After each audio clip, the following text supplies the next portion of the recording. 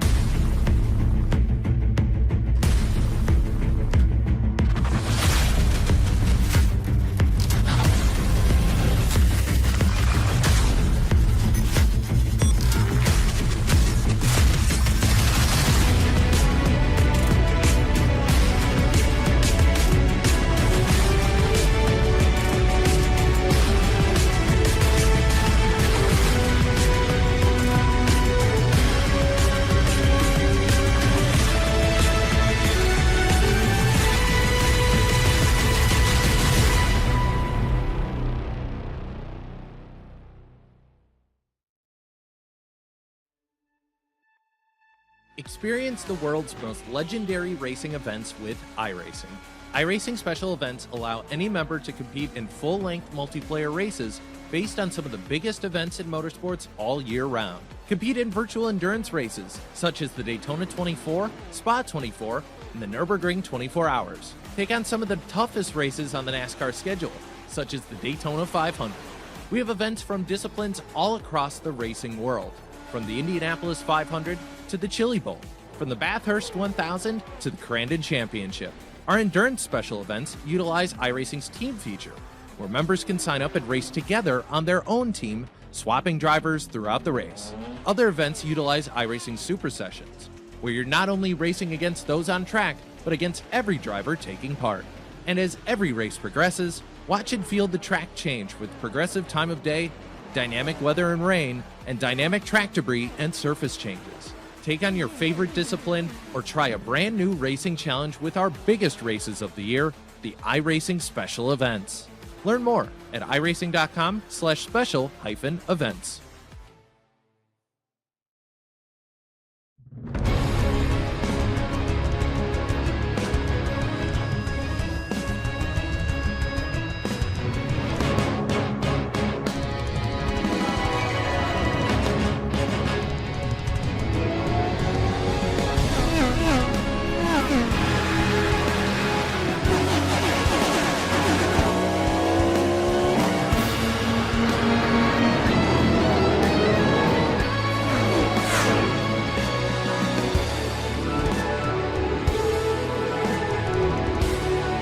This is iRacing.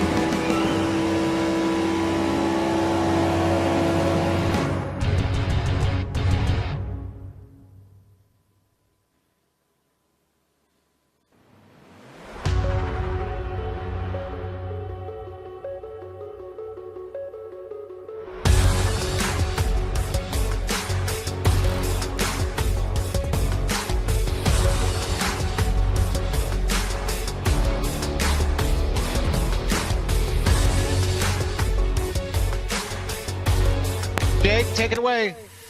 March, it's the season of renewal as you work into spring, but March in iRacing's terms is the month of Sebring, a circuit built on a former World War II airfield base. The question today over the course of 12 hours, racing from noon to night, is going to be this. Are you going to stand on song and soar, or are you going to be sundered here today? Welcome to the party and welcome to the conversation here with us on iRacing. My name's Jake Sperry. Alongside with me for today's action is Justin Print. And as we start things off and get ourselves looking at a Sebring 12-hour, Justin, we are in for an absolute treat. We've got teams looking for 3 in a row, teams looking for redemption, and the dawn of Verstappen sim racing. We've got it all to cover over the course of 12 glorious hours. Yes, indeed. It's going to be an intense day, to say the very least, for these drivers, because you have to respect the bumps and you have to figure out the best way to survive around a track like this. In particular, traffic management is always so critical here. But for some of these teams, it's about, can you get yourself a big win at one of the biggest special events of the year, especially with the pressure on for some of the new arrivals of different teams, as you alluded to, Jake. Yeah, let's take a look at the special events calendar, because there's been a lot already to start off the year, as we traditionally do, and there will be a lot more coming up on the horizon. We're kicking into gear, really, in terms of it. March here, we've got the Sebring 12-hour, we've had Daytona and the Daytona 500 and the Raw, we've had Mount Panorama Bathurst, we're here at Sebring, but then you're looking at the calendar, what's coming up. You've got IMSA Classic 500, you've got the Nürburgring 24, you're looking around and you're starting to get into the swing of there is going to be a lot of special events that will be coming up from spring into summer. Yes, especially when it comes to some of the major races, the IMSA Classic 500, of course, in April. But, of course, some of those various races like the Indy 500 over the course of May. You have some of the super speedway races like the Firecracker 400 once you get to July, in a busy time when it comes to some of those super speedway races and road course races then. But, of course, for a lot of these drivers, it's about, can you compete in the best when it comes to your special events? Can you find your way to the very front when it comes to a lot of these events over the course of the year? There's so much variety when it comes to options for our drivers. Yeah, and all those teams will be looking at the various elements of racing and try and pinpoint, I want this one, I want that one, I want the other one. I think that's going to be key in terms of how teams look to approach this iRacing special event calendar here in 2026. But we got a lot to try and understand here about the three categories that will be racing today. So we've got the likes of the GTP hypercars, which will be out there and running. But before that, we've got to understand where we're racing them. First and foremost, Justin, a wonderful Sebring International Raceway, and we're driving it like it's 1999, the 8th variation of this circuit. We've done so all the way since that point to now. Yes, indeed. This is the type of racetrack that requires a lot of precision, really. Some of their main opportunities today with a run coming out from Big Bend up to the hairpin turn up by the hotel that you see up on the far side of the map. Then you have a lot of opportunities by Cunningham Corner all the way to Tower Turn, where so many drivers can stack up if you have a mistake in terms of some of the areas there. By the time you get yourself all the way to the Mons Curve up to the Omen Straight, it's about, can you set up the slipstream to find a way alongside through Sunset Bend as you rumble your way down that front straightaway. 3.74 miles, mind you, around this facility, 6.01 kilometers specifically. And for a lot of these drivers, it's simple. Can you preserve the tires? Can you preserve the grip on a racetrack that is very bumpy, Jake?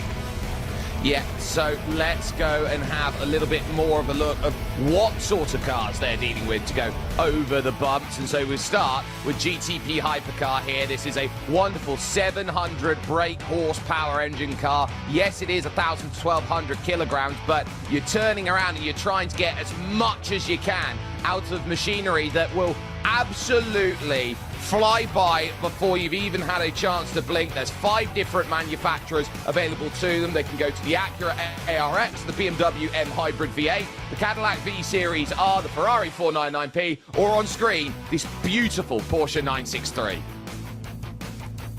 Absolutely, and of course you don't have to go far to think of the next class, the LMP2s, which is a single wing prototype. When it comes to these machines, the Lara P217s still provide a very niche community of competitors who have to craft specific setups to it. After all, different speeds, a little bit slower when it comes to the hypercars these days. Has itself a good liter and 4.2 liter engine with the Gibson V8. 600 horsepower essentially for those cars, which provides a good amount of heft down the straightaways, but a little bit slower down the straightaways. But keep in mind, you have a third group, which will see a lot of competitors shake the GTDs.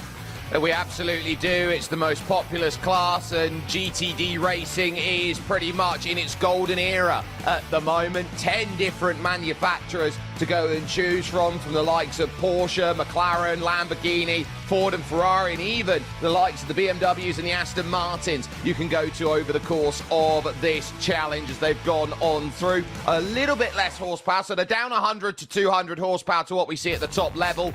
But they are still very quick pieces of machinery, and you can throw them about a little bit and have a lot of close quarters racing. A lot of the best sim racers just so happen, Justin, to be very good in a GT3 car. Absolutely, and these competitors need to figure out the best way to handle the race. Here's a look at the analysis for today. Remember, the in-sim start is about 9:30 a.m. Remember, the time of the day is the last weekend. That was the rearward racing. Keep in mind, these competitors have a couple important factors. One, weather that we'll touch upon in a moment. But two, in regards to how things are going to go, you have 150 incident points to think about over the course of this run, Jake. So these drivers have to make sure they don't clip the grass, they don't go off the racetrack, they keep those in check. Should be able to keep that within range without causing issues. We will see up to 60 cars per split. We have 47 of the splits, mind you, here today for this time slot, Jake. We do, so a lot of different splits trying to prove that they've got what it takes out there to be the best. There'll be some out there in the GTP hypercars. We've got some in the GTD field, others in the LMP2s, all looking to prove that Sebring is there. Out there at this point in time, and we're only a couple of minutes from understanding where the grid is going to stack itself out, Justin, and so you're looking around at who's going to want to make a statement out there today. Sebring is the sort of track where you can't muscle it and command it. You have to let the circuit come to you, build over the first couple of hours into rhythm, and then understand what you need to do when day turns to night. Especially when it comes to so many times we've seen major attrition pop up in these types of races, especially at Sebring in the early going with the traffic jams as classes sort themselves out. In particular, it's going to be interesting which team is able to get the edge. We know there's a lot of conversation with Redline now under the name of Verstappen sim racing when it comes to today, aligned with Max Verstappen's rest of his race teams in real life. But you also have the Coandas in the field. You have a lot of the other big teams like Drago Racing. There's a lot of opportunities for other competitors to really make a splash and make a statement. This is one of those crown jewels, Jake, in general, where if you're a big team, you want to win on the iRacing service.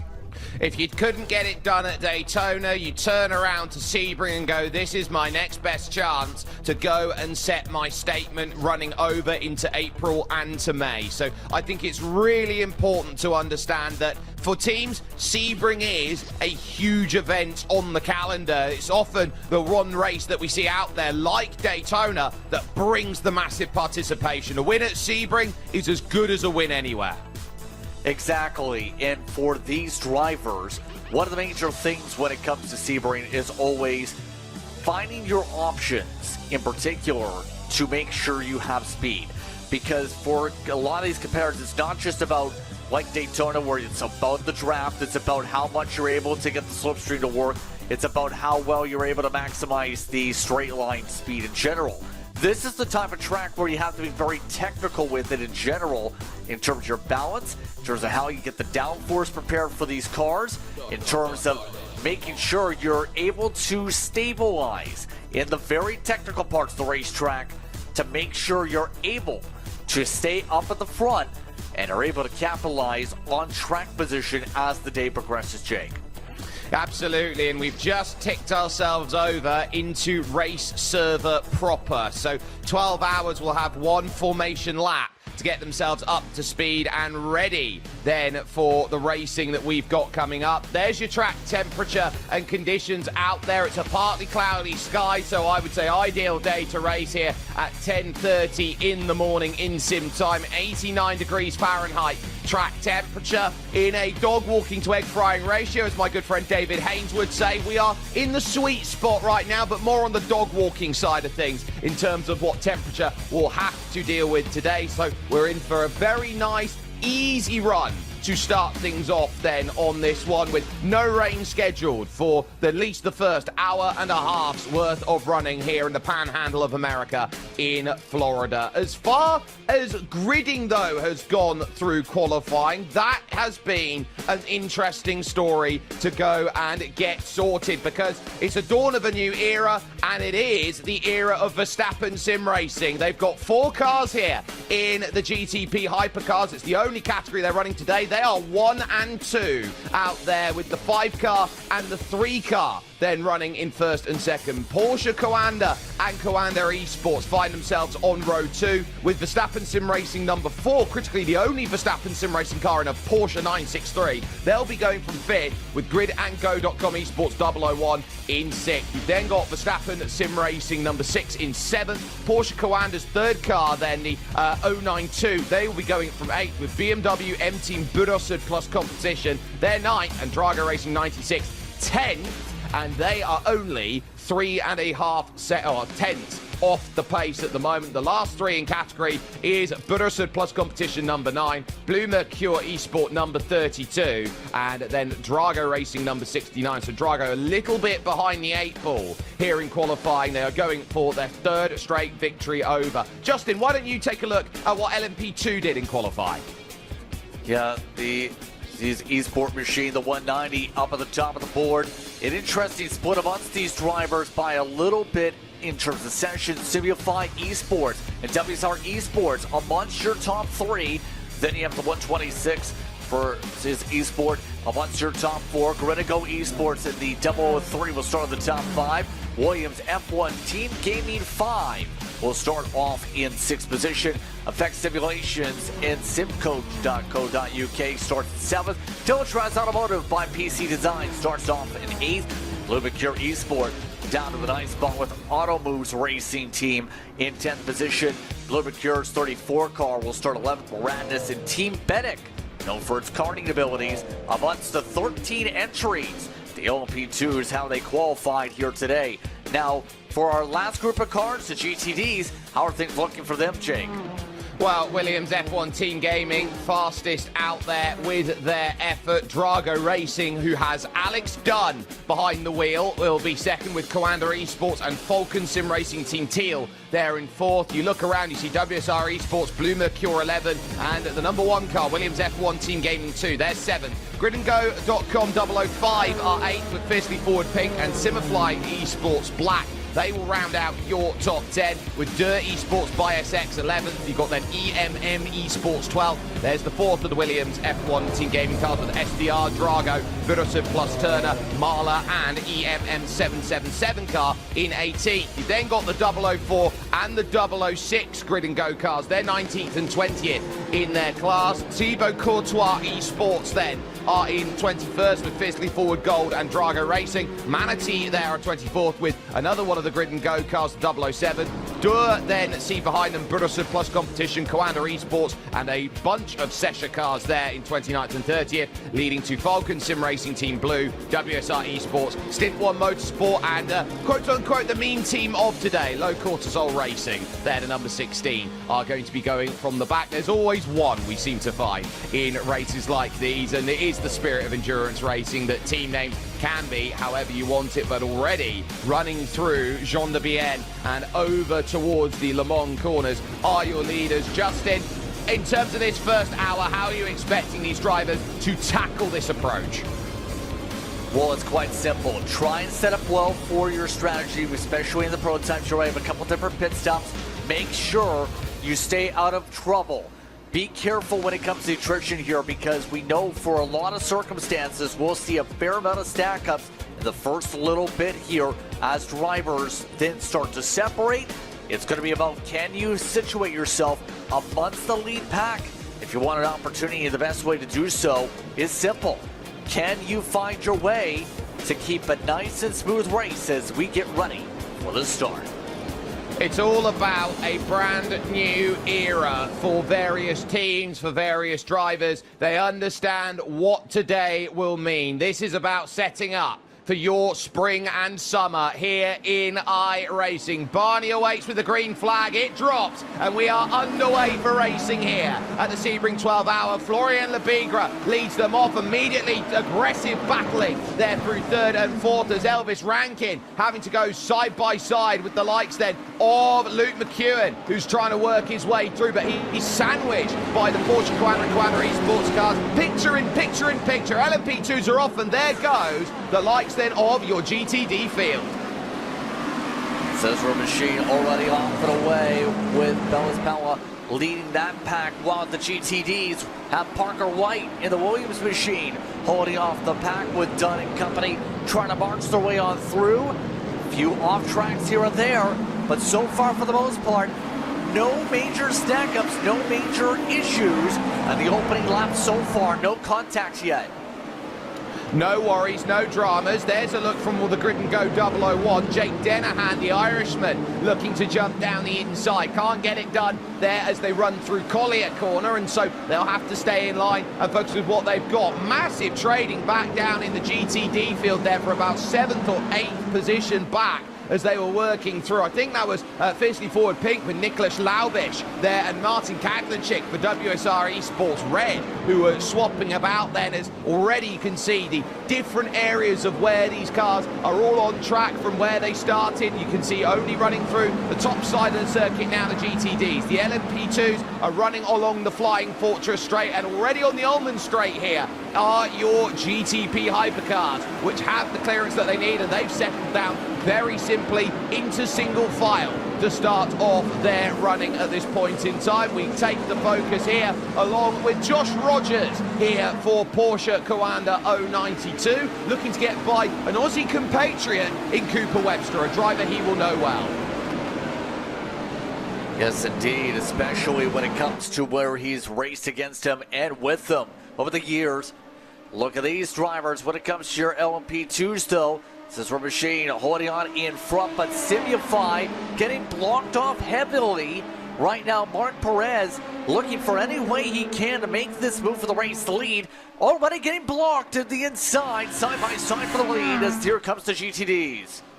Yeah, so the GTDs now looking to make some good progress here as they focus on what is their opening lap now scored complete. Alex Dunn trying to work his way through 60 cars here as we got it up on screen at the moment, and so now the focus is going to be, where do you go? Look around, because we're going to get 3 wide on lap 2, as they work on forward. It's Mark Perez who ends up facing backwards then, or looking backwards at this point, sneaking through then, with Balazs Pilar now leading. Then you've got everyone's turning around. WSR Esports Blue jumping through. There's the Auto Moves car looking to make progress down to the inside and picking one up as well.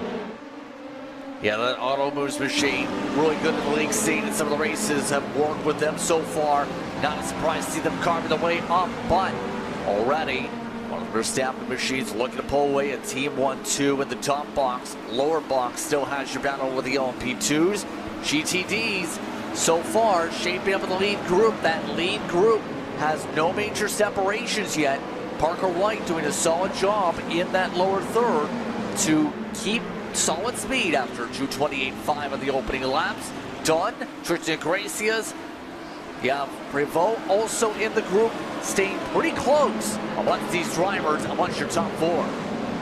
Yeah, so there is still a lot then that will need to be discussed out then in the early stages of running. But, oh, that's why up on the top then, as there's the Porsche Coanda car starting to fall on back then and have to really scrap with the Grid and Go 001 there of Jake Dennehan. And the interesting thing about Grid and Go 001, they probably have the 002 car, Justin, in the GTP hypercar field, but I don't think it's made top split.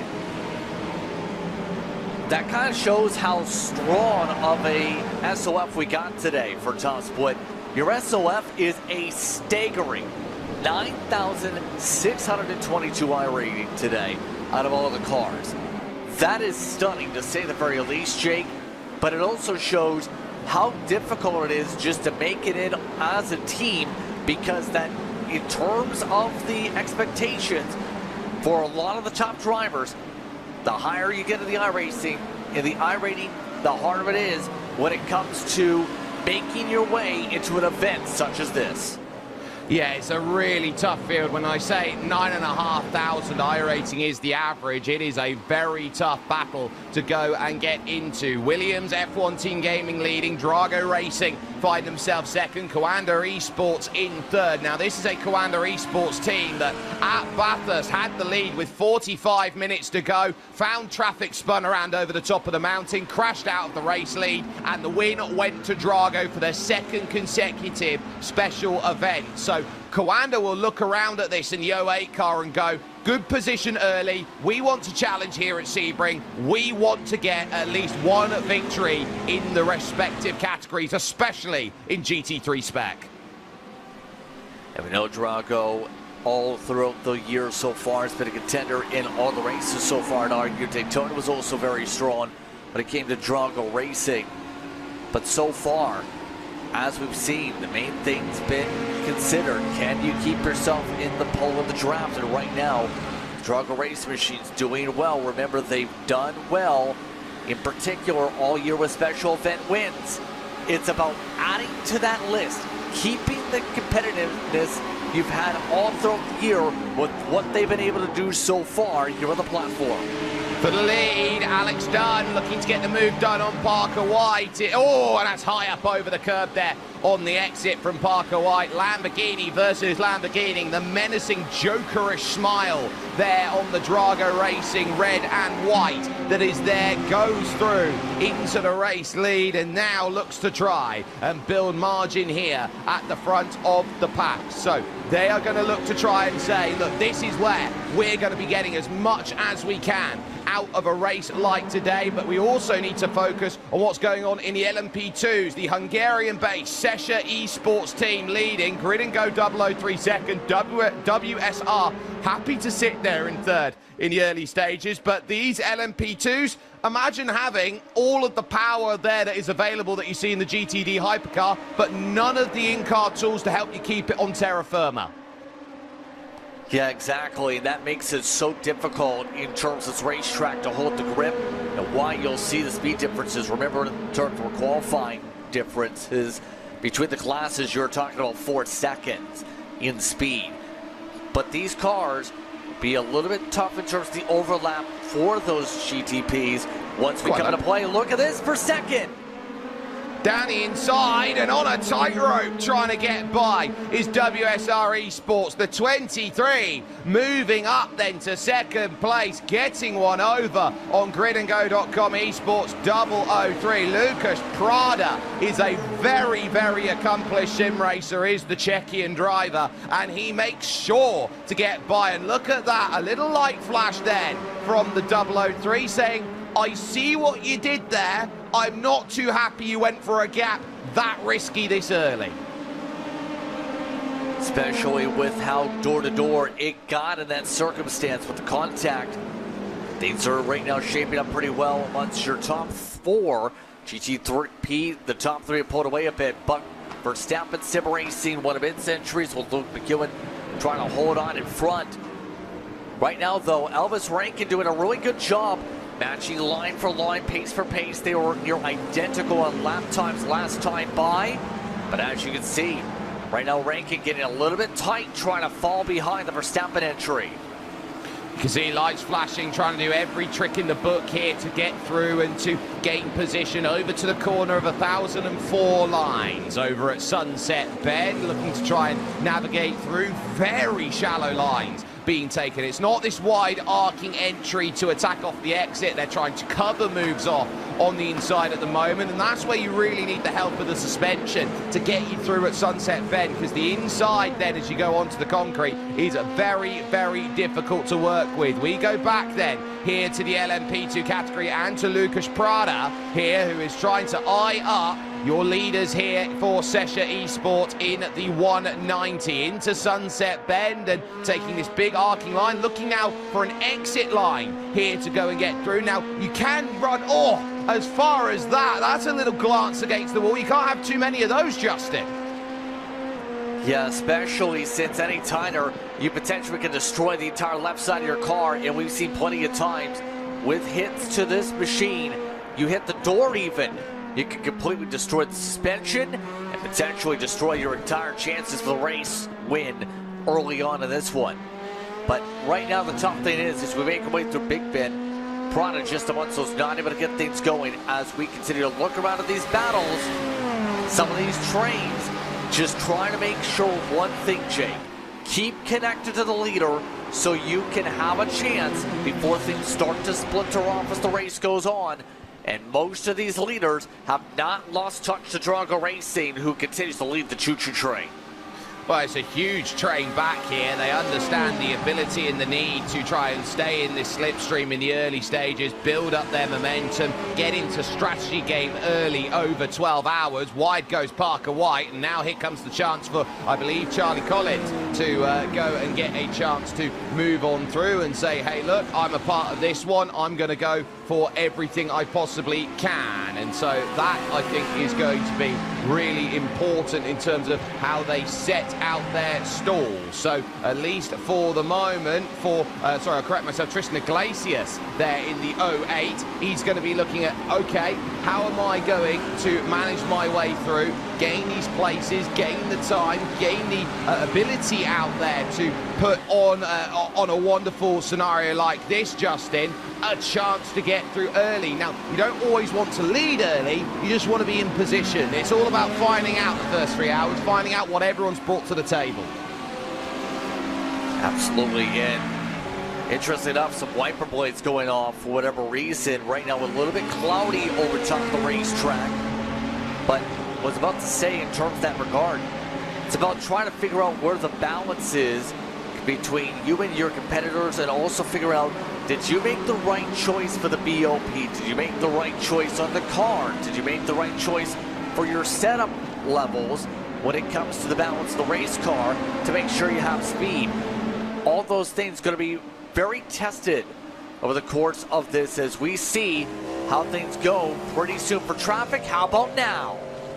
Well, how about now, I think, is the real key, because we're now going to start hitting this run through as we're on board with Florian Lebigre. He's just got to pick off these GTDs one at a time, just dancing through underneath the footbridge, and there's a bit of side-by-side up in front that has to be noted between Dino Lombardi and Gun Tajdelen, who are both then for gridandgo.com. You get the clearance, you're trying to get the drive off the exit, don't force too much too wide as you now try and work through, and now into turn one you get one of the biggest differences in speed. All of the power and ability is there, and that's why brake horsepower is important, but the aerodynamics, that's what sets the GTP hypercars into play, just slotting into line there for 3, 4 and 5. Got to pick your spots. This is where we can really see this lead separate out, especially when it comes to give or taking, when it comes to your traffic today. Look at the gap that's already built up as a result for Lebigre. Because of all this, everybody else has caught in some side-by-side slaloming to work their way through that traffic, and that is going to be a big advantage for the 5 if they're able to do that much of the way. Build up a distance of a few seconds, break away the draft, make it all the more difficult for anyone else to close up the gap unless they are fed traffic themselves. So if they're going to try and find a way through the traffic, they're now going to be in a pure understanding mode of what they need at this stage. Porsche Coanda finding themselves up to second through Charlie Collins. Diogo Pinto has lost out that position, and so life is just getting a little bit easier for those who have made the progress. And look at how hard they're having to work through the Bishop's Bend and over towards the likes of the leaders. And this train, this is the one thing you don't want to be dealing with when you're second, third in the train, or if you're Diogo Pinto, you want to try and find a way to move and get through now, because you don't want a lot of different battles going on. This is where you get the miscommunication, and it's so important now, the predictability factor on the first run through traffic. It doesn't get tougher than this. They head into Sunset Bend. Collins has got a bit of a gap, and I think that is a little blessing in disguise there for Porsche Coanda, who will now have the ability to jump on the power, weave through the traffic, dancing from outside to inside, and Diogo Pinto, his shadow for Verstappen Sim Racing. Yeah, right now, the tough thing's going to be just for certain things, making sure he doesn't run over some of these GTDs. Already a couple of them for your stack-ups here in that circumstance. You're going to clear themselves around one of the blue Mercure cars, it looked like there, with some of your contact. But some of the other drivers not having the easy time of doing so. This is where a lot of the chaos will come into play over the course of the entire week here, Jacob.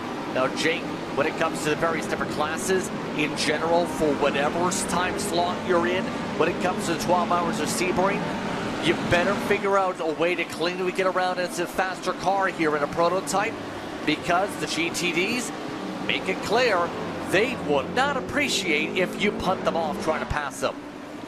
They really won't, and they understand that the responsibility of a car to get by stands with the faster category of class, but it is also the responsibility of the slower class to easily facilitate a pass as you go by. It's I would say, a symbiotic relationship out here at the Sebring 12 Hour, and we're seeing it already, how cars and drivers are looking around at these sections of circuit and just trying to get themselves an opportunity to breathe. And we see that then over the course of the first 15 minutes then, and one run through GTD traffic is done. LMP2 traffic in some ways, Justin, I think it's going to be a lot easier here for these GTP hypercars.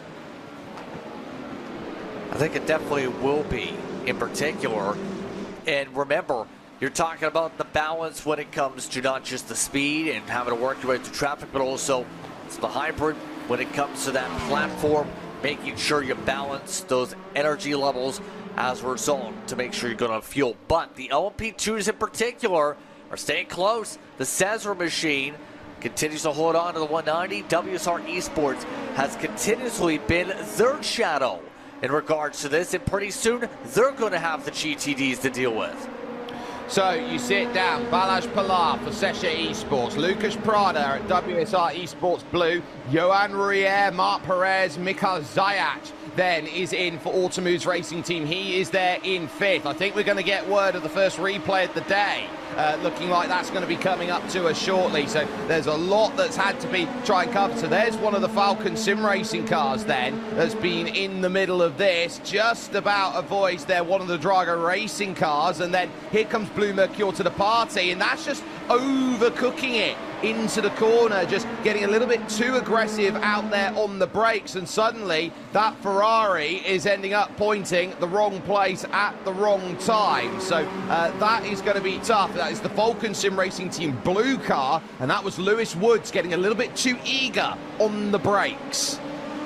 I think that was a mix too, though, of forced out of the racing line when it comes to traffic in the first place, and on top of it, you also have some of the drivers checking up because they're also trying to let traffic go for their own measure. So there's a lot of different combinations there. While also missing the braking mark on top of it that factored into that contact. So all that to be said, you have to have your head on a swivel in this type of racetrack. And we know when it comes to this facility, if you're not able to get good marks on your brakes, you're in big trouble, because there's a lot of areas that you can destroy your race car with the Armco barrier. This is also a category here, the LMP2s, which is one that I would say is for the specialist rather than anyone who can just jump in and think that they're going to be world class out there. There are some very good specific great cars teams here, like Dullatra, for example, like Effect Simulations. As back over we go to the race on for second in GTD. Parker White has just been left in the dust by Alex Dunn. He's out to a 1.7 second margin at the front of this field. But critically, right now, Lamborghini plays the Corvette of Coanda. You've then got the BMW of Nicolas Matteo for gridandgo.com Esports 005, and the second of the Williams F1 Team Gaming cars, piloted by the Monegasque Miguel Costa, out there on the brakes into the hotel hairpin, looking for the drive off of the exit. And critically at this moment in time, you're starting to think about, okay, where am I going to think about, you know, this move, the lead of this race? They're not going to have, quote-unquote, a safety car to bunch this one back up. So they know if a car goes 2 seconds down the road in the first 20 minutes, you've got 11 hours 40 to go wrangle that back. Yeah, but at the same time, you have a lot of time to think about that long term, regardless of the class here, whether it's GTD, whether it's some of the prototypes over the course of this race. It's pretty clear as we go about this, if you're able to position yourself long run to find your way ahead, as in outplay the strategy, you can find your way ahead. Mind you, as we looked away, we've seen the Sebring machine drop down the pylon and lose a couple spots here. They are getting swarmed, and it looks like at this point Simufy wants its opportunity to retake that position after their earlier attempt. They absolutely do. Balázs Pilar, who's driving for the Sesha 190 at the moment, had a clean pass through by the likes of Lucas Prada through turn number 1. By the time they got to turn 3, Johan Ruier, there was a little bit of contact through 3, 4 and 5. Not masses, but enough to shuffle Sesha off the line and see them fall back to third. Marc Perez here is really trying to push this Simify team, which is effectively a Phoenix team from what was the old Iberica. And down the inside at the 11th hour, the pass comes along. Thank you very much. Behind that as well, door to door goes Pablo Espes with Tamas Simon, the second of the Sesha Esports cars, the 126. So some brilliant battling going on. Simify can't get there enough for Espes. He had to lift off, and there is trades aplenty. Perez holds his position, but behind it's now Espes and Tom Griggs for Effect Simulation, simcoach.co.uk.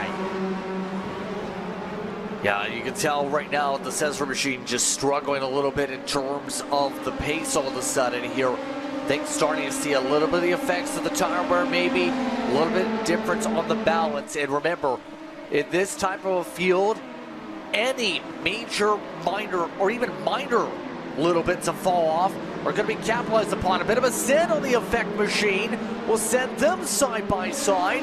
Door to door they work as they try and avoid contact. Yet again, the green machine looking to rip around as they make their way up towards Cunningham and Tower.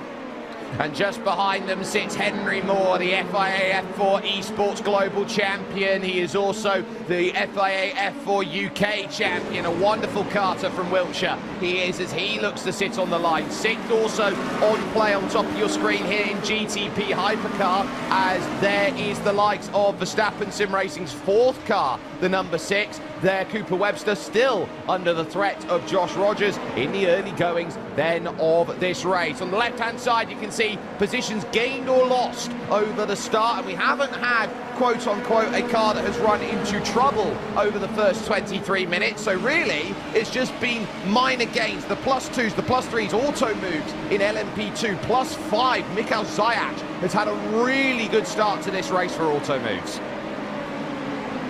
Been really impressed with the drive so far for them so far, because seeing them in some different series just pop up. Auto Moves, I think, has the driver lineup to potentially make some waves today in their respective class, get themselves a solid run in general. Might be difficult for the overall race win, but I think they've got overall speed for them. Remember, they're one of the teams that also has some real-world connections that they're able to prop up when it comes to some of their competition as of late, and have also been trying to get some development on the dirt side also, in fact, of the iRacing platform.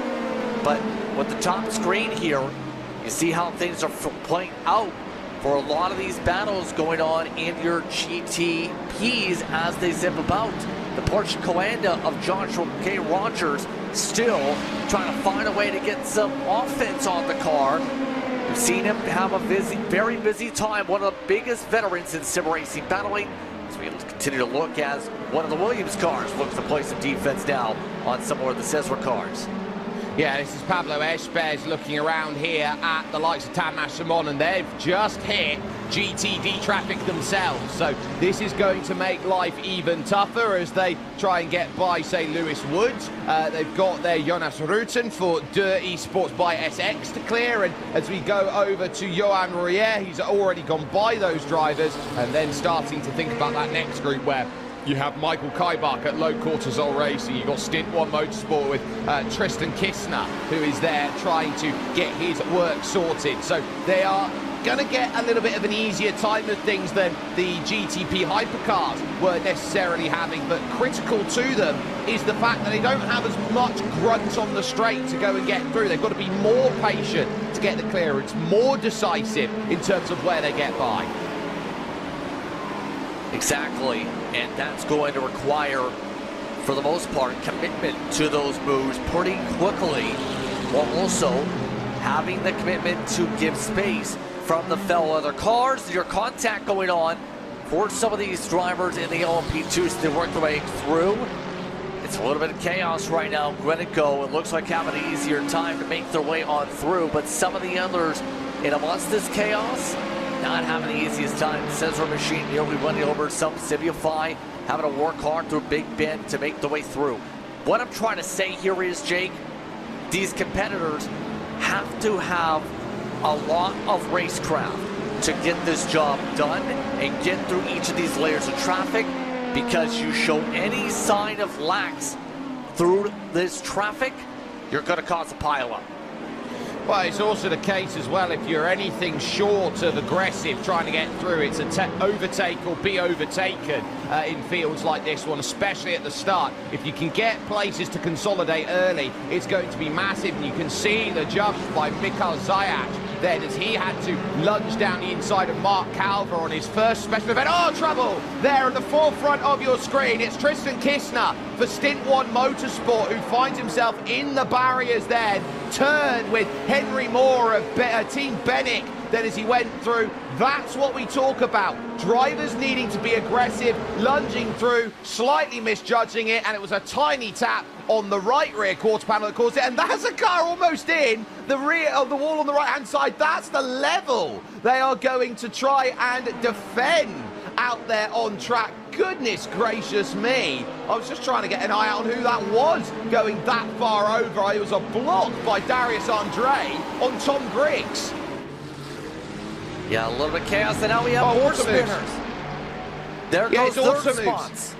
So Darius Andre, who through the block, went down the inside, 2 into 1 doesn't go at Sunset Bend. They've now gone around. So LMP2 suddenly have got a little bit too chippy, I think, through the first part of the traffic, and Dullatra Automotive by PC Design right in the mix of it. Automoves had made a really good start. Now they've got heavy damage on the front right of their car.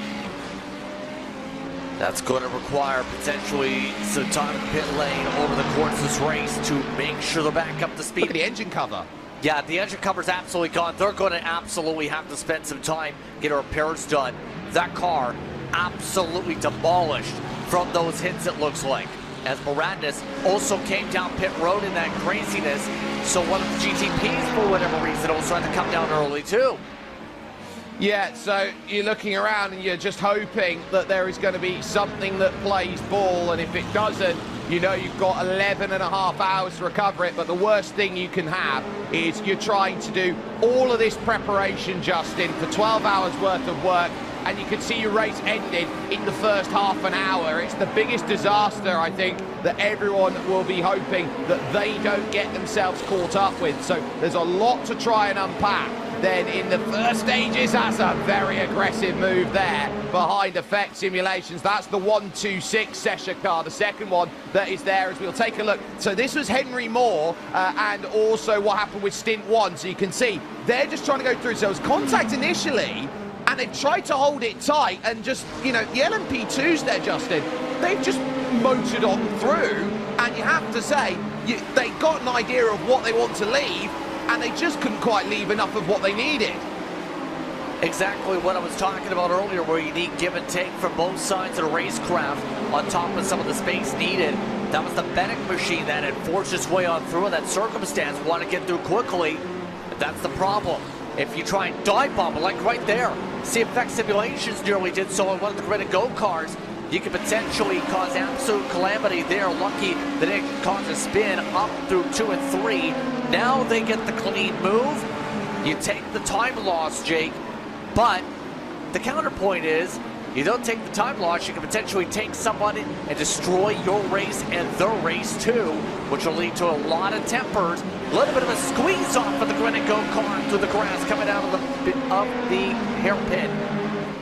You can see the mechanical braking property there of the GTD field. They're better through the low-speed corners than the LMP2s. The LMP2s are much better through the gears and getting the power down. So that's where they will build their margin up. But say here at Tower Turn, you get stuck on the outside here with Tamash Simon, and Carlos Feniosa there for Thibaut Courtois Esports isn't going to be in a great place for TC. This is what happened then. So Darius Andre from a mile back thinks he's got an angle to the inside, and really there from Mikhail Zayac, he thinks he can cover it off. There's such a wide corner there at Sunset Bend. Your in-game spotter out there won't give you the call of car right until it's far too late. Yeah, that was also, mind you, from Automoves, a bit of a diamond in the first place to cut on down to try and cover off the inside. Very tough situation to say the very least, but Delatraz will also probably be dealing with some damage as a result of that. Look at all this traffic. It is pandemonium down this front straightaway. And if you're the fellow team members, you're trying to give the spotter calls to your drivers to say, car here, go to the left, go right, try and settle it in. Yeah, and now, if it's not bad enough that the LMP2s are going through, you've now got the GTP hypercars for their second way around. So if it's a 2-to-1 ratio that they are jumping on each other at the moment, every second lap, or every second revolution by, is going to be tough. Now there's a block there from Delatran. Nowhere for Florian Lebigra to go. They're 3 wide in front of your overall race leader, and this is the big scare you're going to have. Off the road in front of Jocelyn is Darius Andre. Oscar Irine in there. He's trying to thread the needle. That's how aggressive you have to be at Sebring. He lost about a second with that chaos. That's why he had the urgency to go before the Porsche Coanda got back within drafting distance. But right now, it's getting very sketchy here with the result of some of these moves. Well, Midway has to keep himself very aware of what's happening, because all it takes is one wrong aggressive move and his car is going to be gone. Look at this, able to build a choo-choo train at the very least, but he's built up a few more cars. He's gained all the time back just about in terms of what he lost initially.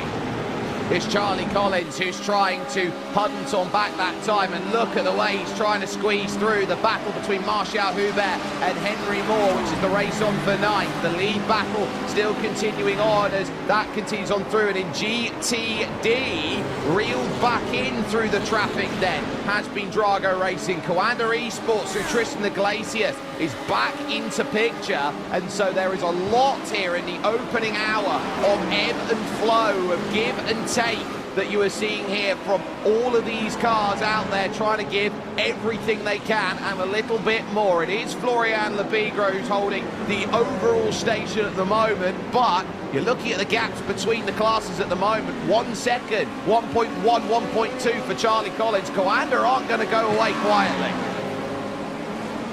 I mean, you don't expect them to have a quiet day, to say the very least. They are one of the sim racing stalwarts for a reason, with a long time of sim racing experience, one of the top teams ever when it comes to iRacing, one of the biggest star powers when it comes to lineups you can have when it comes to Coanda.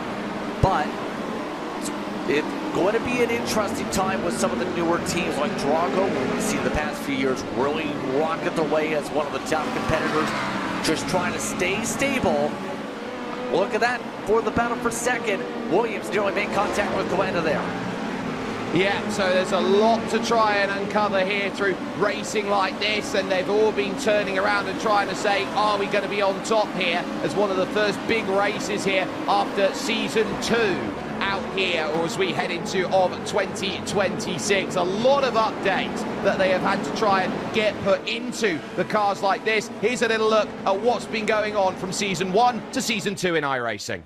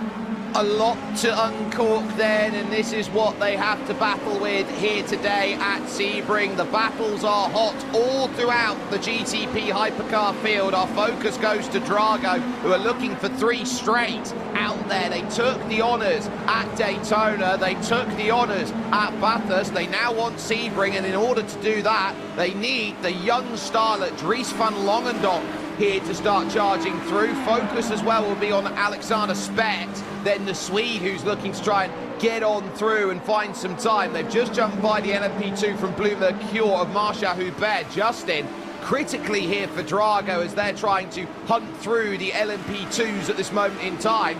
They've started a little behind the 8 ball today, and they're going to need strategy to pull them into a picture today to win. Absolutely right on that, because remember, Drago were the top team when it came to prototypes at Daytona, after all. They also had some decent track position initially to start that race, to talk about that point. So it's going to require long-term having slow progression of speed, building small margins of about half a tenth, a tenth a lap on average over the course of the whole race. Just slowly find your way up there. The tough thing is going to be, it might require some attrition, Jake. It's going to require a lot of smart moves if you want to do that. And that's where the strategists really come into play when it comes to spreadsheets, when it comes to breakdown on where you need to be speed-wise, if you want to be able to contend with the best of the best today, and how much that strategy is going to help you propel your way forward.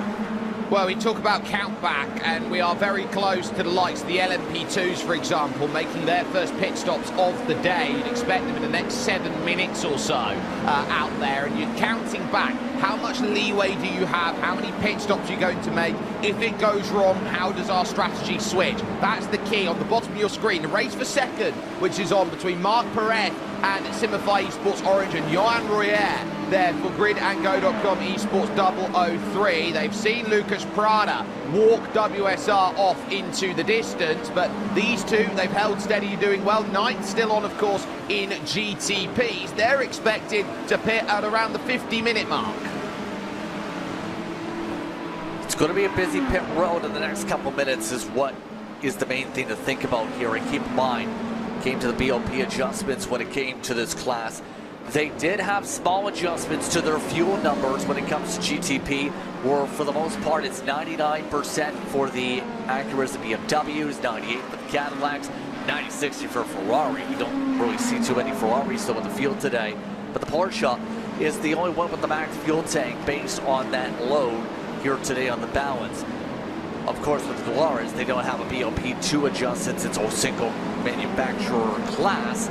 So, for the most part, it's about trying to make sure each of these different manufacturers have the same balance here, Jake, to make sure you're good on that, and make sure not one car is able to stretch out an extra 3-4 laps, let's say, on the platform compared to some of the others.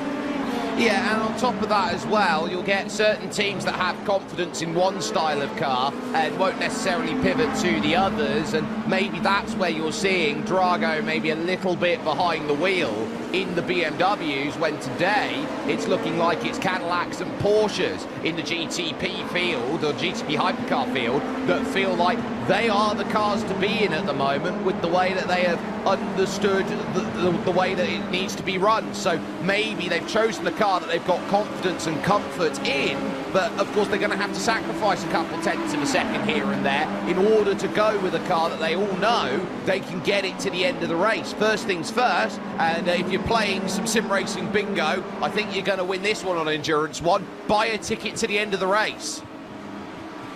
Exactly, and for these competitors too, sometimes the manufacturer choice is down to the team partnerships and sponsorships you have.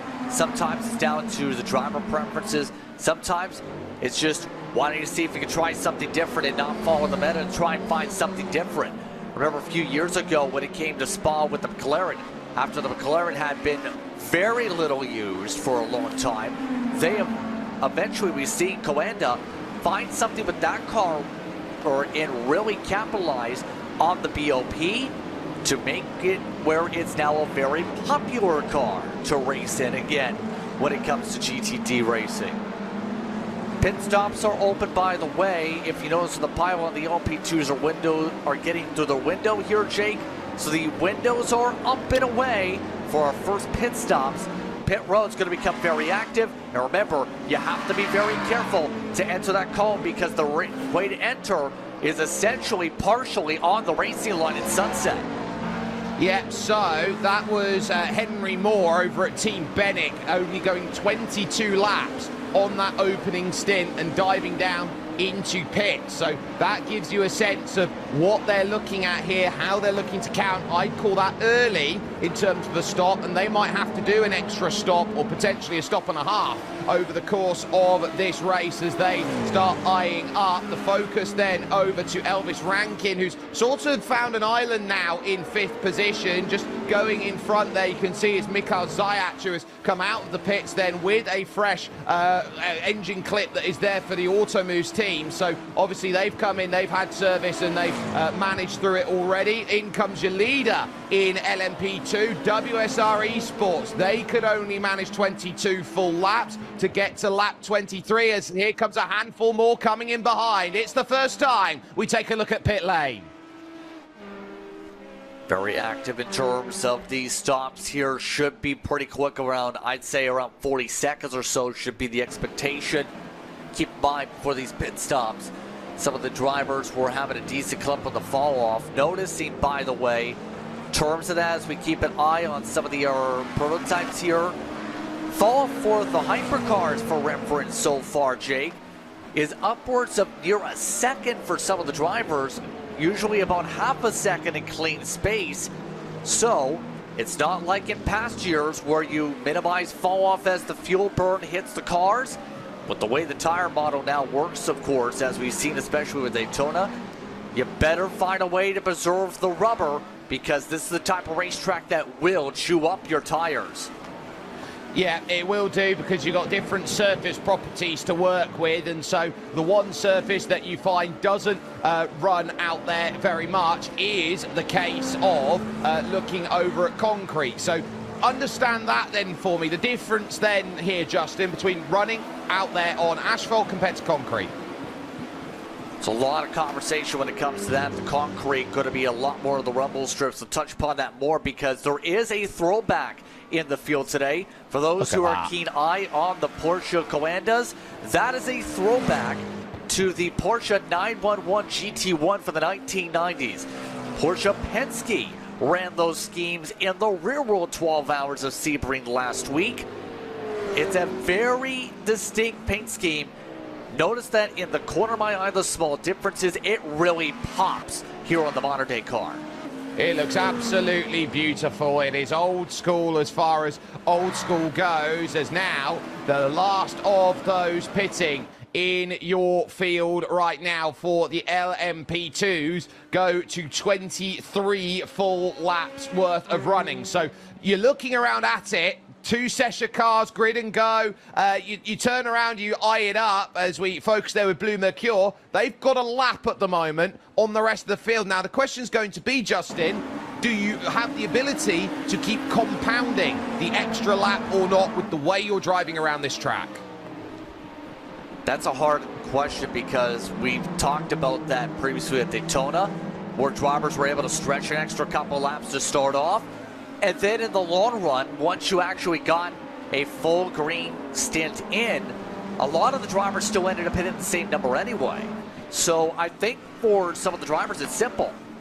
If you can get the extra lap or two to be able to get a shorter pit stop later on in the race, or at the end of the race for your final stop, absolutely try it.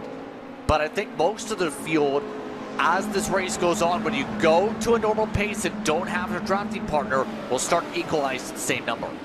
I think the only car in the LMP2s that needs to pit now is the number 17 Maradnas team, who have gone longer than anybody else on that early run. So they'll be very much happy with the way that they've got their running. There is the P1 Doc sponsored car then of Drago Racing 96. They are trying to eye up this Porsche Commander 092, but we'll go a little bit further forward here because out of the pits and looking to get that confidence is Pablo Esbes for Williams F1 Team Gaming. Has leapfrogged Balazs Pilar at Sesha Esport and will feel comfortable with the fact that their tyres are warming up, or they are in a position where they are warming into what they need for this second stint of the race. So I think they'll be very happy over at Williams with what they've been able to do, what they've been able to manage. Now trying to get by the Manatee Racing, that is the, yes, it is the Manatee Racing car there of Mark Calver. Mark, on his first start in a special event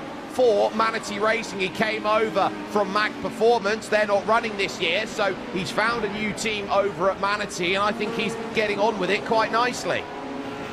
Manatee you're referring to, they will very much tell you that they're not a mammal, to say the very least. But I will say it's good to see opportunities for drivers to appear with the respective organizations and be able to move up to the ranks, because in terms of the talent levels, the higher you go, the harder it is to stand out. And for the best teams, it's not just about how you perform, say, in the special event. Oh no, WSR Esports! There's a huge accident there on the front. They get spun over to the inside. It is Kimi Tani who is behind the wheel. It would have been just before the pit stop window. They have come together with Daniel Pajtor at the 267 Drago Racing car, who came off the exit then of Sunset Bend very aggressively, probably expecting the WSR car to move a bit more and not having any luck at all with it. I'm just stunned because that's down the straightaway. That is absolutely not an area where we expect attrition to pop up here. Let's find out.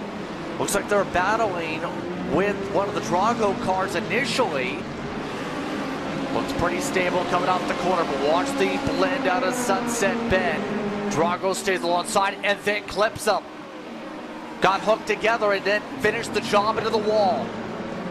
Now, people who would take a look at that at the first point of looking at that would say that would be deliberate, and I turn around and say no, it wasn't, because you take a look like that, he's just trying to move over to pinch at that point. Car doesn't want to move along and initiate in that pinch, stay steady, but because of the overlap, it looks so much worse than it is in an incident like that. So I think that was a very tough moment out there, and Pajtor will be a little bit red-faced that that sort of contact has gone and happened. The LMP2's then working through, and I note as well that we are officially in the GTP hypercar stop because the Verstappen Sim Racing number 6 of Cooper Webster has come in and made his stop. He's just out and away again. Again, we didn't see really too many issues in pit stops. 35-40 seconds for most of the field when they previously came down the LMP2s. I'd be surprised if it's similar to that. Leaders in. See. Yes, indeed. So, there you have it. In comes Florian Lebigre. He'll be followed in by Charlie Collins. Look at that. 1, 2, 3, 4, 5. All there. A little close there from the Commander Esports Cadillac there, trying to find the marker lines. The yellow cone's there, and there's the second of the Porsche Commander cars jumping in. Staying out longer then, Drago Racing and BMW M-Team Burosud. They are going to hold themselves out, and they're going to go a little bit longer. Remember Drago, we talked about the potential of trying to play strategy. Looks like they're in that ballpark with the BMWs at the very least in the short term. Able to stretch a little bit more on the gas as some of the others in LMP2 worked away in the traffic jam here.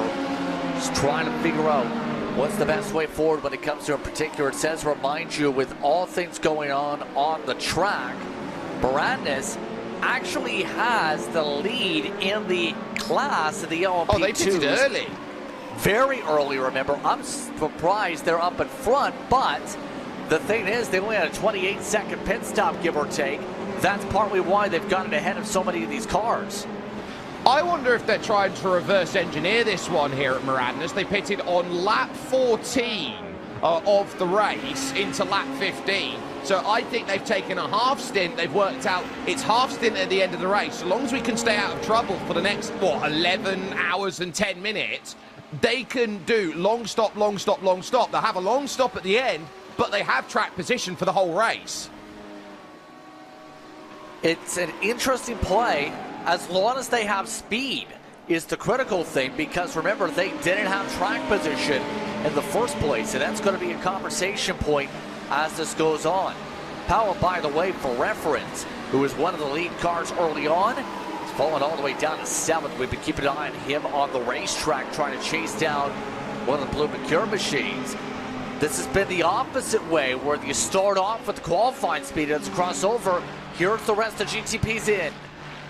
Well, do you note there, Justin, that of all the cars that are coming in, the majority of them are the BMW V8 hybrids that are out there? I think you're turning around and seeing they're able to extend better. It's on as well in the GTD lead, so keep an eye out on this just before their pit window, which will open just before the hour mark. Alex Dunn for Drago Racing, the F2 driver. You've got Tristan Iglesias, Parker White, Nicholas Matteo, Miguel Costa, and just behind that, Martin Kadlachik, making it 6 at the front of this field, all in the train. And the place I wouldn't want to be, the very front of this field, because you'd have to do all the donkey work and you're expected to burn more fuel than your rivals around.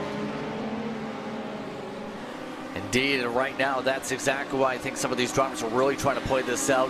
Iglesias, for whatever reason, really likes the windshield wiper button. Just continuing to wipe away the dirt at this point, I think, more than anything else, because one of the major things we haven't touched upon yet is, look at that groove that's built up. Look at that dirt that's kicked up even. There's a lot of marbles around this track. Iglesias, I think, is feeling like that rubber is really building up on that windshield and wants to make sure he has a clean vision of what's in front of him to make sure there's no mistakes, as there might have been an issue there.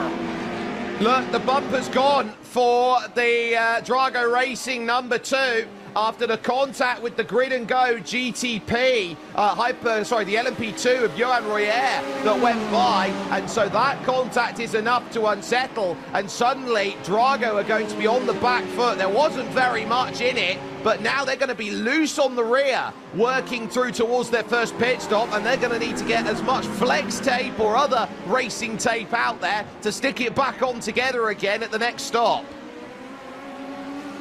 That's extremely unfortunate, to say the very least. Drago not going to be happy because that car's speed is gone. Look at how much of a parachute that is.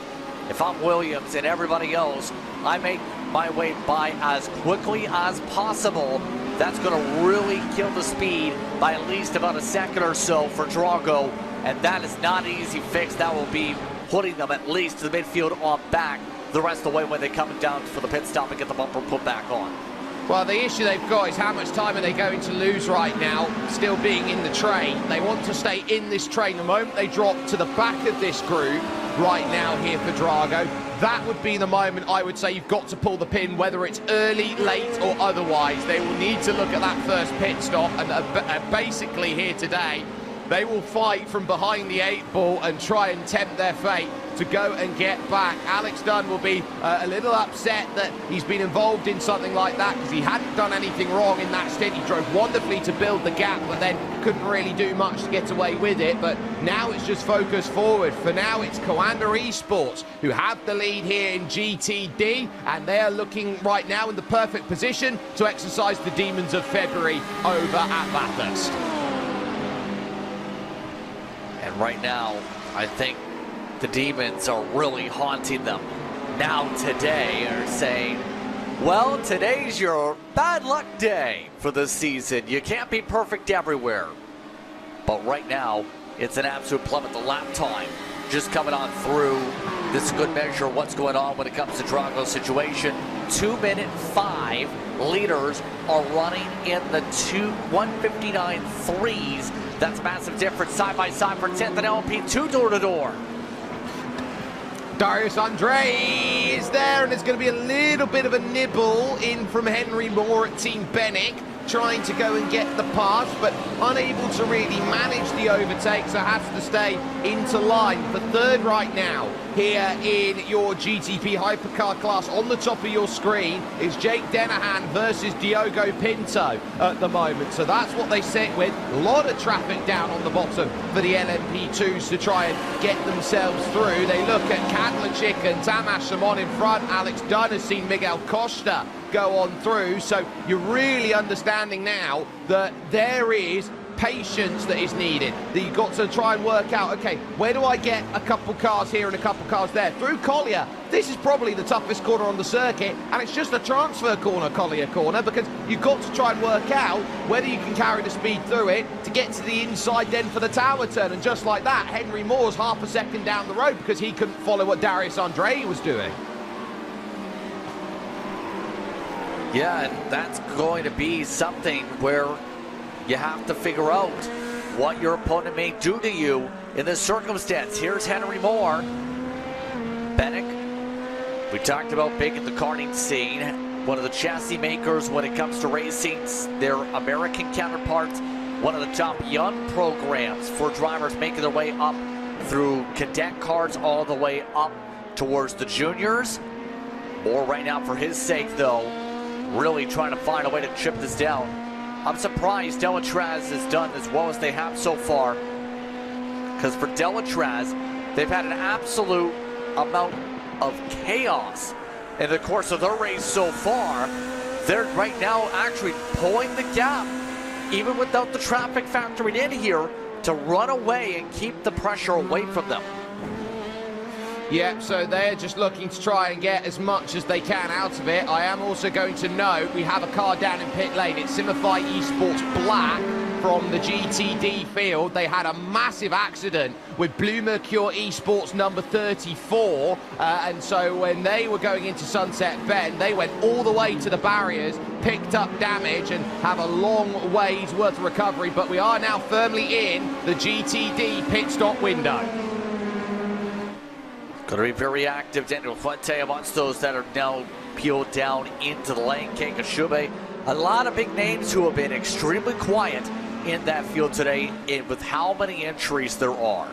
But that's the interesting part of that, Jake, is the thing we might watch out for GTD as we watch a lot of these stops come in the next moments or so for the leaders is they're not going to be able to make the hour here. And that's going to mean an extra pit stop for a lot of these drivers the next little bit. That's going to cause some issues. Yeah, and so if you're looking at the issues that you got, you're going to be trying to sit down and say, look, I don't want to be dealing with any issues in this race. I want as much of an easy time here over 12 hours as I possibly can. And they're looking around pitting just before the hour mark out there as we focus here with Henry Moore and this Team Bennick team, and just getting all of what is there. Keep an eye on Tristan Iglesias. Is this going to be a move to the right-hand side? Yes, this is going to be a run down into pit lane. They've managed to go 29 full laps out there on the stop. Grid and Go 005 will stay out longer, so they've managed to do really well on their fuel mileage to get themselves what they want. Drago Racing 169 also in. Everybody now looking to set up for that service to get into the second run of their race. A minute and a half off then of the hour, and so they'll be looking at, by the time you add a minute and a half over 11 more pit stops here, they're probably going to be down about 15 minutes by the end of this run. On though for the overall race lead, for third place at the moment. It's also on for the overall lead as well in GTP Hypercar. Dennehan remaining close to Diogo Pinto, but Diogo holding his ground at this moment, and Verstappen Sim Racing will be very happy with this on debut. 2 cars at the moment through the opening hour on the podium places, 1 in the lead. Interesting to get this chance though. Dennehan had a 4-second quicker pit stop to gain some ground in the grid and go machine. A little bit of strategy in terms of maybe how much fuel they put in the car to figure out, can they match up with the Verstappen cars, because we've seen they have been on point with their entries. 1-3-5 for team name change debut here today. So far, you expect that with more than 20 years of experience behind that entire camp from the red line lineage up to Verstappen Sim Racing. Now with that crossover here, it kind of showcases as well how much Max Verstappen supports sim racing in general, especially with what he's built connection-wise with the red line camp to bring some of the drivers we've seen to the real world as well, to some racing opportunities with Lohem, who's gotten some opportunities recently. Yeah, Chris Lullum, or sometimes his new nickname Sparkle, out there. He is an incredible sim racer. Had a little bit of a background out there as Grid and Go 005 now for GTD make their hit in, and they have hit the hour out there, which is an incredible achievement, seeing as they have tried to reduce the fuel tank so that these cars wouldn't hit in GTD the hour mark. So that is an incredible bit of work to see that as you go on through. If you can save a pit stop out here in the race by the time you get to the end of the checkered flag, that's critical. Here's a bit of side-by-side there, and there's one of the Falcon sim racing cars jumps down the inside there, and spin there for one of the Sesha Esport GTDs out there. I think that would have been the car there, not David Toth's. I wouldn't have, it was David Toth, sorry, there that would have had the spin, just going through Collier Corner. I think grabbed a little bit too much curb there, Justin, and that sent the half spin around. Toth with World Championship experience going around as a result of that snap around. I think that might have been just with the midst of the traffic losing a little bit of grip in that circumstance. But right now, it's really spread this apart. Let's see what the true answer here is. Did they lose grip? Yep, a little bit too much of the curve on the rear tires. De-wedged the car. Great save. They didn't spin it all the way. No, and managed to keep that on the power, only losing a handful of positions. So it hasn't really cost them too much, and they can be quite happy with the way that they have worked then through the early stages out there, and they have done a very, very good job. In some respects, the way that they've been driving out there, the aggressiveness that they've had to go with as they've been looking to push through, in some ways, Justin, has been almost arcade-like in the way that they've been able to master some brilliant running out there. And of course, if you are brand new and jumping through, you've got a great chance to get yourself up to speed with iRacing through iRacing Arcade. Yes, indeed, the arcade side really picking on up when it comes to the opportunities, especially with iRacing Arcade, which has built itself up with opportunities in terms of the racing side and in terms of the Steam side. You know what? How about we show some pictures to help describe that? Because it's available for $24.99. It's a third-person arcade-style racing title featuring pocket-sized versions of premier real-world cars and circuits. It includes tracks like Barber Motorsports Park, Imola, Mexico City, Miami circuits, plus features FIA Formula 4, IMSA WeatherTech SportsCar Championship CDP class, and the Porsche 911 GT3 Cup car. There's a lot of different categories you can race with the physics model. It's easy to learn, yet it's extremely rewarding as well, Jake, to learn this car and learn how to race while having a bit of fun and an accessible game built for game controllers, as these drivers will have an opportunity to race multiplayer as well. Up to 11 competitors worldwide, custom lobbies to race with your friends in the arcade style.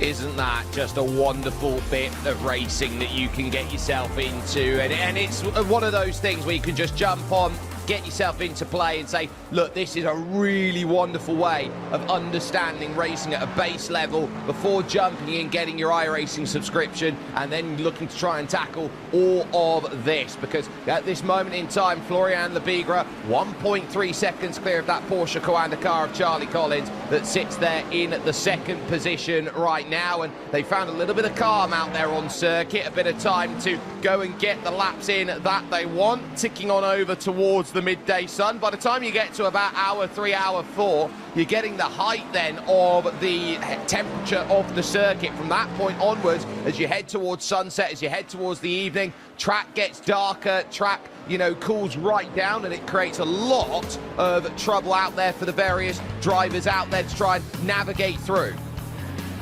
We'll take a look, though, at this as we've hit the hour, and Verstappen Sim Racing on top at the moment. Porsche Coanda 1 1/4 seconds back in a very close-fought early start to this race. Number 3, Verstappen Sim Racing car in third with GridandGo.com Esports 0014. It's Porsches and Cadillacs through the top 8 with Grid and Go 4th, Verstappen Sim Racing number 4 5th, Coanda Esports in 6th, the 4th of the Verstappen Sim Racing cars in 7th position at 15 seconds adrift. Porsche Coanda 092 in 8th with Drago Racing 69 and BMW M-Team Buildup Plus competition then 9th and 10th, but they can go longer in the BMW hybrid V8. So you look around at Drago and Buildup and Blue Mercure, they're not out of this race, they're just getting the strategy in. Interesting strategy with Maradnas though, Justin, in LMP2.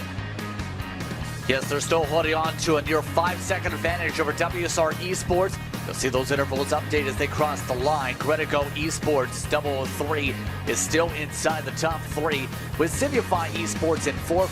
Williams F1 Team Gaming, they've been quiet so far in the top 5. Blue Mercure and Cesra, big decline over the course of this race, dropping down. But some of the other teams, like the Cesar 126 and Blue Mercure, want you to get back on the pickup. Automove's racing team still a lap down as a result of some of the attrition. It gets interesting for GTD though. Coanda is the one in front with the pit stops. They are. They've got the jump, 1.7 seconds here over Williams F1 Team Gaming. GridandGo.com 005 then in third. Then you got Williams in the number 1, WSR, Blue Mercure and Fiercely Forward Pink. That's how your top 7 go.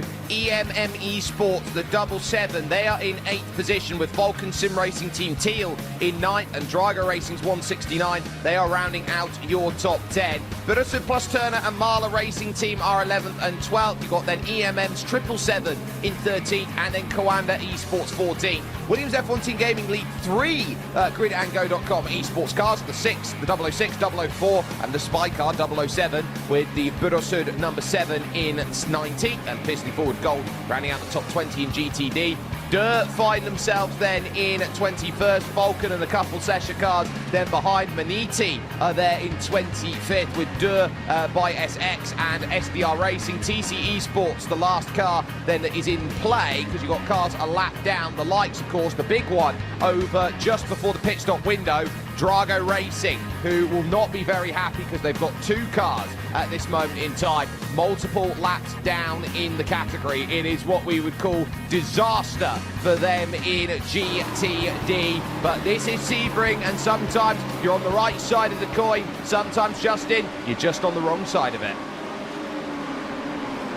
Yeah, it's really down to straight up how much your preparation came into this race, how much you worked on the setup, how much you're able to strategize for your different driver stints today in the first place, and in turn the lead car would go on out for these drivers. So it's really about, quite simply, how well you're able to attack, and it requires a lot of preparation to do it.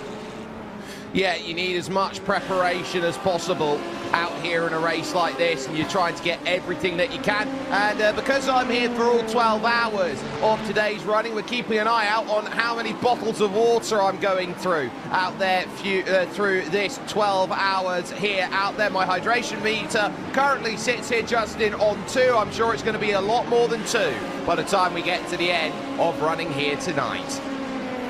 I still can't tell if that picture's supposed to be you or someone who looked at a blurry picture of you and then tried to recreate it in paint. You can thank Reese Gardner, the Southpaw racer, for that. He very quickly drew that up in MS Paint for us when we were running through a couple of events earlier for our Max Bant series. So that came along about 9 months to a year ago, that little emote that has come on through. And so the little cross emote there of me is there in play. And I think it's quite funny, actually, how we're sitting by and we're saying, look, how that goes through. That was all done by the crew back over at iRacing, then getting everything sorted. We look over now here to the race on for third with Verstappen Sim Racing number 3 and the GridandGo Esports 001. They have kept themselves close as far as this running goes, but they're going back through again on some of the GTD traffic, but they're getting an easier time of it now. So look, they can tiptoe basically, 1 car here, 1 car there. That's them just running through, I believe, the leaders of the GTD category.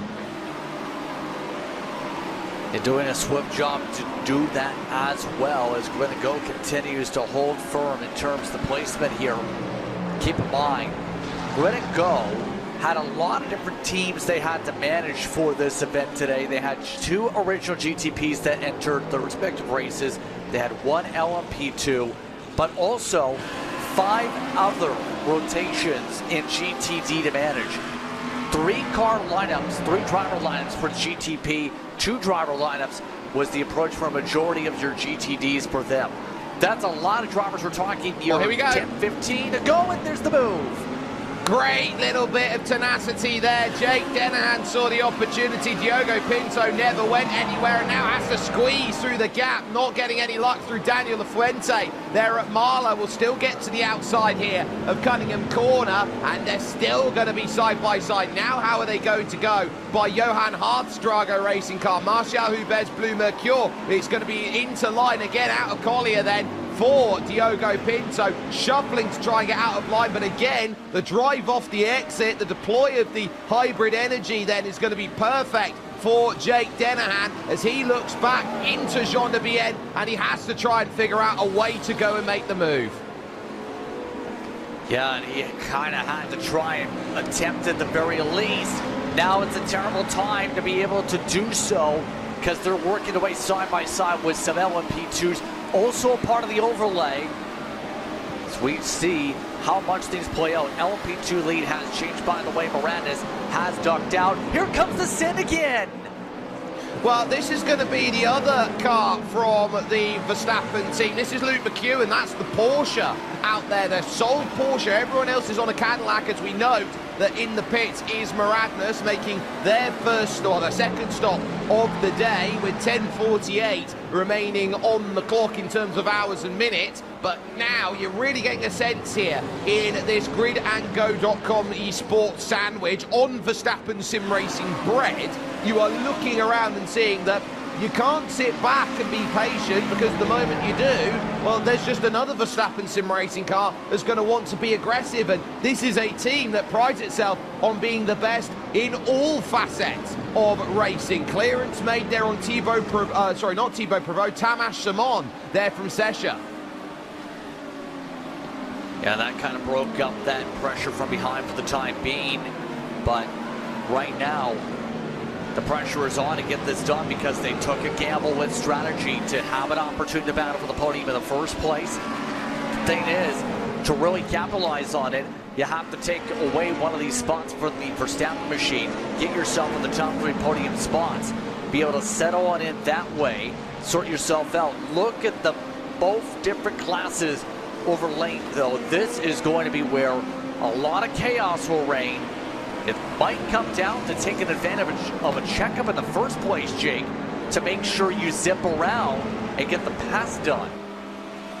Yeah, you're really trying to work out where a team like Verstappen Sim Racing is going to have that opportunity. They've been right up at the pointy end. They've been showing what they're all about time and time again, day on day, week on week, year on year. And from when they had their genesis in 2000, in terms of how old of a sim racing team Verstappen Sim Racing actually is, you understand they have been the best sim racing team for nearly a quarter of a century, and it's not often that you get to say that in a world of esports sphere, that a team can say so dominant for so long in their respective category. Dennehan follows through quite comfortably, and I would say at this moment in time, Diogo Pinto holding his ground. He's been a part of this team now for a good 7 or 8 years now, has Diogo's. We'll take a look picture in picture out there with every category in with a battle at this moment in time, including 7th and 9th at the moment, all dealing with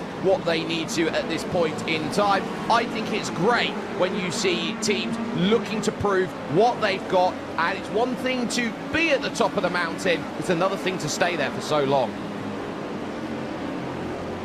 Exactly. It takes a lot of expertise. It takes, in particular, a good core, Jake, because there's a lot of teams that will draw talent and have competitors together and will race, but if you don't have a good cohesive unit, as in you have to like each other, you have to be really in on the preparation. You have to be really intense on the practice. If you don't have that and don't have that chemistry really click away, your team's going to disintegrate, or it's going to splinter off into various other factions, and it's going to become the who's in this clique, who's in that clique. With Redline, it feels like at the very least they've really been able to find speed in multiple facets, and they have the common goal of just being the best out of anybody when it comes to this platform. And now what we've seen them with Verstappen, Sim Racing, now with the new name, there's going to be an extra little bit of scrutiny, I think you'd say, because now you've got that full connection to Max Verstappen's Real World team. There were the connections there, of course, now, but a lot of people that are the casuals, I would say, are going to look at this and say, it's Verstappen's team. It's the team he is a huge part of, and now I'm expecting them to be at the front every time. And for those who think, oh, Max Verstappen's just jumped in on this team, he hasn't really done anything, he's just put his name to it. Max has been a part of Verstappen Sim Racing, and formerly Team Redline, since the early 2010s out there in terms of his sim racing that he's done. He's used iRacing as a practice tool for a very long time out there. He's a driver who has done it all, seen it all, been it all, four-time world champion, has now arguably the best sim racing team in the world. And teams like Coanda and Verstappen Sim Racing, Justin, which I think is really important to talk about, you don't see drivers leave those teams. You see drivers typically retire from racing from those teams. If you get invited to a team like Coanda or a team like Verstappen Sim Racing, you're expected to stay there for a very long time. Exactly, as well, because it's a team where it's a destination organization, whether it's Verstappen, whether it's Porsche. Drago's starting to become that a little bit. BS Competition also is a solid organization to be with in terms of the roadside. Those are the types of teams where if you are a driver, you feel you've made it. I remember when I was on the oval side, where used to in the big, about half a decade ago, be with big organizations. The team I was with at the time was one of those destination teams that rose up pretty quickly and became one where constantly some now NASCAR drivers like Parker Retzlaff were amongst those looking and trying as hard as he could to get an opportunity to race with said team. And a lot of our setup builders wanted to work with them. The bigger the team and the more established the name, the more likely you're going to have big talent want to join and want to really build something, compared to some of the others where obviously you want to build something as a talent pool, but in some circumstances, you have to remember, if you get an opportunity, like in real life from, say, in terms of instant comparisons, like a Penske or anything along those lines, you jump at the chance. It's very much, let's say, in a Formula spec, you get the opportunity to go join Ferrari. It's that sort of feel as they're alluding into the battle between Dullatra Automotive and Effect Simulation, simcoach.co.uk. That is going to be a very good run for Alexander Spett to try and get through. A lot to try and uncover then after the first hour and 20 minutes worth of running, but there's so much great noise around this circuit from all the battles that you've got out here. Turn it up, crank it up loud, because this is going to be your iRacing Full Throttle.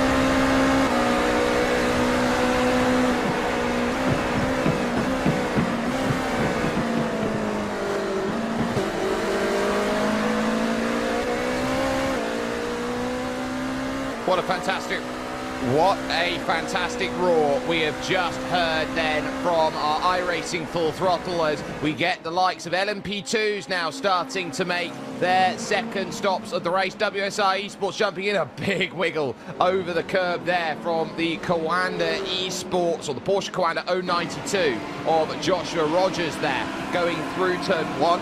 Very interesting as far as that has gone. Over to 7th now. We will go in GTD, where it is getting a little bit busy around with Fiercely Forward Pink, EMM Esports in their Falcon Sim Racing Team Teal, and Drago Racing all in a line. They are trying to give themselves as much Justin as they can at this stage, middle of their second stint. A look at your biggest movers up there. It's Coanda Esports who have a big jump out there a little bit further back. They're plus 14 with the 018 entry, and Melte Johansson.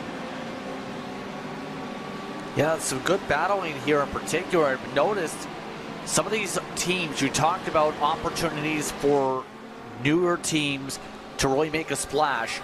That 777 that's in the heart of this battle, chasing down the Fiercely Forward machine, is interesting enough a team haven't seen too much of in terms of top split racing. They're called Esport Marketing and Management Esports. When it comes to their short form, I think it's huge for them to be able to make a wave here, because in some of the various regional racings over for the Porsche Esports Endurance Trophy that they've been taking part in, over with the Nürburgring in particular, they picked up a team championship there. So this is an opportunity for their team to make a splash, not just in terms of some of the various major series, but also in the special events to say we can win in this series and against the big boys. And critically, what they were able to win wasn't necessarily a trophy, but they got effectively a professional wrestling title belt as their trophy to go through, which I think was one of the more unique things you could have seen out there overall, and that very critical. In now is Mark Perez from the number 22 Simify Esports Orange. He's joined by Darius Andre and Jendel von Thielen from Blue Mercure out there, so a lot to deal with as we got pit stops in LMP2, in GTP Hypercar, race leaders, and a group of Grid and Go GTDs to go and clear. A lot of them to try and sort out a part of that camp, and I was trying to make the point earlier before the craziness came into play. Grid and Go in particular. Oh no, contact with one of them! That's going to be Dino Lombardi in the 004 who gets just the tiniest tag and thrown to one side by Florian Lebigre. It's a dog-eat-dog world out there, and at the moment, the bigger dog is Florian Lebigre. Nothing that Dino Lombardi could do about it. It was late into Jean de Bienne, but he needed the clearance with Collins behind. Yeah, that was a lot of chaos yet again in the midst of that, to say the least. All it takes is one bad timing again to send it into the corner. You have contact. That was in the run coming out of Bishop all the way up to Gritabine Bend. You see this on the replay where they're just trying to mind their own business, start to blend down for the corner, but of course you see the prototype shoved it in to send it out on before the curbs, and that sees them slide back. No spin around fully though, another good save. And that's why we talk so much about closing speed, why it's so critical. As your leader in from LMP2, that is Johan Royer's Grid and Go, the .com Esports 003, which is down in taking service right now. You always turn around and look at the closing speed. You can get anywhere up to 60, 70 kilometers an hour difference in certain areas of this circuit. So you've got to be very, very switched on looking in your mirrors. Right now, this battle for second in particular, staying well connected also. Look how things have migrated though over the front. Both the Williams cars have found their way to connect with one another over the course of this one. A +4+ positions for Miguel Costa to get up there.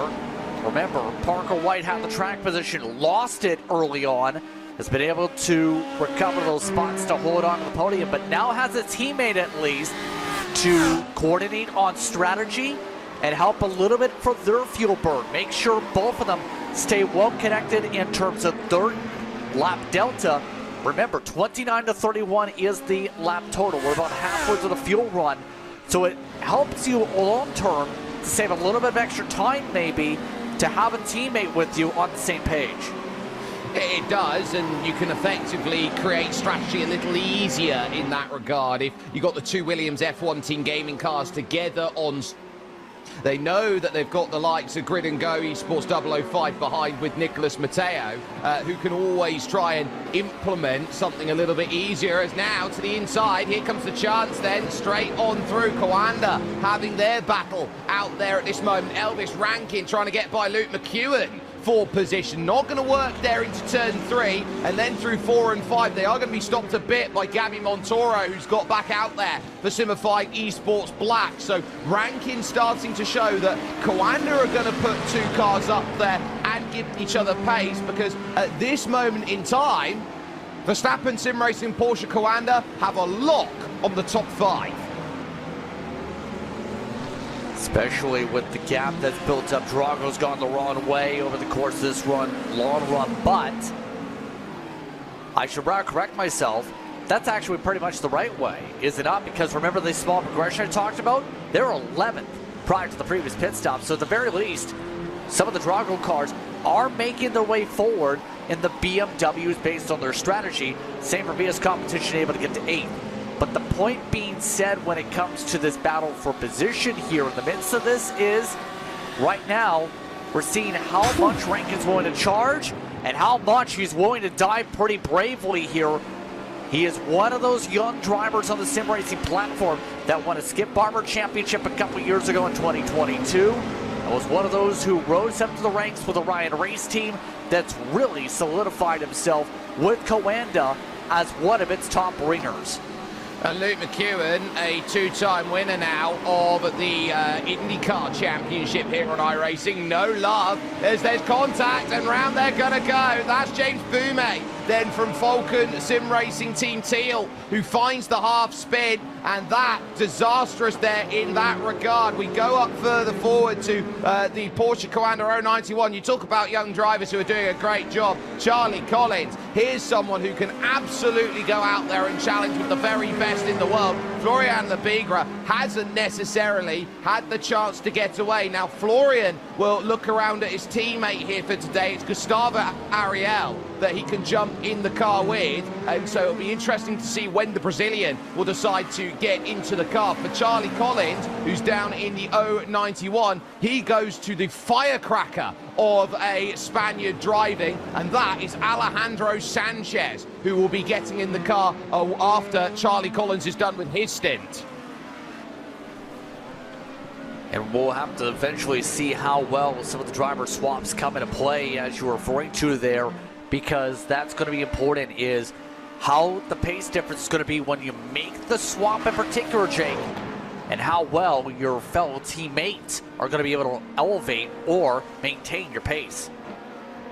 And as they look to maintain, this is what happened for James Boumet then, as he worked his way in side by side at Sunset Bend on the bottom of your screen, trying to get the line, and it's just a case of trying to leave room for the GTP hypercars to dive down the inside. And when one car shuffles along and says, look, we've got to make room for three, if you're not paying attention to that and understanding, well, I'm going to hold my line at 2.5, you're inviting that sort of contact and trouble that will go on forward. You can't afford to do that too much. It gets busy again now between Rankin and McEwen, with Tristan Cabrera fighting for Blue Mercure against Team Bennett here, and they leave only just racing room, trade a little bit of paint in towards turn number 1. Out on track, they merge away from concrete back to asphalt, and so at least for the moment, McEwen has held himself steady against Elvis Rankin. Can't really be too, I would say, disappointed with that. So 2 very good battles then that continue to mature as we continue on here right now with 10:26 on the clock. We've still seen over the course of this, things stay pretty close in that battle you're talking about, McEwen and company, as we go about. Want you to keep an eye on that interval over the course of this next little battle here is with Drago in particular, how that overall chip away is coming in. Because remember, the first time we looked at that battle box, it was about 4/10 farther back than where they are now. Yes, there's a bit of traffic coming into play, but that kind of showcases that small effect we'll see away from this battle that we'll have to keep it on for the 069 to have a chance at the top 5. It's going to require some work, but we know it's possible. At this point, though, the Porsche Coenda, or rather I should say the Coenda Esports 067, is really at this point just trying to find a rhythm here and find a way to make sure the tires don't melt away.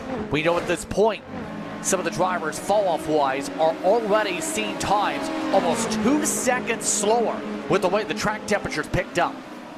Yeah, it really has picked up here, this track temperature. So we started at around 89 degrees Fahrenheit, somewhere quite nice. We're going to be well over 100 out there at this point, and they have been setting themselves up and seeing just how much they've had to lean into the understeer that you get in these hotter conditions at this point in time. Charlie Collins hasn't really yielded then through this run at the moment, definitely wanting to, through the Gurney Bend, keep himself then to Florian Lebigra, trying to work out whether there is a way to the race lead or whether it will pay off here, Justin, just to sit back for this stint, save a little bit of fuel, because we are very close to the second round of hypercar stops.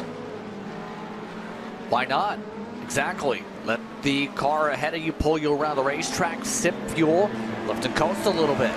Take what we said, even in battles like this one you see, where in particular you have some of these competitors boxed on up on racetrack, and you know there's a lot of traffic you're dealing with, so why not back up your corners, lift up a little bit, save a little bit of fuel, help yourself. And right now Grenico and their sake still trying to find a way into the top 3, yeah, but you also know for about 30 or 40 minutes of the stint, we usually, especially seen a few years ago, see a little bit now these days in 2026, efforts to wait for a bit before you make the pass, then make the pass in the few minutes before pit stops, then try and solidify that out of the service, or you end up going right after the pit stop, charging hard to make the spot up, then stabilizing in that spot to make sure you're good on your fuel number So it really depends on what your team feels like in that circumstance. And for the most part, this pack making it clear they want to try and make sure they stretch a bit of gas. Nicholas Matteo there, seeing that through. Martin Kadlachik on the back of that. Miguel Costa for Williams F1 Team Gaming. Then in play, leaders in. Then for Verstappen Sim Racing, that's Florian Lebigra. And then behind, Diogo Pinto in the number 3. There is the number 4 in the Porsche, Luke McEwen, diving down for the third of Verstappen Sim Racing's cars. Leader, of course, Porsche Coanda, able to go a lap longer. So they sat there, Justin, waited on the fuel margin and went, why would we overtake? We can say fuel gain the lap and we don't have to pay that back until later on. If we want to be more aggressive on the stint, we'll have the luxury of doing so.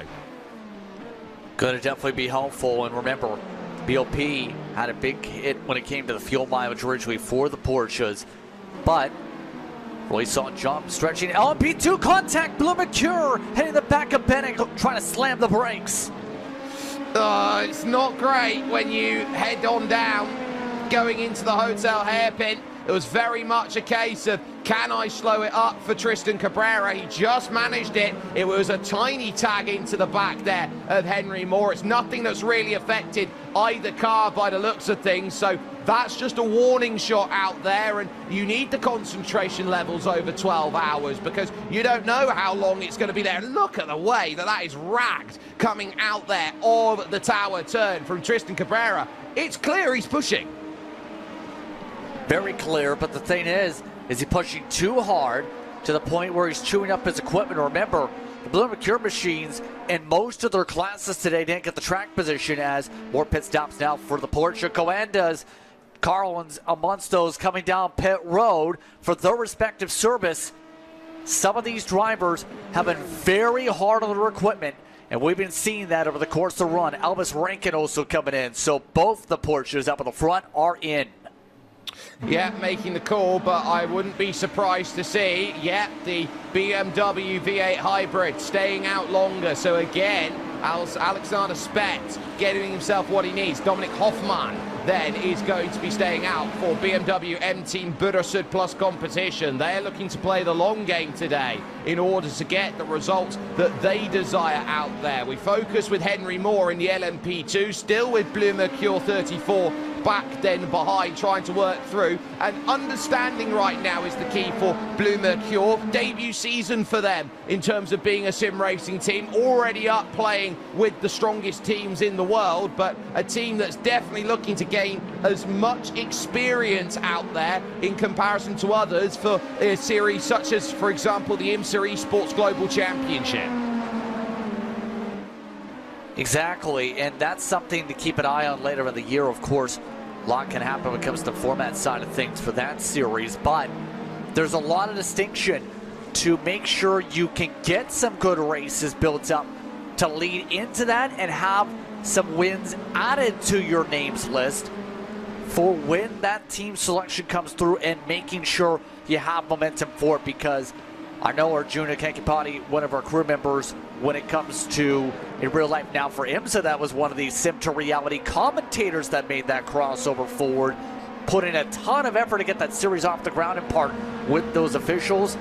And at this point, a lot of these drivers going to be eventually thinking down the line to see, can they get their name added towards that championship later in the year.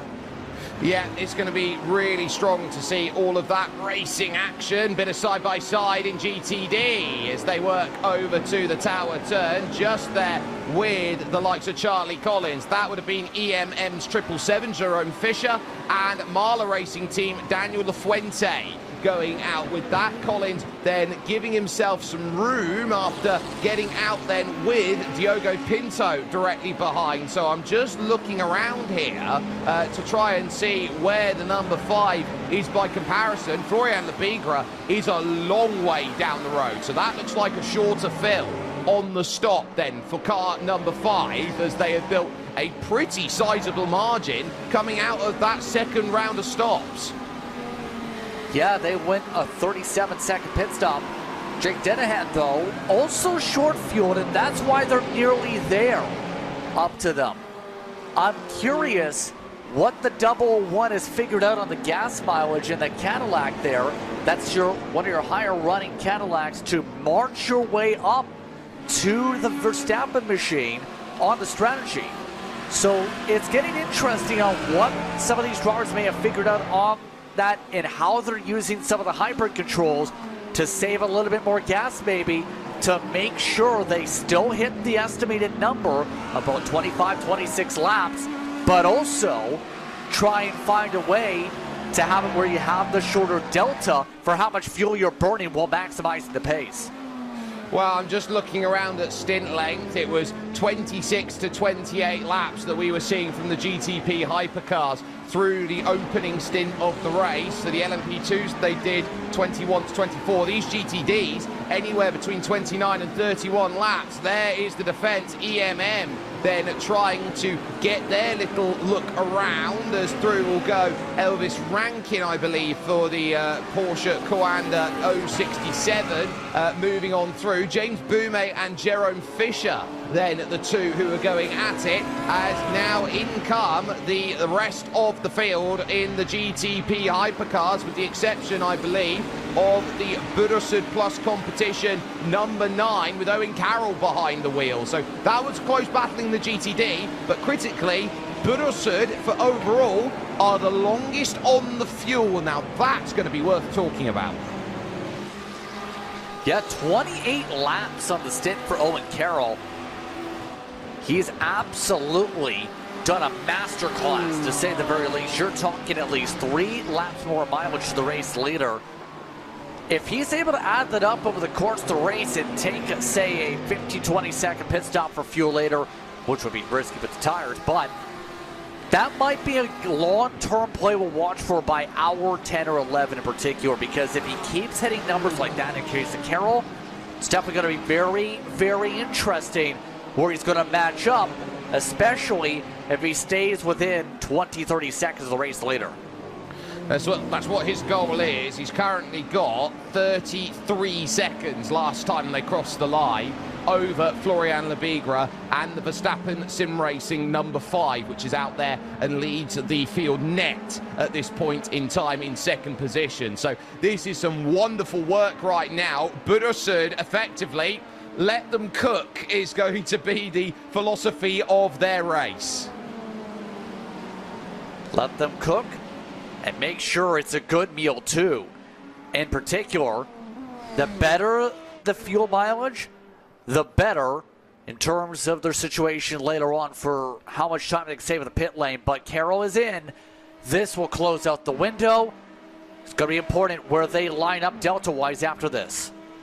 Yep, so we'll see where they're going to come out. They need to be somewhere near the likes of that Drago Racing 096 of Dries van Langendonk. I think that's what they're going to be eyeing up at the moment. Or actually, sorry, Alexander Spetz will be what they'll be looking for out there. So there's the clearance through from the likes then of Florian Lebigre, who retakes the race lead. Jake Dennehan then short filling is up to second with the tyres up to temperature. So he's done a great job of leapfrogging with the quicker stops that are out there and has been putting through some great effort out there. We did allude to earlier how important it has been here, the likes of the IMSA Esports Global Championship, and how closely it lines up with the likes of the 12 Hours of Sebring. We had the chance earlier on yesterday to chat with John Doonan, who is the president of IMSA out there, the International Motorsport Association, and here's what he had to say on his experience of implementing the IMSA Esports Global Championship.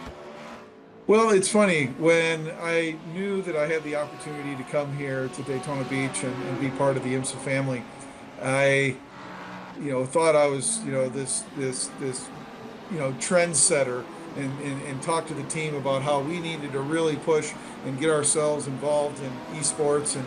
And the first meeting, they sat me down and sort of put me in my place with a smile. Well, we have all this stuff going, John. And that was very encouraging.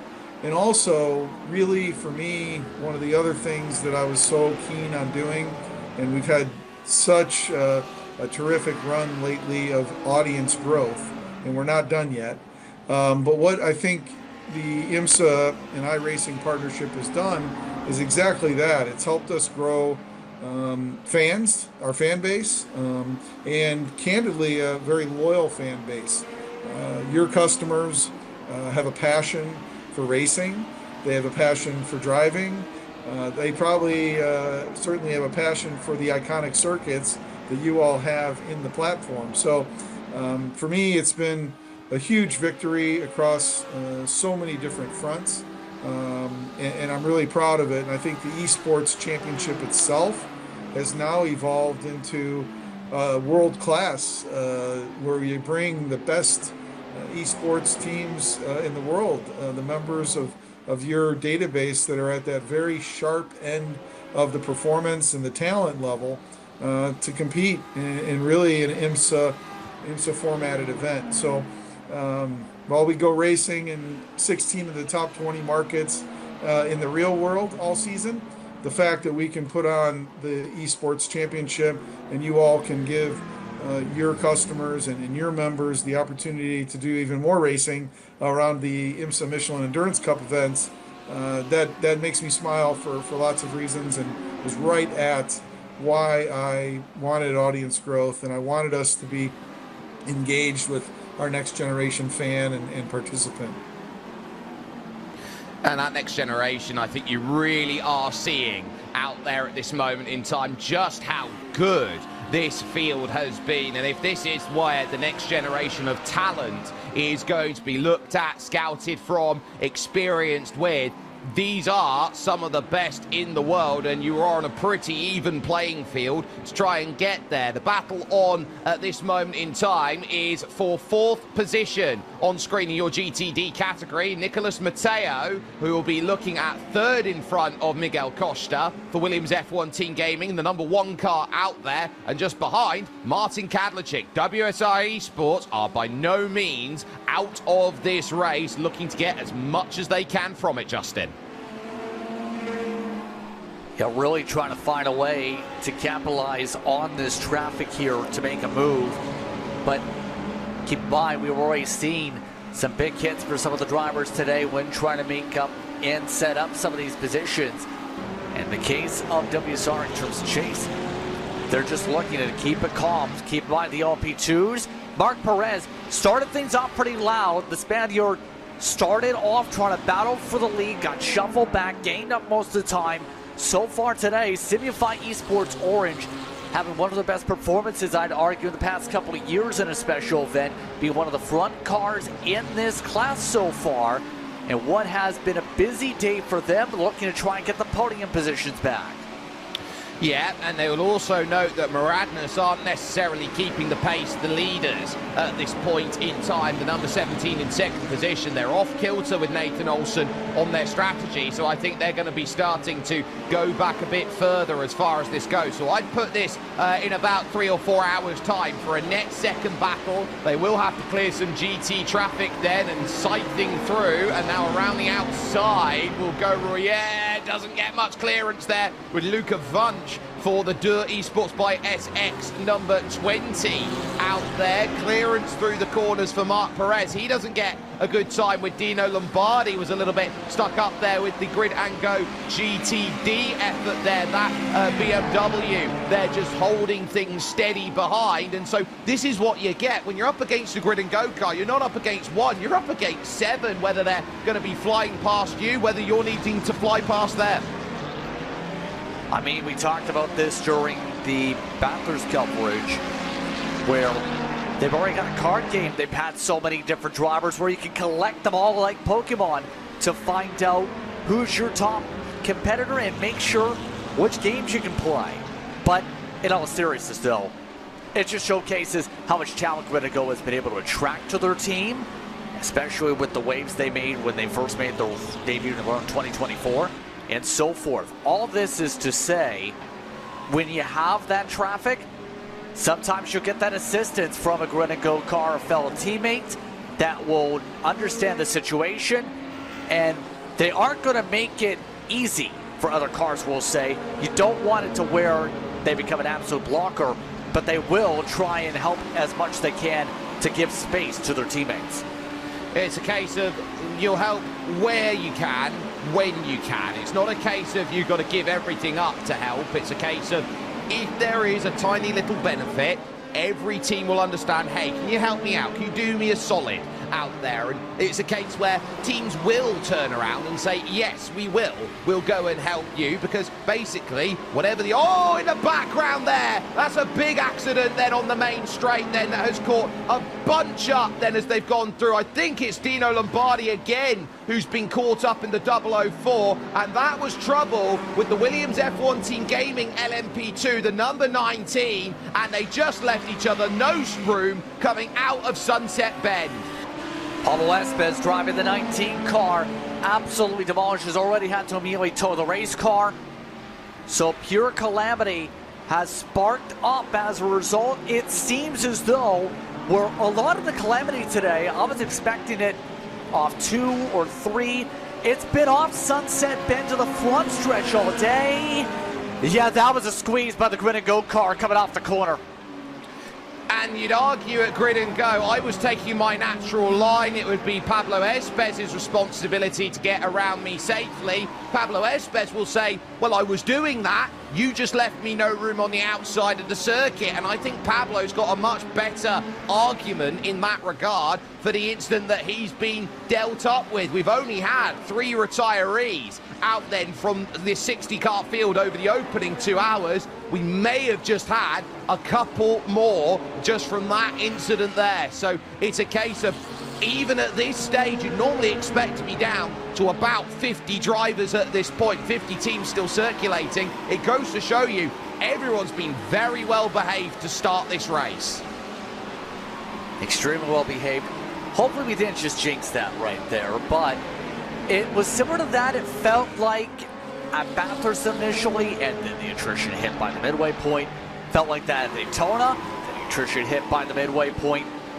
I think in a couple hours it's going to get to that point where you might get an incident every 30 minutes or so. That usually seems to be the series average, but here's the look on board from behind. Watch this from the fiercely forward. Oh, look, he's trying to go for the gap. Oh, and then you just get the tyre bundle, and the fiercely forward car just about skirts across your face. And that was a good old moment there to say, look, we're lucky we got away with one out there, but not for Grid and Go. You have to say as well there, though, the LMP2 isn't going to pass in the middle of the corner. It's going to put the power down on the exit. It's understanding the categories, which is going to give you as much help as possible out there. And for a lot of these drivers, this is not their first rodeo. It's not even their second rodeo. This will be probably their 20th or 30th rodeo on average, because everyone here has been a fantastic sim racer for a number of years. You have to have been in the service building up that iRacing for a long time. It's not a case that you can jump in as a rookie who's only been here for 6 months and get to a level of 9,000 iRacing and go for it. Well, a couple people I think know that can do that. Parker White is one of those drivers I think you can argue we're already talking about in this race. Not too many people go immediately up from rookie class to 5K in the span of a few months. It takes a lot of effort, and it takes a lot of learning as you go about. If you are able to get natural talent on the speed, obviously going to be a big difference maker in terms of how far the career can go. But people will notice if you're one of those who do progress as they make their way over time. By the way, those are battle boxes, races for third, and a couple of different classes in the line. You can see how some of these trains are slowly connecting back together here over the course of this run.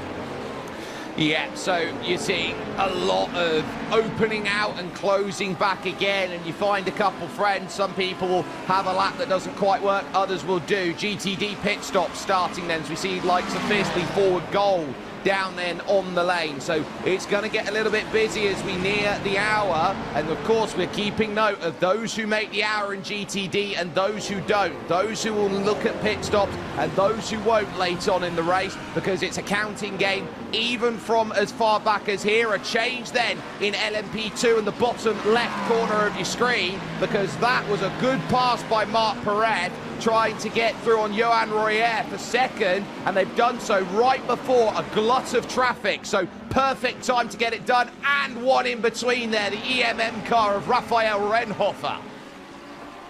Bit of a squeeze yet again. Another tight window. Is Simify able to dive on by? Yeah, EMM a little bit deep in the corner, though, nearly rammed the back end. Keep in mind, this is only one of a few special events we've seen so far this year. It's been a busy calendar so far, Jake, and it gets busier from here. It absolutely does, and when we're talking about special events, we talk about how the IMSA Classic will be turning up on the horizon just 2 weeks from now, and then the fabled month of May, where you've got 5 special events in a row. The Nürburgring 24, Indy 500, the World 600. You look all the way down, you've still got things like Petit Le Mans, the Brick Car 24, Portimao 1000 is going to be great, and I'm really looking forward to the Mountain Showdown. A lot of different races on the schedule to keep an eye on. Going to be interesting about the 8 Hours of Indianapolis, having some connections with that race. Of course, some of our crew members going to very much be liking the Petit Le Mans when we go up to September as well. But remember, when it comes to this racetrack here today, Sebring, amongst those that put people through paces so far, this racetrack's been around for many years, originally in Airfield. Since 1950, they've been racing here at Sebring. Keep in mind, we've seen a lot of chaos down out of Sunset Bend. That is out of what is turn 17. The front straightaway leads you off to turn 1 and 2. The big areas, Big Bend, the setup runs for the hairpin turn. A lot of chaos over in Cunningham. We also had a lot of battles up through Towers so far today, Jake. Yeah, there's a lot that you can have and battle, but let's also talk car, because these GTP hypercars, they have been cutting through the field here with their 700 brake horsepower, the regulation that they've got working through out there, and the 5 manufacturers that they've had available. It has been Porsches and Cadillacs that have been in command, but do keep in mind that the BMWs are playing the long game here today, which you can find in IMSA and IMSA Endurance. Your LMP2 class, then with the Dallara P217, that has been, I would say, a very cut and dry class to start things off, but there is still a lot of progress that can be done with that. And then over to your GTD field, we will look at there. 10 different manufacturers out there, and we've seen a whole host, Justin, of cars out there. The Lamborghinis have looked great, the BMWs look very good. It's a case of there's no one right formula to go out there and race at Sebring and GTD. Especially since today, it's not necessarily about the downforce in terms of what we've seen where the Porsches were very solid at Daytona. It's about how well you're able to attack the corners in general in terms of your speed levels, but also it's about how well you can manage the fuel here today. It's really made an interesting conversation point with the 500 to 600 horsepower these cars carry in GTDs. All that being said, you have to keep in mind, those drivers are down pit road, their service is open. Yeah, they've hit the hour, and they've hit the hour well. So Coanda Esports, Tristan Iglesias down there, Grid and Go have stayed out longer. There is one Drago car left at the moment in the 169 at the moment. The other 2 in GTD are out, the 2 and the 267. The other car to be out, the 35 of WSR Esports Black. Those are the ones that are there. Clearance is there, and it's going to be important. There is Johan Harth at the moment for Drago Racing. Was last year, and for a number of years, part of the Apex Racing team, no longer functioning as a team are Apex. So effectively, a lot of their drivers were free to go to different areas. A number of cars from Apex went over to Drago. Drivers like Johan Harth and Peter Berryman come to mind. Yeah, and it's surprising, again, to see when it comes to Apex in particular, because they're one of those established pillar teams for so long on the platform. It was around so long that when I was on the iRacing platform the first time, they actually had an Oval Academy for a good while. Was a part of that. Alex Bergeron, who's been big with the World of Outlaws side of the iRacing platform, was also at one point a part of that team before he got noticed by some of their top talent, and they tried to put him into eNASCAR competition, as well as eventually making the run of the dirt side. 3 championships at once back then. Oh. So They've been around for a while, and now it's surprising to see all their drivers have to learn new surroundings. No, we've just seen something really important to note here, and it is one of the contending Williams F1 team gaming cars that has been caught out in a bit of trouble, and it will be car number 1 that has been thrown back to pit with the black and orange connection flag. You don't get to see it often, but when you do, it's going to be a race wrecker for car number 1. If he can't go out there and get anything there, he's looking at his teammate to go and help. And at the moment, Matthias Orjuela and Matteo Kunza are the drivers there. They're going to need to get that car sorted after that comes out with the connection penalty and back in the race. That's completely torpedoed what they were trying to do as GTD leaders now make their stops. It's very, very frustrating when you have that, but there's a reason for the connection flag. Remember, you have to have a stable connection on the track. If you have any issues on circuit where competitors can't see, it can be difficult. But remember, we're past the hour mark, and so far, things have taken an interesting turn, Jake, in terms of how these cars have positioned themselves and how a lot of them are battling in your standings. Well, let's start with GTP Hypercar, because I think that is the most fascinating strategy game you've got. You've got cars going long, you've got cars going short, but at the moment, it's been one leader all race long. Verstappen Sim Racing, number 5. In control of the category as far as things go with the Grid and Go.com Esports 001. They are short filling at this moment, gaining the track position by getting aggressive, but will they have to make extra stops for the way they're trying to be aggressive on their fuel numbers? We've got a massive accident, right now that's going through. Jesse Jones, Jarno Cook, all caught up. We'll catch that after this as the likes of Porsche Coanda 3rd, Verstappen Sim Racing 4th and 5th. You're looking all the way down the order there to the likes of Porsche Coanda, and then you got the BMW M Team Buildup cars 10th and 11th, and then Drago Racing 096 there in 13th. Justin, LMP2s. LMP2s has WSR Esports up in front, Simify in second right now. Grid and Go, Blumencurer in says we're the top 5. Double Traz and Effect Simulations in the top 7. The Cesar 126 in 8th. Bennick is in the top 9 with Blumencurer now in the 10th position. All those cars, as you see, have been lapped by your GTPs. Baratness is down to 11th with their situation. Auto Moves and Williams are the drivers off cycle in LMP2. GTDs, though, they have a lot of drivers.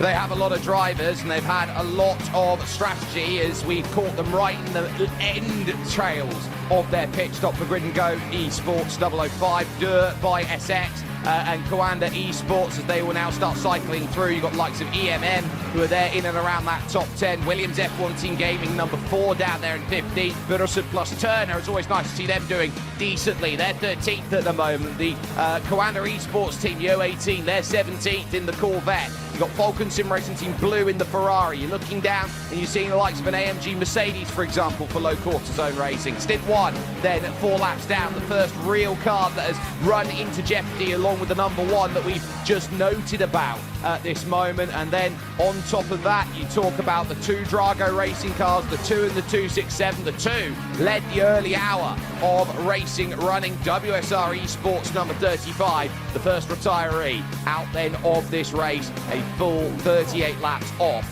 the leading GTD as far as this goes. But that, as we now know, was an incident there that happened right in front of your overall leader out there overall. We go back then to what has now looked to set itself up then as another battle that works its way through. There is Johan Rouillère, who is holding his ground right now as an LMP2. This is what happened. So watch Jarno Cook coming out of the pit. This is going to be where the Dur car of Jesse Jones just gets tagged on the merge. 1, 2, 3, all around, scattered left, right and centre. And there was Florian Lebigra just jumping through the lot.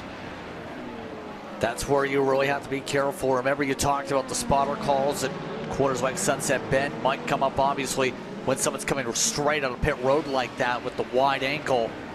There is that risk because that pit lane exit also blends into the racing line.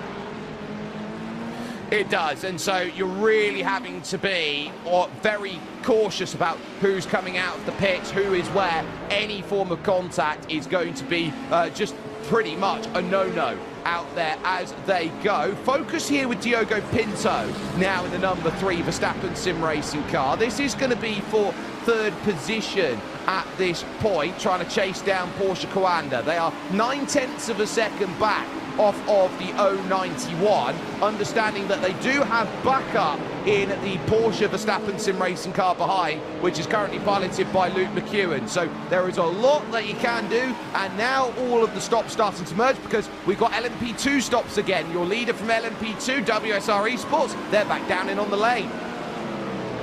Right on signal as well. 22 laps on their distance for their pit stop stint.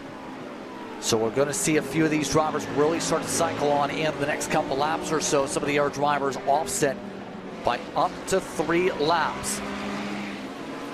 So, well, you're saying... I think what we're going to do is we're going to take a look at what happened there and the driver's eyes view of a race leader getting an incident like that in front. Here's the look. So they're already unsighted trying to get by one of them. They'll see smoke in front. Now Florian's got to try and work out, oh my goodness, through turn 2.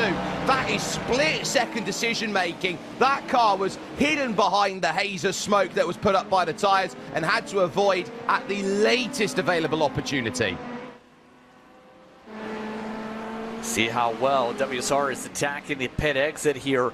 Coming out in clean space, that might be a very big benefit for them. Be able to stretch out their legs, relax, get themselves into a good rhythm as the tire temps pick up for these cars here in particular. Now, keep in mind as well, the interesting thing will be how well they're able to pick up compared to the others. Here's some of the GTPs as they fight, though. Remember we talked about some of the drivers like Drago really try to strategize themselves into a good position? Well, over the course of the run, they did slip back to about 8 still on the racetrack, but they have found a way to one of the Cadillacs. That is one of the Verstappen cars of Leo right up front of them that they've been able to chip away and get to. They're within that magical 27-second bracket to keep themselves in a decent distance in case there's a short fuel for later. And what they can do is they can sit on the back of Eduardo Leo there in the number 6 and they can save that fuel and keep it going. Race is also on for 2nd overall in GTD as Nicolas Matteo now will have Alessandro Bico then in the number 15 and Martin Kadlicik in the 301 all there to try and set. So this is a different way of trying to get it done at the top, but down here in the GTDs right now, they're going to be looking at that gap of Tristan Iglesias, realising it's about 4 seconds at the moment. Not out of range, but you can certainly build that time back later on. You just need to be, I would say, a little bit crafty with it. Tristan's had a good run out there, and a handful of drivers have yet to move to their 2nd driver out there over the course of this race. Still running this stint. They've done 2 hours. Sometimes you go upwards of 3 on an opening stint. It simplifies things if you break it down that way, though, because keep in mind, you have to get into the fair share, which, again, kind of describe this when it comes to Daytona, but the rule is quite simple when it comes to fair share. It's essentially requires that all the team's drivers must drive a car for a sufficient amount of time during the race. If any of the drivers do not drive a sufficient amount, they will be disqualified. So you have to be able to manage that over the course of a race and figure out if you're able to get them into that mathematical equation of how much time you put them in and make sure all your drivers get in over the course of the race and make sure you get that split of people.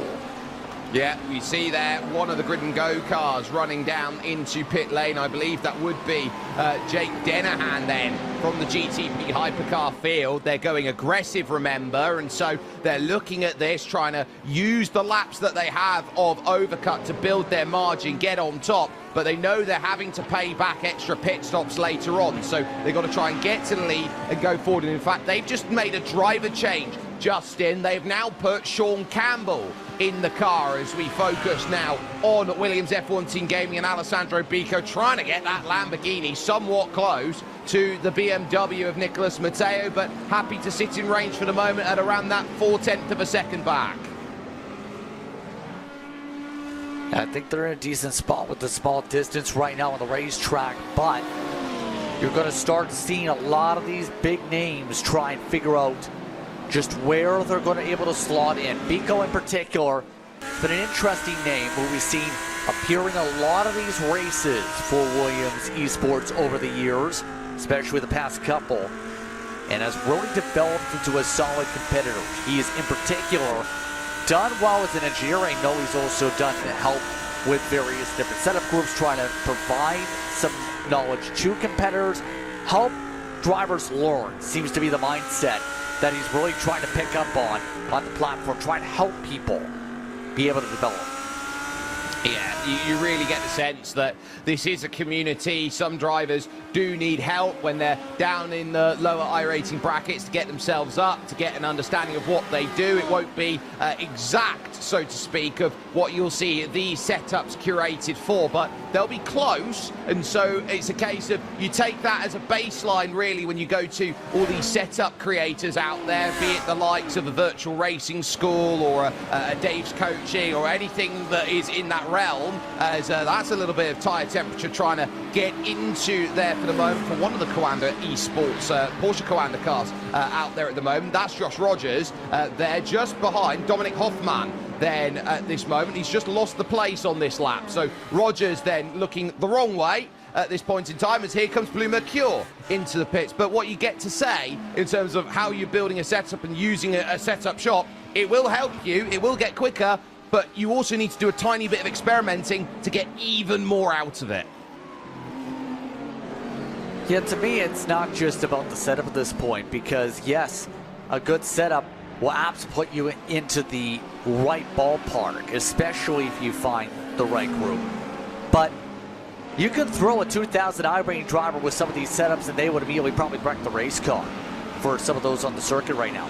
So you have to have the talent as well as the expertise and the comfortability to handle a car like this, because remember, in some circumstances, a lot of these cases you're going with the meta. You're trying to find what actually is good in the car based on your notes and data, but also trying to balance it out in the case of not just one driver, but up to 3 drivers, what you have for a lot of your teams as we go. So if these competitors in particular have to make sure they get all of that feedback together to know that speed's in the car. So it's not just simple as, let's plug and play a setup and find out. In most circumstances, usually that doesn't end well for an endurance race.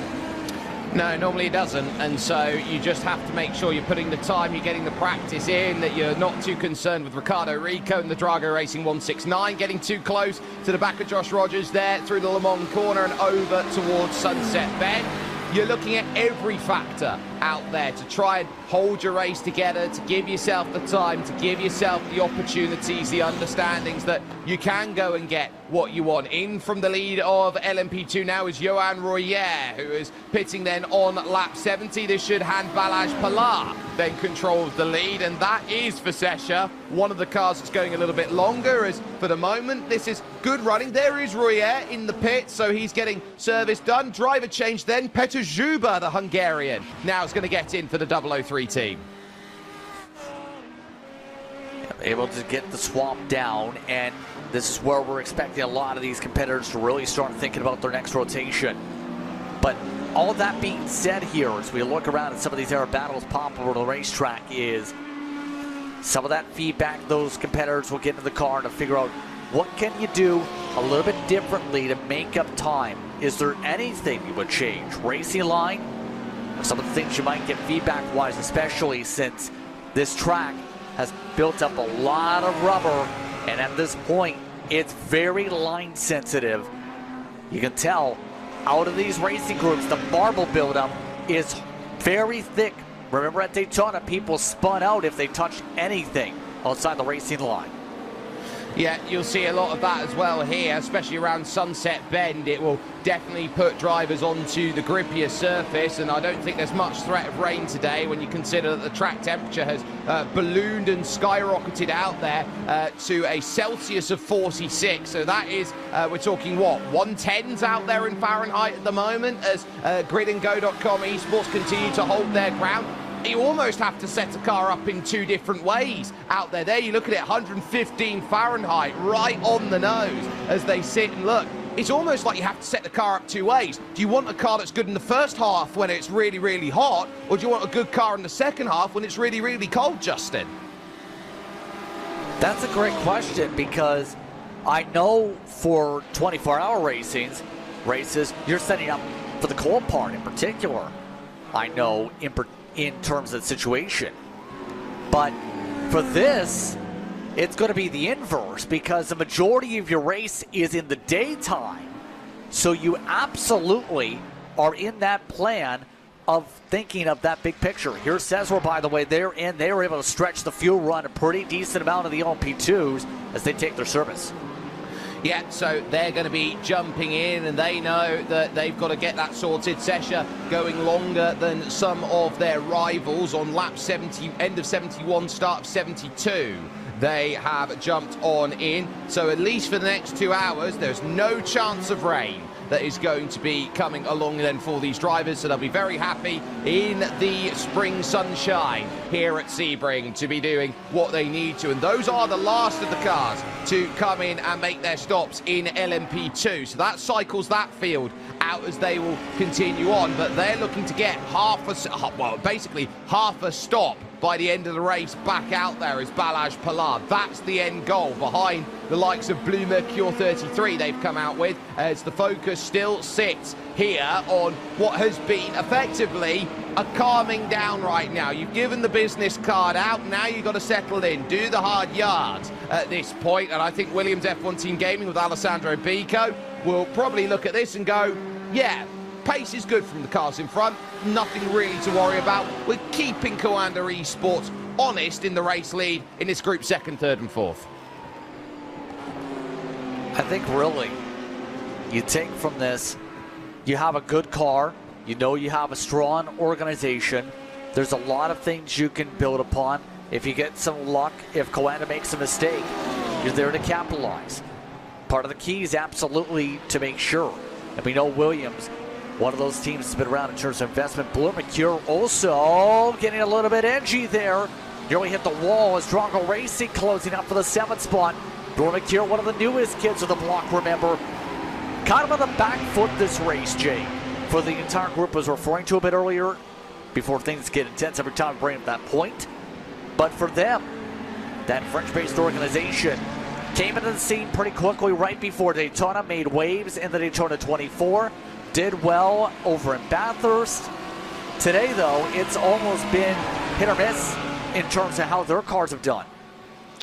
It's not been right up at the top. I think that Sebring's been one where it takes time, and the longer that you're there in a team, the more you can understand what the sim's basically doing out there. So when you've had a build update, you're trying to get on top of what's gone on in the GTD changes out there. I think you get a little sense of where we are, and as far as I go, I'm on bottle 3 that I've managed to go out there and complete. So as far as it stands here, I think I'm pretty much on GTP LMP2 pace.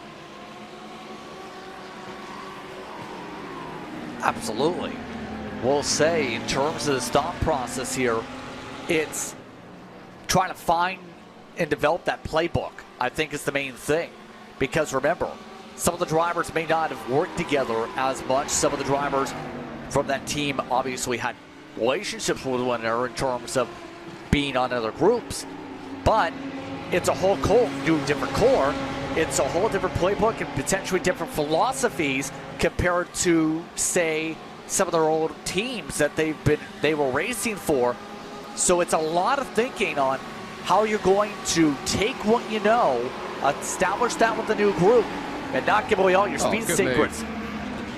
Oh, and a block pass as well. Getting to the apex there as Ricardo Rico jumps Vasilios Belletsiotis there at Blue Mercure and says, that's my place, and I'm not going to hear anything otherwise for it. Very nice pass as Luca Alpert now for EMM. Eyes up George Triantopoulos here for Fiercely Forward Pink. And now you've got a case of a top and tail here of this group in 4. And what we have seen here is a rise of some very good Greek talent. Yeah, it's kind of showing iRacing is not just about being in a certain set of regions. It's an international platform in general. And we see a lot of these competitors from different regions allow themselves opportunities to sim race. It's become to where you can connect with other drivers from other different regions. And so far, the EMM machines have done very well. And once this battle, for example, we've seen on screen. We got leaders in, though, coming right now for GTP Hypercar. Diogo Pinto in, Luke McEwen in, Florian Lebigra hands over to Gustavo Ariel. So that is a driver change. Then at car number 5, your overall leaders out there. Diogo Pinto will hand over to Sparkle. Chris Lulham will now take control. Sebastian Job is now in for Verstappen Sim Racing. And Eduardo Leo will hit his box right now. I would predict a driver change here as well. Will it be the full cycle, 4 for 4 in terms of how they go? I haven't seen a driver change yet, but they might be quite comfortable out there at this point. So I would say they're going to be very happy with the work that's done. A bit of side-by-siders now leaving pit lane. Just behind critically now, Sean Campbell is Gustavo Ariel. Verstappen Sim Racing behind Grid and Go. Yeah, interesting in terms of where things have cycled for them. Remember, Grid and Go is on a very aggressive approach when it comes to their fuel, and now it's gotten the advantage when it comes to this position. By the way, of note, one of the top Drago cars, the 96 entry, has been down pit road for now 11 minutes. For those who may have noticed on your pylon, Dries Van Legendon had been amongst those drivers in that car. Had a snap of oversteer coming through turn 16, went straight to the pit, and hasn't come out since. Now look at this though, Blimacure and Bennett have been going back and forth all race. Near contact coming up the open straight. Yeah, Tristan Cabrera has been in the car a while. New into it is Matt Emery here in the 167. Has that inside line, and there's a chop over heading over to Sunset Bend. Just enough clearance then that is going to be found. And so for Matt Emery, who understeers awfully through Sunset Bend off the exit, maybe catching a bit of the aero wake of that Dallara in front, Tristan Cabrera can scamper the Blue Mercure car off down the road a little bit easier.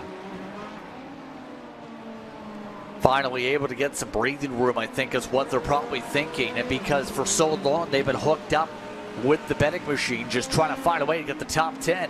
You battle for so long, Jake, eventually it holds you back and loses you a ton of ground. And in this circumstance, now it's about the big thing. Can they find their way up to the next battle pack? Mind you, it's going to take 5 seconds to get to one of the scissor machines. In terms of Mate Varga, who's up the road, it's going to require the next hour, I think, to get up there. Yeah, Mate Varga is a driver there for Sesha, who's looking to play that long game out there at this moment. So I think that's going to be quite telling, at least at this point. Here's 13th, though, in the GTDs, and they are busy right now at this part of the circuit heading to Sunset Bend, because you've got Franciszek Liska then leading for Williams F1 Team Gaming. You've got Elliot Veyron for Coanda Esports 018. Christian Steinberg then for, for the 006. Adrian Gericka for the 007 Grid and Go team. And then Thomas Leboutelet for Borussia Plus competition. 5 in a line. And this is where you start thinking mid-pack scrap. 2.5 hours into this race, and you're just trying to give yourself enough room to go and work with. Elliot Veyron has been the hot knife through butter in this race, effectively up 15 spots from grid starting position of 54th. That's a lot of spots gained, to say the very least, for some of these drivers who didn't get a good qualifying lap down. That just shows, again, how important it was to make sure you get the positions, because you can make up a lot of them back, Jake, over the course of 12 hours. I don't think you make all of them up to the race lead over that said time. So it puts a lot of those fast drivers, like, say, Veyron, like, say, the 7, way down the order where they're forced into full attack mode, can't try any fuel save strategies, because over the course of that, they don't have the strategy flexibility because they don't have the track position. And then you get cars like Charlie Collins going through and Mark Perez for Simplify Esports Orange and Porsche Coanda's 091 respectively. And so they break up the group and it makes life doubly difficult out there to just say, look, I can jump in on this pack and I can go and gain a place out there. So for Mark Perez, he's got to be a little bit more careful as he jumps through, and we saw it was a line of 6 in a row. Half a lap later and suddenly it's 2-1, 2 and 1. And it's going to be absolutely interesting when it comes to this situation. Now, as we go about over the course of this run, remember, there's a lot coming up when it comes to racing, and remember on iRacing, we've talked about the various console ventures. How about the console ventures of NASCAR 25? Of course, available now, NASCAR's official video game. They have the all-new in-depth career mode that's all the rage, featuring Dale Jr. and Dirty Mo Media. It also features all 4 touring series, the Cup, O'Reilly, Truck, and ARCA series. More than 200 drivers are part of the ratings, 30-plus laser scan tracks, and you can race all 40 cars, a part of the multiplayer field. Of course, it's for sale in the Xbox Store, PlayStation Store, and the Steam Store, and allows you to be able to learn the approachable car handling for beginners and the pros, as you get the opportunity to race on the consoles when it comes to NASCAR 25. We'll say when playing NASCAR 25, a fun game to say the very least, especially for those who for a long time didn't have console games on the platform. Now get the chance to learn with the next generation of competitors as they try and learn NASCAR itself. But as we go about here, Jake, this battle for 5th and GTD, EMM has now taken that spot. Tarago is still on the charge. Fiercely Forward Pink has slipped behind both of them as this run progressed. Yeah, and so Fiercely Forward Pink, I think, made good progress off the start of the race, but they're now just in that position where it's maybe getting a little bit harder for them to continue to make that progress, and they're seeing cars that are better set, I think, for these hotter conditions, as in comes the Porsche Coanda 091 behind them from the leader GTP Hypercar to make that stop. I think Fiercely Forward Pink here are looking around at today going, we're in a really good position for us as a team. We just need a little bit more. We're 15 seconds off the lead. Here comes the other Coanda esports car, the 067. They are very much team locked in terms of strategy. Yeah, so they really much punched the number together to get in the same window. Same for Drago Racing situation, though, where they continue to go a couple laps further than everybody else on their stints as we go. Looking around with effect simulations, by the way, in their situation right now, really trying to find a way around one of these Cesaro machines. That 190 has been able to at least pick up a spot back with their strategy play. And we know, at the least, the plan has to be simple. Find a way to claw back the spots you lost, get a respectable finish, because right now the race lead is going to be hard to get to from here.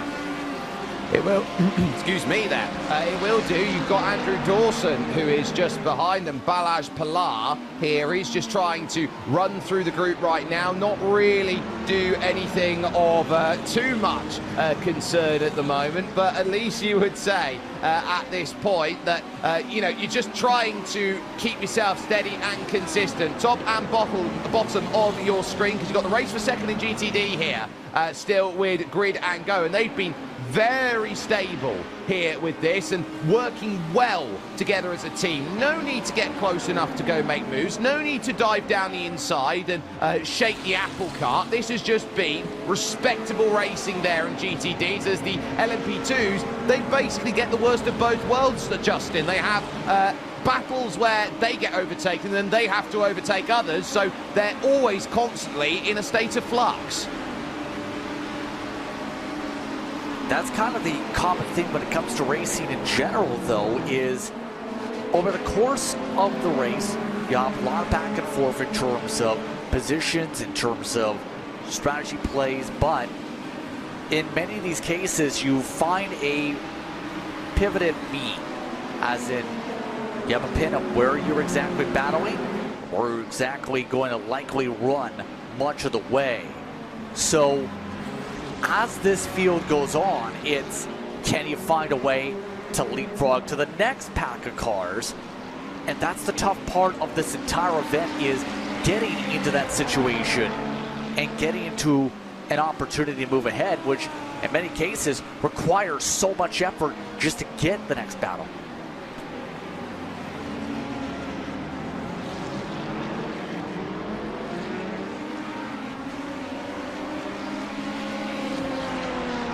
I will say, as we zip about here over the course of this one, the race for second spot still is going to be an interesting one. Remember, Williams in this too, in that battle box at the bottom of your screen, has been really pushing tight, noticing they have a lot of understeer while following this grid and go machine. Yeah, they do have that bit of understeer, and so they are trying their best to mitigate that. But sometimes, what would you rather have? A car with more understeer or more oversteer? Oversteer, you're more likely to burn the tyres out by just having to constantly correct and keep the speed. I mean, you just see that there on the top of your screen there for the briefest of moments there with Balázs Pilar. But you're always looking to try and master through every element that you've got. Now, here is Alexander Spets, who is going to stay out for another lap then here at the front of the field. You've got to keep an eye out on Dominic Hoffman and critically Owen Carroll there, that number 9 at Buildup Plus competition. They're the ones going the furthest, and I'm looking at their margin that they've got right now to the likes of Verstappen, Sim Racing, GridandGo.com. They're sitting at about 17 seconds. Now, it was up at around 30 about an hour and a half ago. So I think they are losing a bit of time here, and it's the question of how much time are they going to lose? Are they with a car that is going to gain the time back in the cold, for example? I think this is maybe the painstaking moment of the race for the gain later on that we see over the course of it. Meanwhile, as we say that, I want to go back to the 001 of Jake Dennehan, of Sean Campbell, because he has found one of those cars that has yet to pit, Blue Mercure 32, for position.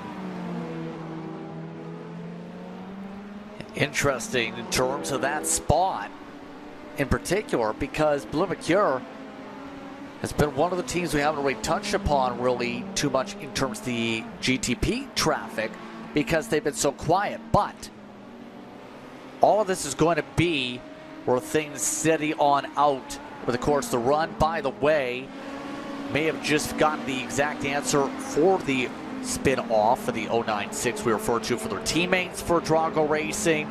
Lap 71 can't confirm. Grid and Go may have been a part of that factor that led them off into the grass and pulled them on down. Received that word from Justin Malone, one of our crew members who's working on the social media side here today and working hard on the screenshots. Thanks for that tidbit and why that situation is the way it is as Drago comes on in. Yeah, they get to lap number 84 then on their stint. So, well, not on their stint, but on this race. So that will allow them to go through. Now, BMW Burasud move on up through. They don't pit, and neither does the Burasud Plus competition team. So they both decided to make that quite nice in terms of their strategy. Very busy behind them, though, and this is going into turn 1. The battle here between Balázs Pilar and Andrew Dawson still for Effect Simulations, xsimcoach.co.uk behind them. Basically locked with them every stage of the way in LMP2. And now Thomas Ambor behind the wheel. So Ambor here for Dulatra Automotive by PC Designs is now going to put himself then with a chance to move on up. Very good mid-pack battle here in LMP2. Stay well connected still in amongst this. We'll say Delatraz has had a wild time. Already been to contact a couple times over. Spun around half spin with one of the heavy hits we've seen earlier in the first place.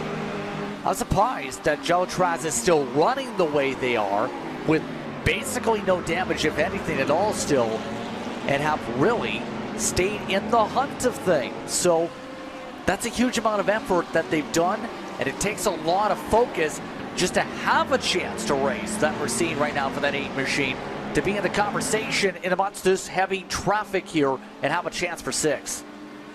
So for 6th position, they continue on with this charge, and for the moment, Dawson will look behind at Jean de Bienne through this flick left and right here, which sets up Le Mans. They go over the white line on the right-hand side. They don't get an off-track incident point for it. They can attack and use that as much as they can to give this run along the Ullman Straight. Now they'll need the clearance of the cars on the right-hand side of the screen, left-hand side of them, as into the pits now comes the number 89 out there for grid BMW M Team Burgos Plus competition. This is Dominic Hoffmann, then, who will hit his marks. It'll be the 9th grid stall back for that 9th position that they got in qualifying. Jaden Munoz then is going to get in for them as the focus goes back over to Dulatrar, and then, of course, to Effect Simulations, because Thomas Ambor is through. He's got the move done just as we cut away. And now has to focus pretty quickly to pull away. Right now, Effect Simulations checking on their previous averages that led up to this. 154.4 over the past 5 laps. That was the slowest out of that 3-car group. That's why they're really falling. And Delatraz is the fastest out of the past 5 in that pack. So Delatraz, I think, might have a great chance to get to 6th before we get up towards the next few minutes. Take away that spot because they have rapid pace at this moment.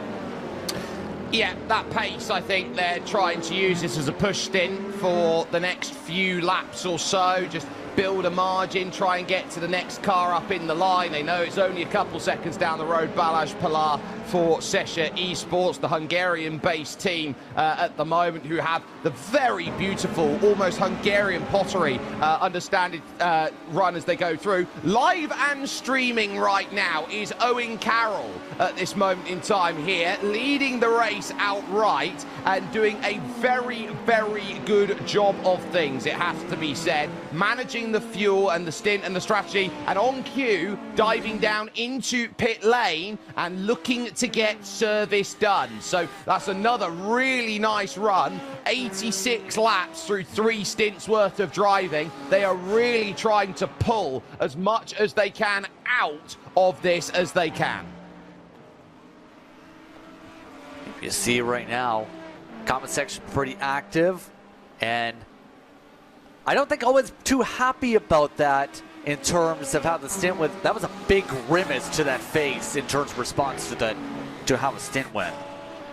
Yeah, and I think drivers will be overly critical out there, especially at this level. If you're not driving perfect, you often get it that people will turn around and say, oh, it's your fault and it's the worst thing you've ever done and you're the worst in the world. I think it's a really tough position to be one of the best sim racers out there in the world in this current generation. You're under an immense amount of scrutiny, and least of all from yourself. I wouldn't say Owen Carroll's done a bad job. He hands the car clean to Daniel Alves Lorenzo, knowing that he's got a stint to do. He's right there with the Bursa teammate of Jaden Munoz, and they could be very happy in the understanding here at this moment in time that they are not out of this race. It's tough for them at this point in the race, but they're by no means out of it.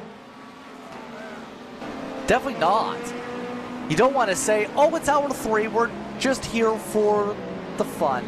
I mean, it is part fun, but I mean, your competitiveness is there, Jake, is what I'm trying to really say.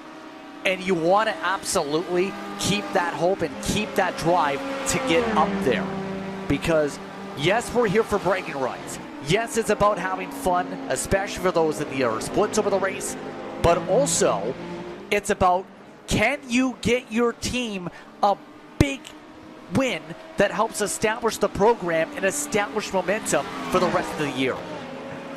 Yeah, this is one of those races. You look at what you've got to do, Daytona, Bathurst, into Sebring. This is one of the big races that builds the form. After this, you're waiting to the Nürburgring as the next big endurance opportunity to say, look, I'm on top. But you don't get the likes of these GTP hypercars to work at the Nürburgring. It's a much different 24-hour race out there because you're down in the likes of the GTD/GT3 category that they'll be running. So you don't get a big opportunity to run these hulking, fantastic GTP hypercars and even the LMP2s for a very long time afterwards. So that's why at what we would call endurance season or the winter to spring season, this is a rubber stamp moment that we see for so many teams.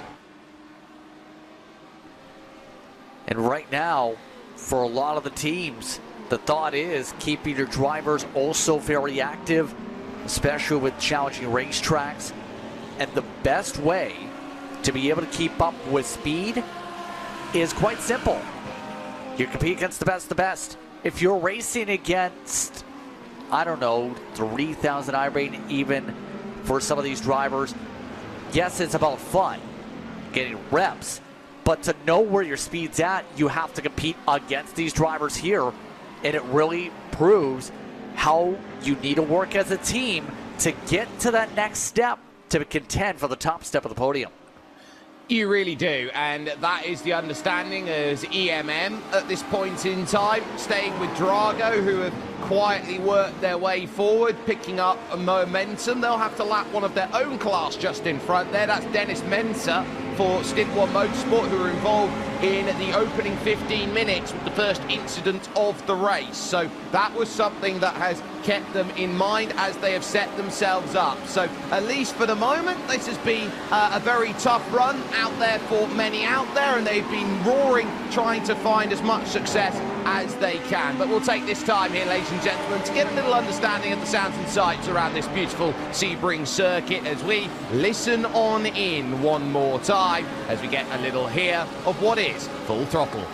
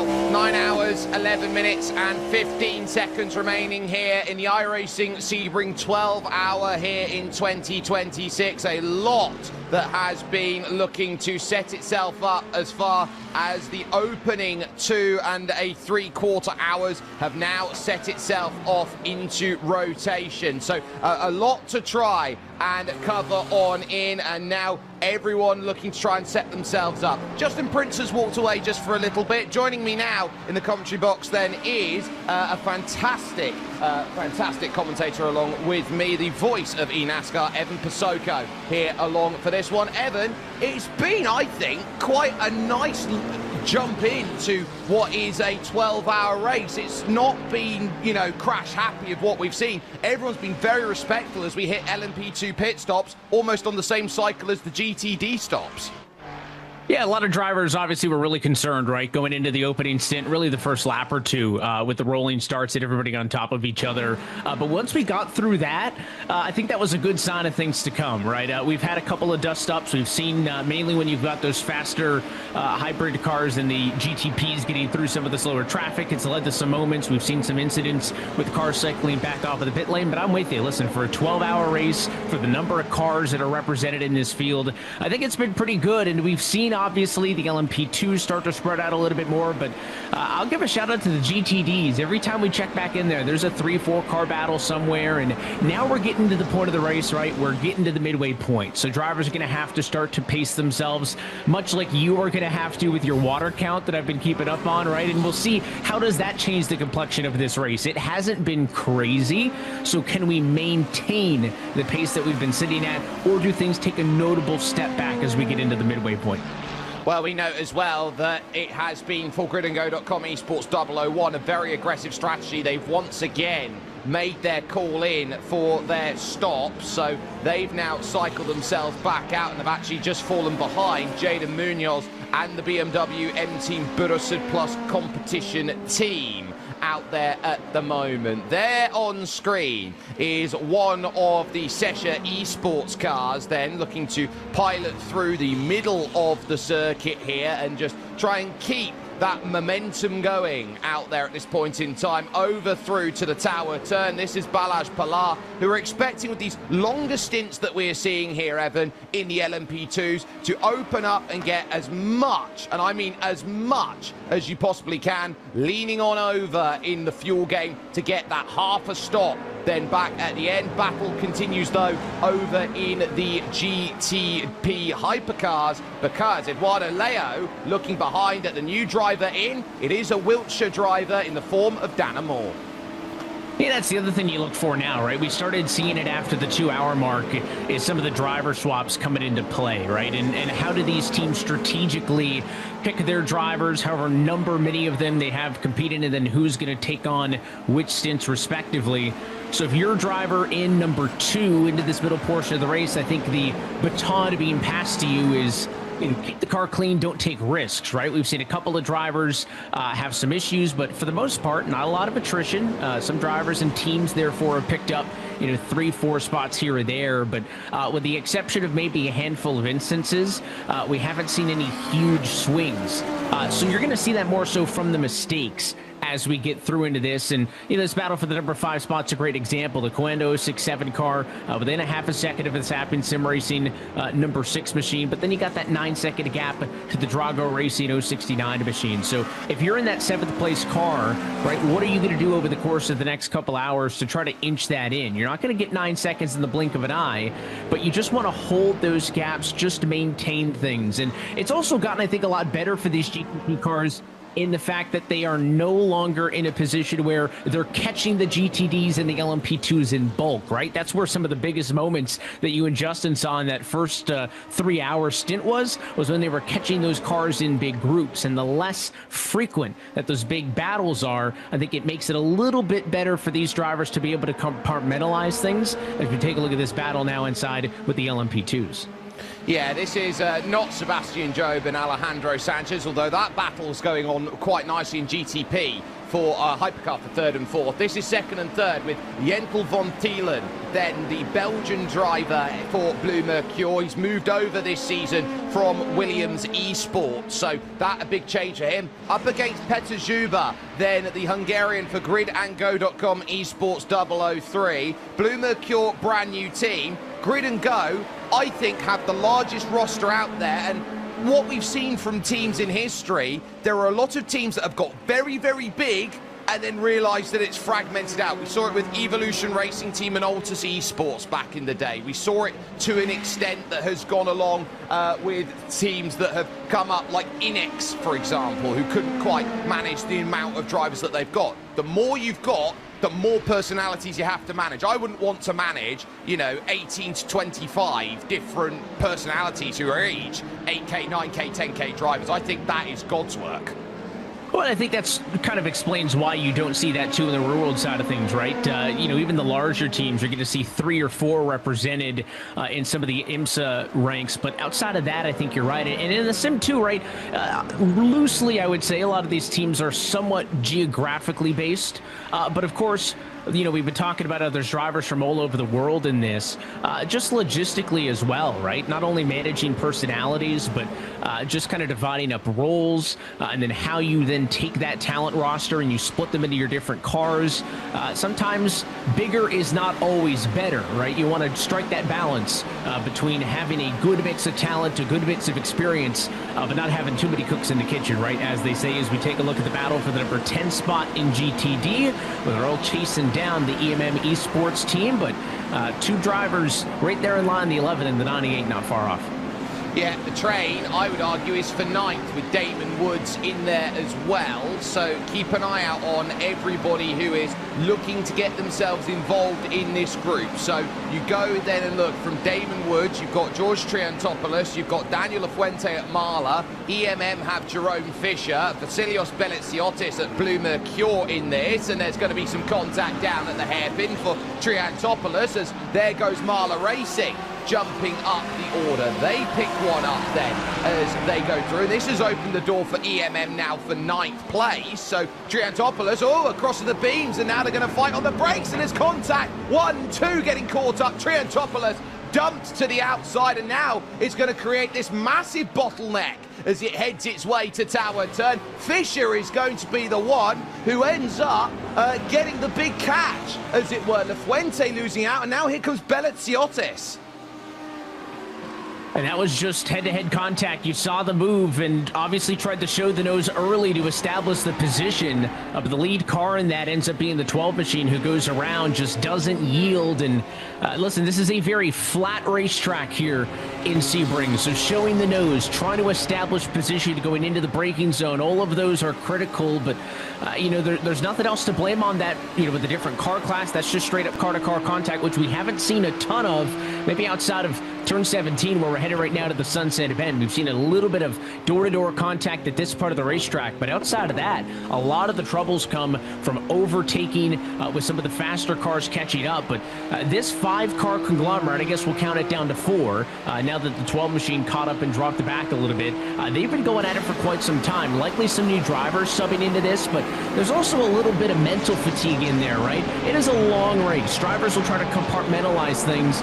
And Jake, I think we're at the point where, 12-hour races, yeah, they're long, they're endurance, but I don't know if it's as mentally taxing at this point, right? I mean, these drivers are so used to it. They do such a good job at compartmentalizing for their stints, but just being able to go out there in long laps, get to your fuel number, if it's 29, which seems to be one of the higher numbers that we've seen so far, that's easier to do when you're on your own than when you're having to battle and you're looking for those faster prototypes coming on through as that GTP driver is able to get on by this group. So maybe just a bit of fatigue, because these GTD cars in this battle, tail end of the top 10 or so, they've been going at it for the better part of an hour and a half.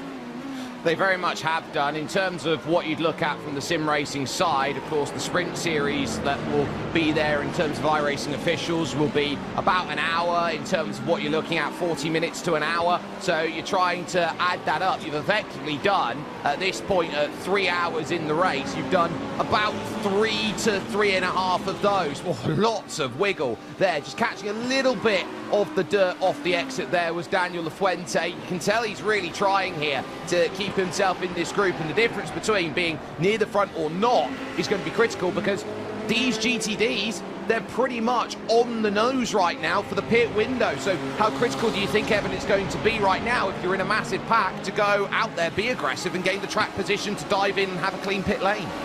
Yeah, it's obviously right now and then immediately after the pit stop's going to be critical, right? If you can get a position here just to set yourself up for the pit stop, so when you get out of the pit lane and you get off the limiter coming off of the pit road, that extra half second, 1 second before the guys leaving the pit lane behind you, I mean, that's going to gap a couple of the car links. And here they are right on the number, 29 laps, right at about another hour mark, which is the pace that these GTDs have been hitting.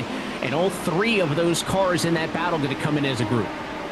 Yeah, they've also got in there Jarno Cook, who has been down in the pits for a number of laps. Battle going on the top of your screen, by the way, for 8th place in your LMP2s, as one of them is from Blue Mercure, diving down then into the pits. And I'll correct myself there at this moment in time. That was along with the leader. Sorry, that was for the lead. So that would have been Petter Juba versus Jentel von Thielen there for position then, that just gets interrupted by the pit stop cycle as they go. And just looking around at that group then that has come in and made the pit stops, Luca Alpert then for EMM, Felix Kirnbach in at Borussia plus Turner, Phil Deness is going to be there for the Mahler Racing Team, and Matt Caruana is going to be in the car for EMM. He is a brilliant driver then for the team, as our focus then shifts over to Petter Juba at this moment, just trying to work through some of the cars like Franciszek Liska at Williams and Kasper Umelen for Door Esports. And just looking at where these drivers are, pit strategy, stint-wise, I think that's what the GTD cars wanted, right? They weren't able to get that separation, but you hit your number. You got to hour marker number 3. And again, give them another 59 minutes or so, 29 laps out on the racetrack, and they'll be looking to come back down to the pit lane once more. That's the pace we've been seeing out of both the GTPs and the GTDs, right? 28 to 29 I've been seeing from the Ps. The GTD class, 29 to 30, I think in one instance, saw a couple drivers get that little bit extra. The LMP2s, obviously, their default number a little bit lower, 24 to 25, so their pit frequency seems to be a little bit higher. They're likely going to be one of the next groups to come down into the pit lane, because they've been out there for about 15 to 16 laps. But I'm impressed, just generally speaking, for how many cars, especially the GTDs who have the highest numbers. First cycle of pit stops, drivers, everybody down pit road within 1 to 2, 3 laps. You think that's going to grow and grow and grow as the race has gone on. We've got a long way to go, as we've got pit stops right there coming off of the corner. I mentioned that LMP2s may be coming up shortly, but we've got a mix of classes, some more GTDs in the back. Yeah, so you're getting the sense that everyone's starting to make those stops here, and a lot more. That's your leader overall just exiting there for Coanda Esports, and that is Louis Beilicker, who is going to get behind the wheel, and this will be one of his first starts with Coanda Esports. He has been very, very good over the years, building up his momentum, getting up to speed, and so I think he'll be quite happy with the fact now that he's been given a very good platform with Tristan Iglesias to go and work with at this point. So it sets up Sesha being 1 and 2 at the moment, Balazs Pilar and Mate Varga then are still the last of those to try and come in the LMP2 field, and just managing the expectations, because they'll be looking around at maybe WSR Esports Blue, who currently have Teemu Mulikangas behind the wheel, the Finnish driver there, and in terms of what they're trying to gain, they've probably got about 3 to 4 corners advantage now. So I'd put that at about 15-20 seconds that they've got on top if they're trying to get the lap over the top. So that's what they're trying to eye up. How much is this gap going to be coming down compared to some others, as we're going to see more diving down in, because that is Martin Kadlicik and Nicholas Matteo then off of the lead at GTD. Yeah, it's your top two GTD drivers who are down and in that time for service as Kalachik is in. Nicholas Mateo just dropped into the pit lane about 5 seconds earlier than that. So two of the top runners in the 301 and the 005 going to be in for that group. That would hand off the top spot to Ricardo Rico, but they're down to the pit lane. He comes in the Drago Racing 169 machine. So again, keeping things nice and tidy and keeping these pit cycles very tight for the GTD drivers as at the front of the field. They are in and out with quick service. We look to the pit lane entry. Another trip down to the pit lane. Is that the number 20 machine? It is. Yes, so that will be more into the lane then as they work. That will be Der Esports by SX with Caspar Umelen, then the Dutch driver who is down in there taking service, as now in come both of the Sesha Esports cars to go and make their pit stops, and this will cycle back WSR Esports Red into, WSR Esports Blue, I'll correct myself then, to the lead of the field as the red team car is in the other category out there, GTD, and down in pit lane. So they're going to meet together right now, blue and red, saying hello, how do we do? Moving on by and continuing on with their races. Kamil Grabowski, very experienced sim racer, now in for WSR Esports Red. So we see more and more of those driver changes. The minimum different numbers of drivers you have to have two. So I like to say that's why I'm making a quick appearance into place of Justin Jake, right? Minimum two drivers. We're going to change it up a bit and say you need a minimum of two co-drivers in this one. So I'm doing my stint. Justin's going to be back a little bit later on. It's all about pacing yourself, right? But some drivers going to go well above that number of just two. As we take a look, close it in now. 3 hours in the books. Let's check in with where things stand. Well, 1/4 mark. It's a great day if you are a Verstappen sim racing fan. They are 1, 2, and 3 as it stands, with the number 5 piloted by Gustavo Ariel leading, the number 3 by Chris Lullum currently in second, chased closely by the Porsche piloted by Sebastian Job in third. Porsche Coanda and Alejandro Sanchez, they're close there in fourth, with Verstappen sim racing right now 4 cars in the top 5. Eduardo Leo under threat though from Danamore in 6th position there in the 067. Drago Racing are on an alternate strategy. They're there in 7th place with gridandgo.com Esports 001 who have pitted their 8th. The top 10 rounded out by Porsche Coanda and BMW M Team Burosud plus competition 11th, Blue Mercure 12th and Drago 13th. Evan, it's been very interesting in LMP2. The LMP2s, you just talked about how things have cycled through, so I think this is going to update the next time by the start-finish line, because I think we just saw the 190 and 909 teams come down to the pit lane. But the way it shows at the moment, it's the Sesha Esports teams first and second, with WSR Esports in the number 3 spot. Again, they should update, and there you go, right on cue, up to the number 1 spot. So you'll see those Sesha Esports trucks or drivers continue to drop down, but Moradnish, you got Simify Esports Orange in the mix as well. A good battle for 7th and 8th spot. And no good for the Williams F1 team, game number 5. They are the only retirees from the LMP2 category. Yeah, they got caught up earlier on out of Sunset Bend. Gridandgo.com Esports 005 currently classed as the leaders with Sven Haase. It's then Coanda Esports 08 second and Williams F1 Team Gaming who find themselves third. WSR Esports and EMM 4th and 5th as it's 4 within 7 seconds. Drago Racing, Falcon Sim Racing Team Teal, they've had to work hard to get back there to 7th with the 777 EMM there. As we cycle on through, you'll get teams like Fiercely Forward Pink who have come in and made a stop, likes of Der Esports who is trying to get involved into this, and you've got Williams F1 Team Gaming number 4 there in play. Over then towards the 3rd page, because it is the most populous category then out there, you've got likes of Thibaut Courtois Esports there in 22nd position, Maniti then in 24th, and Stint 1 Motorsports 27 as things currently stand. A few retirees at this moment in time, which include the 004 Grid and Go and 2 Drago Racing cars out of the 3 that started this race in GTD. So that is going to be a very tough battle out there as we take a little look, Evan, at what will be coming up next. The IMSA Classic 500 here on iRacing from the WeatherTech Raceway Laguna Seca. Yeah, let's travel back in time to an era of classic sports car racing with the IMSA Classic 500 at WeatherTech Raceway, Laguna Seca. That was revived as part of the IMSA GT Championship back in 1979. Drivers will get to experience the excitement of racing both the Nissan GT-P ZXT or the Audi 9 Quattro GTO. If you are a fan of the sports car part of the iRacing special events calendar, man, it's the start of 2026 been a lot of fun, right? We've had the Roar, we've had the 24, we've had Bathurst already, the Sebring 12, and you've only got to wait until the weekend of April 10th through 11th for the next special event, the IMSA Classic 500. Good time of the year to be a sports car driver on iRacing.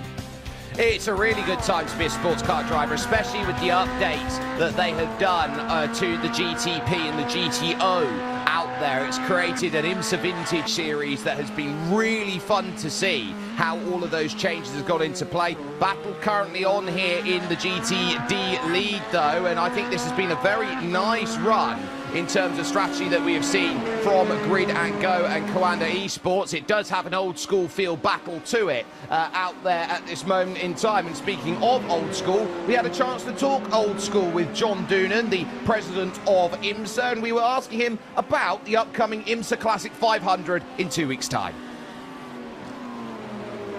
Well, it speaks to my childhood. I started going to IMSA races when I was 9 years old. First at Road America, and behind me is a selection of die-cast cars of all of our current manufacturers.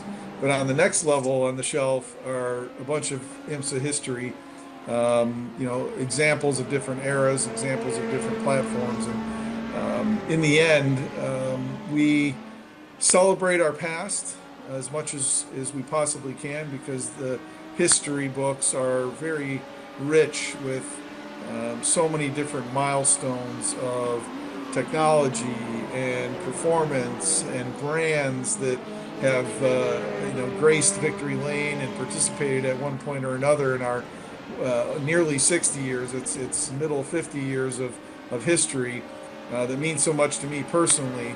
But we celebrate that, and the throwback weekend at WeatherTech Raceway Laguna Seca is going to be absolutely special for those who don't know that it's coming. It's the bunch of the race teams have adopted previous liveries or sort of evolutions of those liveries. I'm certain there'll be some special uniforms celebrating past logos and things like that.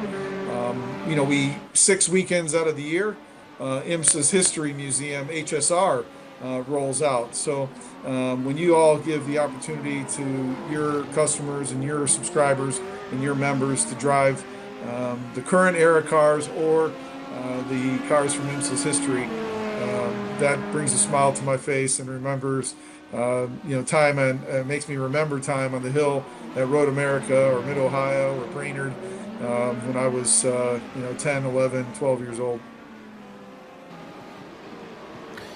You can really feel the passion there that you can get out of John Doonan, and the way that he talks about the old school style of IMSA and what it has brought and how it reflects on the new lot of IMSA and this fantastic age of endurance racing that we are starting to see out there in the world of motorsport as it stands. Back then here with Sesha Esports once more. This is the 190 on the chase. Daniel Civichavo has got in for them here, Evan, and hunting down Tom Griggs here at Effect Simulations at simcoach.co.uk. So this then is going to be an important understanding of, well, how do you get up to speed first and foremost, and secondly, Effect Simulations, one of these specialist teams that do very well in LMP2 racing. Yeah, right now they're just trying to get around some of those GTDs, which has actually worked in favor of the Effect Simulations 909. That gap was under a second about a half a lap ago, but the 909 machine has been able to open it up just a little bit. Now, finally, the 190 machine of Civichavo is through, but now you get a better visual of the gap between those two as they head back off to turn 17 and through the Sunset Bend to try again. But when you go through those driver swaps again, you may jump in to the middle of another driver's stint, right? They may have just come off of a pit cycle but stayed in the car, so you could have drivers that have just gotten behind the wheel, drivers who've been driving for an hour or two. You see a non-pass for position as they continue to work around some of the slower categories behind them. But that's the kind of mental toughness that we talk about. And again, I think we're at the point where this level of endurance racing on the sim is so commonplace that maybe the sparkle and the wow factor of 12-hour sim race, and I think that's gone, right? This is business as usual for these drivers at this level, but it is still a note to be made that you get out there lap 1, you are expected to get into a rhythm just as quick as a guy who's been out there for 60 minutes to 2 hours already, and that's the challenge. So we'll see if that 190 can close the gap, but the last couple laps have certainly benefited that Effect Simulations 909. Yes, and so you're also understanding as well, you're trying to get into a car that might not even be 100% when you jump in. It's very tough to practice that out there on the sim. If the car has a little nick in it, has a little dent, you don't quite know how it's going to feel when you jump in the car. That's why you need that experience of understanding, okay, does this feel at 100% or not? If it's yes, we go for it. If it's anything less than that, then you err on the side of trepidation out there, and I think that's going to be really important. Joining us now in the commentary box for a little bit of a chat will be the team boss over at Grid and Go. Gabriel Streitmatter is here, is going to be there in just a moment. We'll get on to that then in just a couple of moments' time. Then that'll be what we're queuing up in the next couple of minutes. So apologies there, ladies and gentlemen. But Evan, as far as it sits, I look around at this long game that we're seeing, and this is what we see from endurance racing. We're trying to get the long game sorted, and so we're seeing a lot of these races right now. We're not seeing massive moves at the moment because teams aren't looking at that. They're looking at end game. They're looking at what do you do to get the move with the least amount of risk. Yeah, that's why it's a little bit, it kind of tricks the viewer sometime, right? When you take a look at a battle and you see a gap start to grow, and even if it is a battle for position, toss 2-3 cars in the mix, they may be fighting for position on the racetrack right now, but if they are on slightly different pit strategies than each other, then the battle on the racetrack is inconsequential. And what actually matters is just overall lap time, right? If you get stuck around a bunch of other drivers in your class and one of the other classes, if that's going to hurt your average lap time for that stint, that's really what's more important than that battle in that moment. And that's, I think, my favorite thing about endurance racing. We've seen moments where the Verstappen sim race machines were under 1, 2, 3. Right now, they're 6, 8, 9 in class. And again, that's not because of some sort of big misstep that has taken them out of contention. That's just how the various strategies are going to play out in the GTP class. And it can be a little bit tricky, 8 hours left on the clock to be able to track those. It's easy early, to identify some of the teams that are going for the short pits and obviously trying to push their pace a little bit more. You get to the midfield part of the race, it might be a little bit harder to identify whose strategy is actually working better than somebody else's. And then, 3 hours to go, 2 hours to go, that's when it really starts to come into focus. And I think that's my favorite time to tune in, even though, 2 hours isn't a quick sit, but that's really when all of that work for the previous 9 or 10 hours comes into play, and you start to see, the couple hundredths here or there, the extra lap or two on a stint here or there, where they really reap the benefits of all that. And in terms of reaping the benefits, it's not just here in top split where you get the opportunity to go and reap the benefits. You can do so through all 43 splits that are going on right now here, right now in the Sebring 12 hours. This is split number 5 that we head ourselves over to at the moment. Callan Shepherd currently in control of GTP Hypercar. You've got Oliver Furnell then leading LMP2, and as we focus here, this is going to be as tough can be for various different elements. You can see that gap. They've got 6 seconds, so they'll be quite happy out there with what they're doing at the moment here in split 5, and a very nice there, I would say, fluorescent greeny yellow and black livery that is there out there. Reminds me of the Zenith Esports liveries that we've got there. There's Oliver Furnell running there. It's the Basic Racing team out there. Basic Ollie doing well in LMP2, leading category, Evan. Yeah, and just generally speaking, I think you see bigger gaps here in split number 5 than what we've seen in the top split, right? We were looking at the GTP group.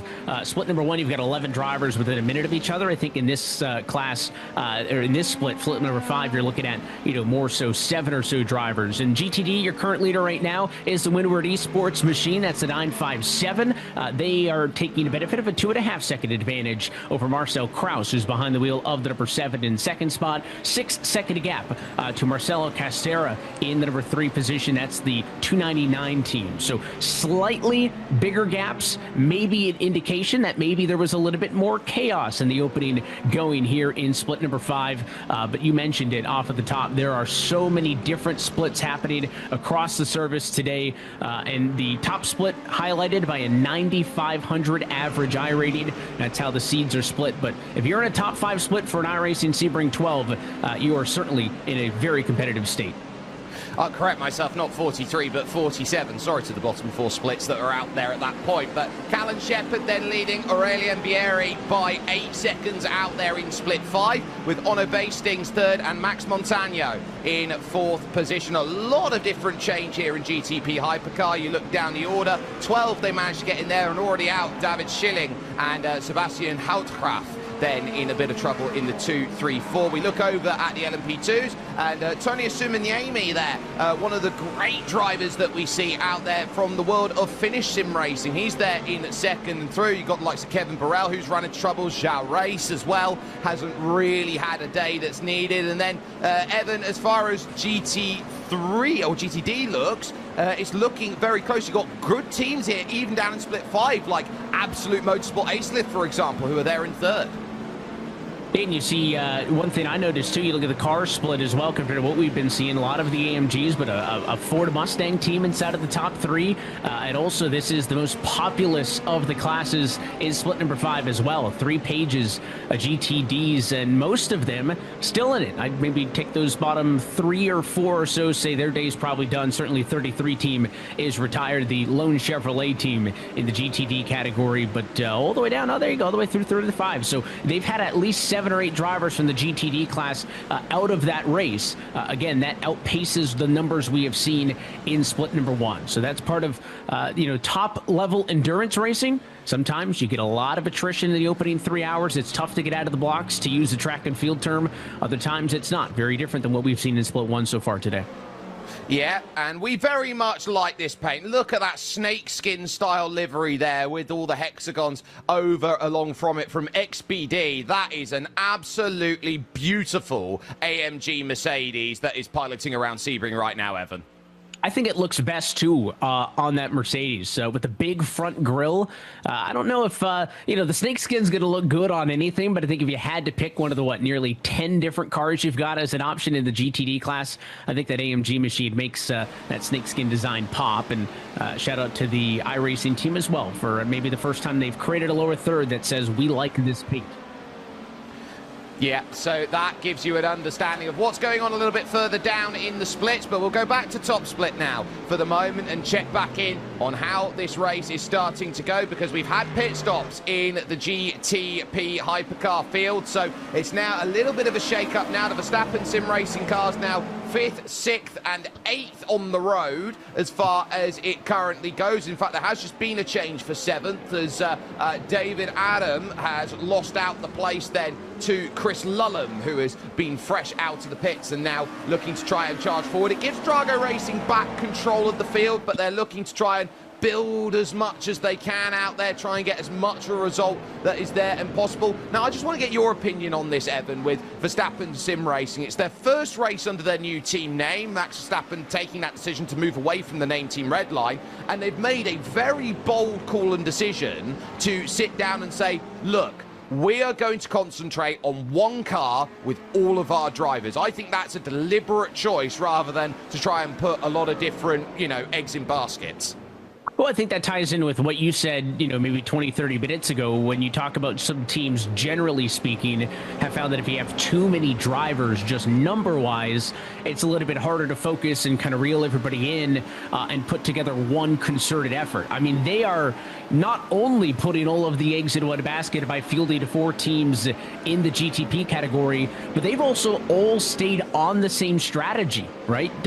We have not seen, 2 of these Verstappen Sim Racing teams go for one strategy, maybe 2 go for the other. Of course, 3 of the 4 of them picking the same car class, but all 4 of their teams, the 5, the 4, the 3, and the 6, all pitted on the same lap 8 laps ago. So they are hyper-focused, I would say, in the GTP category, not only getting everybody into the one class, but so far, basically trying to run mirrored races to one another.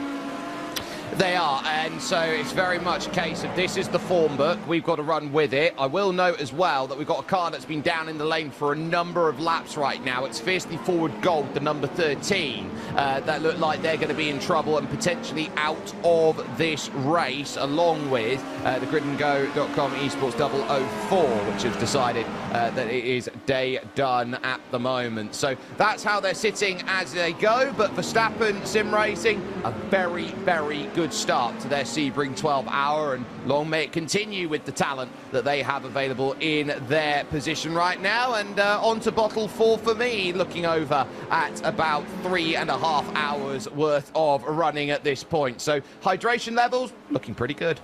Are you self-updating the iRacing team on the hydration numbers, or are they just constantly monitoring your webcam? That's the answer I need. Little bit of A, little bit of B. Well, it's good. You're keeping pace with the fuel strategy, and I think maybe that's going to be the benchmark to be set in this one. So if you're looking at the over-under, I'd put that at 11.5 right now. I think that's a competitive bet to make a decision on as we get later into this. We'll see, though, right? These cars, their fuel consumption is going to stay pretty much the same all race long, right? Once we know their stint number, we know what it's going to be, and we can kind of track that as we go. What I want to know is what the Jake Sperry stint is going to be on the fuel for the water bottles, right? Are you going to get more water per laps as we get later into the race, or is it going to be the opposite? Are you going to consume less water the deeper in you go? Because you are not, notably, a GTP, an LMP2, or a GTD. So, your energy consumption may be slightly different. It is, and I wish I could be as formulaic and as simple. My stint levels vary depending on how it's going to go, how aggressive, how exciting the racing is out there. So it is going to really strongly depend on how good the racing is out there, how they're going to battle about. So I think it's just a wait-and-see process out there at this point. So there is still going to be a lot out there to try and get on sorted at this stage. For example, noting that Sean Campbell, by comparison, making all those aggressive runs on those aggressive stops, effectively at this point, Evan, compared to Verstappen Sim Racing, has a 17-second margin, but they're trying to get an extra pit stop, maybe even 2 extra pit stops out of it. So they're really trying to work hard, basically going an all-out aggressive strategy. Yeah, and you're almost now seeing it divide into 2, right? I think it's a little bit more complex to just call it a 2-strategy game up front, but you certainly have the 069, the 001, the 89, the 9, those teams up front that have, started to build away from the Verstappen Sim Racing team who kind of carries the flag for the other strategy, right? First they were, pitting 2 laps apart, then 3, then 4, then 5. And to your point, if you're trying to take a full trip down to the pit lane out of this, you're going to eventually have to build that number up and into the 20s. And 5-lap difference, is that enough through 3 hours? You go to 6 hours, does that get you to 10? You go to 9 hours, does that get you to 15, right? Like, are you getting enough to get the full benefit of one either additional or one less trip down to the pit lane? Or it may not even get to the point of an entire trip, but even just to the point where one final pit stop is not a full fill it with fuel. And again, you're really splitting margins there over the course of 12 hours, but that is the level of precision that you need to be able to calculate as a team if you expect to be competitive and be chasing checkered flags in split 1 of the Sebring 12 hour.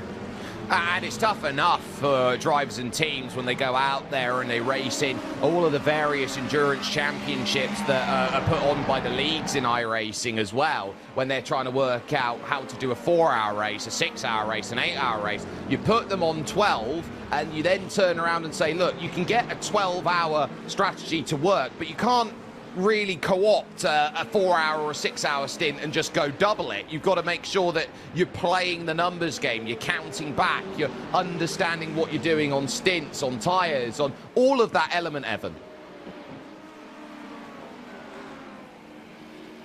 So, just before we get ourselves any further on, as Sean Campbell just retakes the race lead, Gabriel Streitmatter is here along with us from Grid and Go Esports. Now, Gabriel, a lot of teams always try and understand and get through over the course of racing. So you've got 7 teams in the various classes out there, 8 out there, 7 that have made it to top split.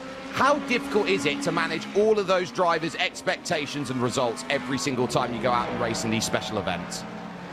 Well, first of all, thanks for having me and for doing this really good Gabriel, broadcast. I don't think we've Loving quite to watch got this. your mic there, buddy. Please? Oh, I think we do. Sorry, my apologies. We do? Okay, perfect. Yeah, again, thanks for having me. Really happy to be around, and yes, we have a lot of cars here on the race, and they are also running really well, so I'm really proud of the team. As you mentioned, we have 8 cars participating in the race. 6 of them made top split, and yeah, the GTP car is running towards the front in the 001, the LMP2 car is running towards the front in the 003, and the 005 is also in the GTD class in the front. So really happy about this. Of course, with this many drivers, it's always a tough ask to look over everything, but I think I'm not the only one here in management. We have a very good management stable.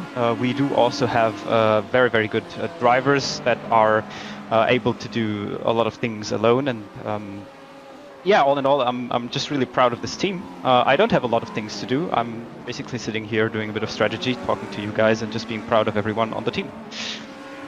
And that proudness factor for you now is probably going to sit in a position where the team's looking to be very aggressive with Sean Campbell. You've had a number of good efforts that have been going on, and most of your driver effort has gone into the GTD field. So keeping a finger in the pie in every category, how important has it been for the team to keep building up over the course of the years, trying to find these results and trying to challenge against the teams like Verstappen Sim Racing, Coanda and Drago? Yeah, obviously, when we founded the team, should be like 2 or 3 years ago, it was always the goal to fight against Redline or Verstappen.com and teams like Coanda, Williams, who have been on the top all the time. And yeah, we're just very fortunate to be in this position to have this many good drivers. First of all, we started with a very good GT stable.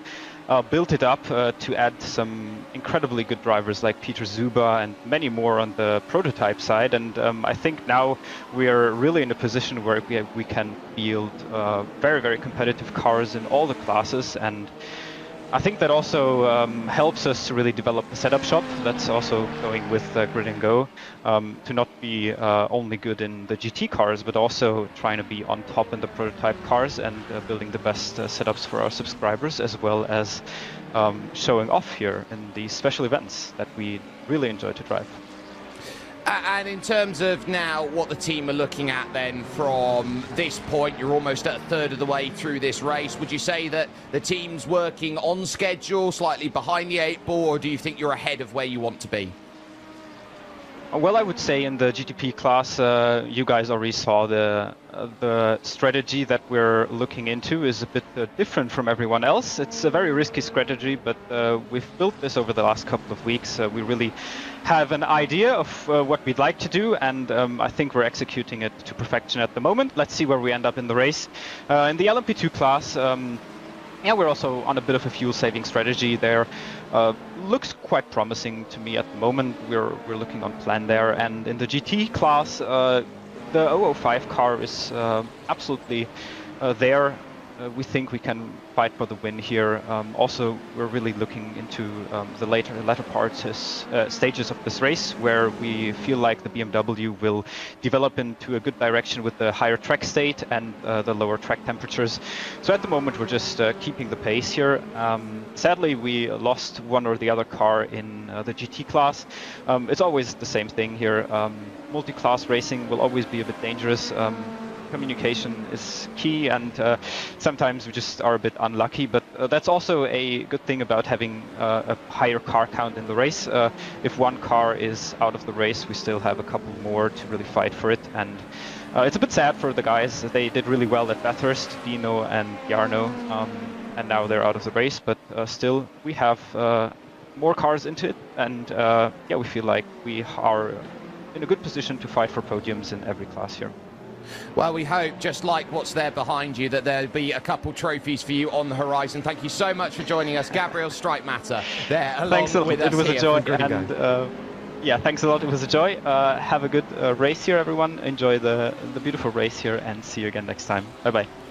not a problem. Gabriel Streitmatter there joining us and having a very, very good run of things then for Grid and Go. Just managing expectations, Evan. You really get to hear there from Gabriel the amount of pride that he has of what Grid and Go are able to do and achieve. It's not often that you can get sometimes even one car up there. I mean, we were looking in Split 5. I look at guys like Kazuki Fujita's down there. Trevor Vrosky is down there. You're looking at you know, Carter Kunding is another name that comes through from the American scene out there.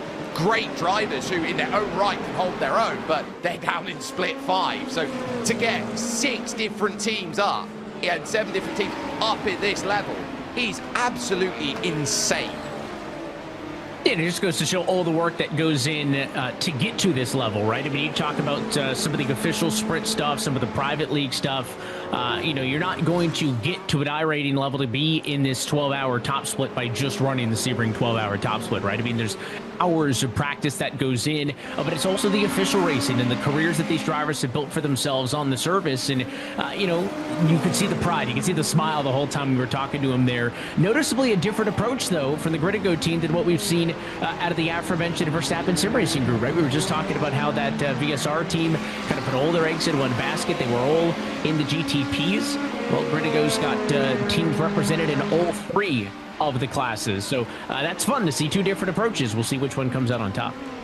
We will. It's a case of tortoise versus hare a little bit out there. We'll take a look over to your LMP2 leader in Split 5, Basic Ollie, live and streaming out there on Twitch as part of your iRacing community members who are going out there putting a really good focus on this race. And you really see already here, we're only on hour number 4, basically, in this race, heading towards, at this point, 3.5 hours just gone. Look how dirty the windscreen is and actually how much gets kicked up by running off wide, Evan. Yeah, it's a really flat track, right? We mentioned that earlier. So you don't have a lot of banking in the corners or obviously any elevation changes to kind of hold the car in. The curb's also pretty flat compared to some of the other tracks. So you're getting a lot of that 2 tires in the grass, 2 tires in the dirt. Not only is it going to add some dirt and debris to the windshield, which they can clean off when they come down to the pit lane, but to an extent, right, it is going to mess a little bit with the handling of the racing surface itself. If you get enough drivers dirtying up a corner, the iRacing, the way the dynamic track works is it is going to hinder things a little bit as he's trying to find a way through by the 77, but that's a tricky spot on the racetrack to do so, and waits to find an opening to get around the BMW. He'll have an opportunity here. I don't know if that was a half block or a hesitation, but he gets through nonetheless as they'll head down to the second half of the racetrack. This is also such a good perspective from his view because it shows you all of the different data that the drivers are taking in, right? So not only is there team support when it comes to strategy and numbers, but the driver themselves in top-level sim racing is taking in the relative data, right? So that's your timing on the top left side of the screen, where everybody is positionally in all 3 of the classes. You've got your track map with the top right color-coded by class. You're keeping that information in mind. You've also got your split deltas versus your best lap. I mean, there's so much data that the drivers are responsible for, in addition to driving the race car.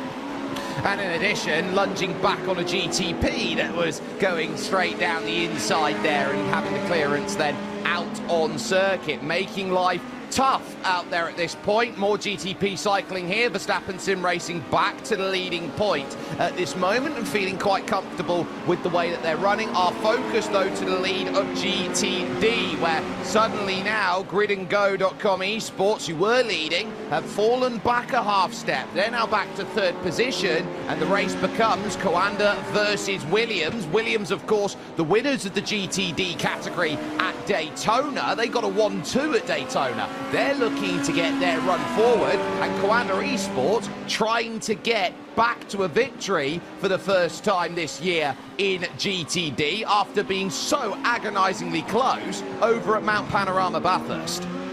Yeah, one of the teams, the Williams F1 Team Gaming 2, that car's already out of the race in this GTD category. Their number 4 car, the number 14 machine's back in the 19 spot. So this Team Gaming number 1, the 15, the flag bearer for Williams F1 Team Gaming, all over the back of Bellique, who's driving the Coanda 08 machine as the leader right now. And you mentioned that the Grid and Go 005, piloted by Haas at the moment, has dropped the back.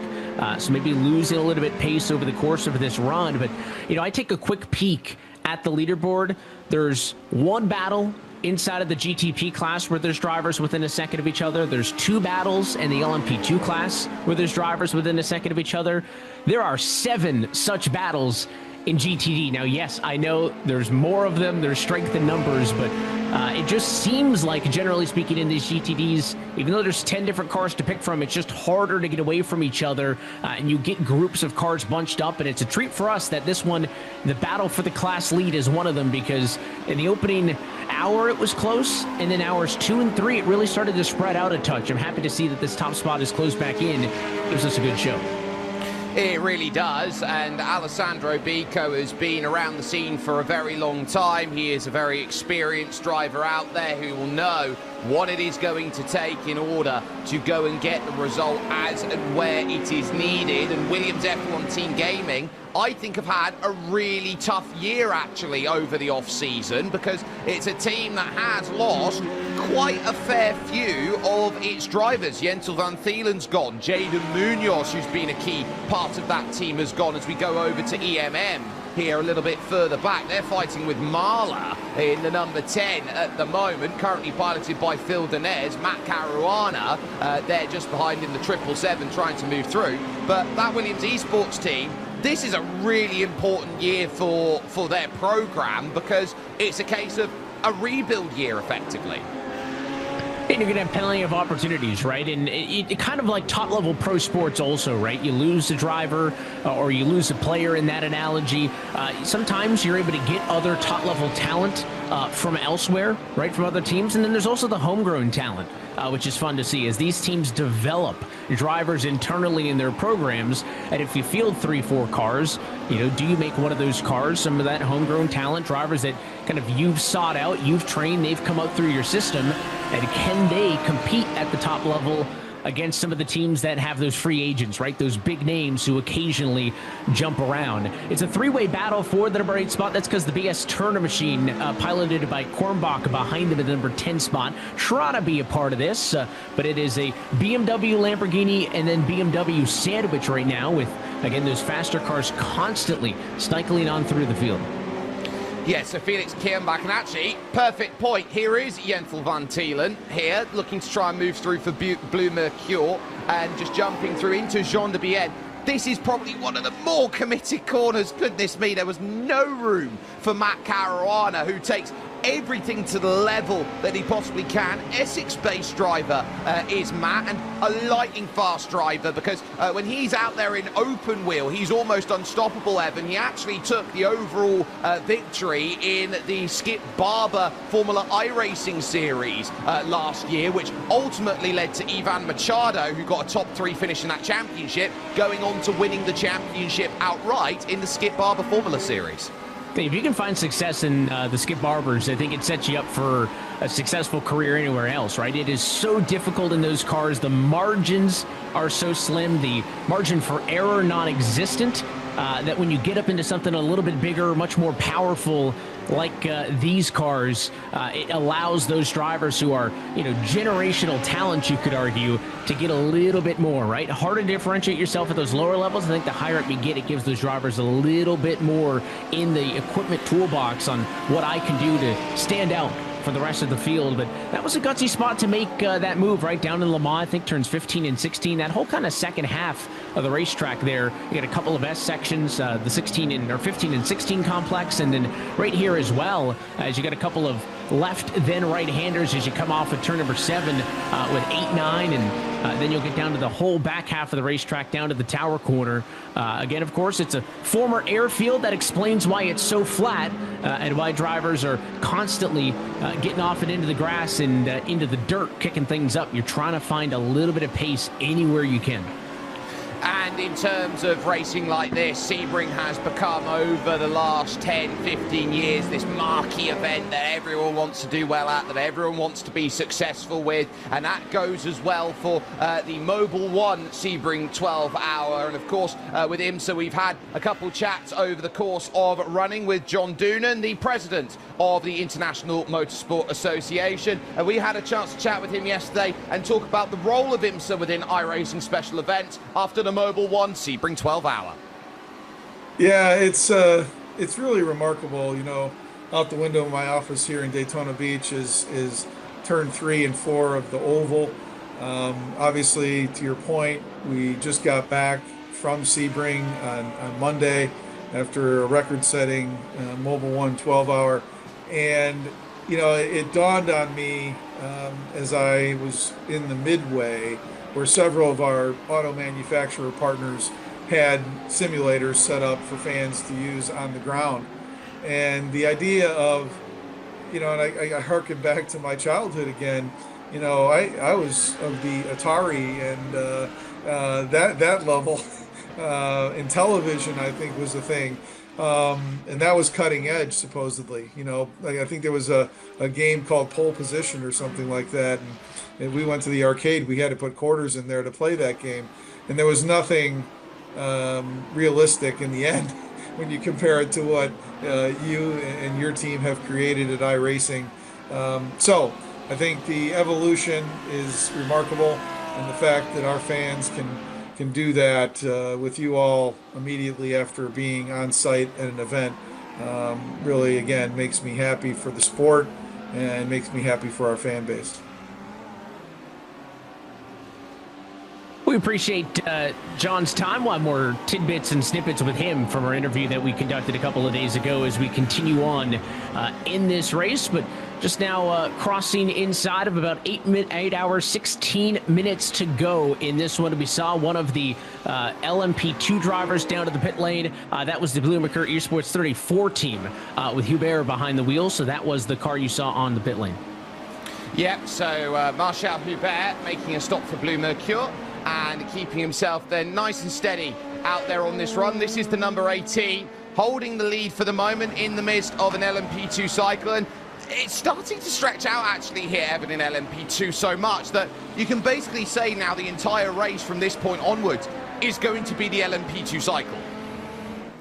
Yeah, 12 drivers in this LMP2 class, same number you've got amongst the GTPs. So again, the smaller of the two categories, but they have, I think, spread out quicker than what we've seen out of everybody else. And again, you've got everybody basically has made the one additional pit stop if you're fifth on back in class. We're waiting on those top four, the 18, the 003, the 126, and the 190 to come down to the pit lane. They've all been out there for anywhere from 21 to 23 laps or so. Again, these cars can't go as far as the GTPs as the GTDs can, so they're all within, call it 4 laps or so of that number. Once they all come down to the pit lane, you would assume that would cycle back things in favor of the WSR Esports Blue number 23. So we'll keep an eye to see if that holds true as those gaps continue to build. But the LMP2 class, much like we've seen out of the top GTPs, starting to spread out, starting to really cycle into their various pit strategies. I'd like to really thank Chad, actually, for catching me up on that. Matt, apparently from Berkshire, not Essex, which means I've got to do some more work on listening to hear the accent a little bit better in terms of next time I get an interview with him. But at least at this point in time, you're seeing how the work's having to be done out there on track. A chance for a bit of a lull at the moment. Dana Moore just behind there for the Coanda 067 that is in 7th position. It's trying to stay with Sean Campbell for gridandgo.com esports 001. But if you're understanding they're on a completely different strategy, Evan, I think if you're Porsche Coanda, you just say, yeah, I'm just going to let them go because I will try and get them back when they have to make more stops than us. I think that's what you're looking at here. You're working out, who are you really racing? Yeah, and we mentioned that earlier, right? Is here you see the decision to come down to the pit lane, so it's going to be service for your class leader at LMP2 as that blue Mercure number 18 team is down to the pit lane, and the Grid and Go Esports 003 follows them in. Is even if in the moment it is a battle for position, if you're not on the same strategy, it's not. And then you make a decision as the lead car.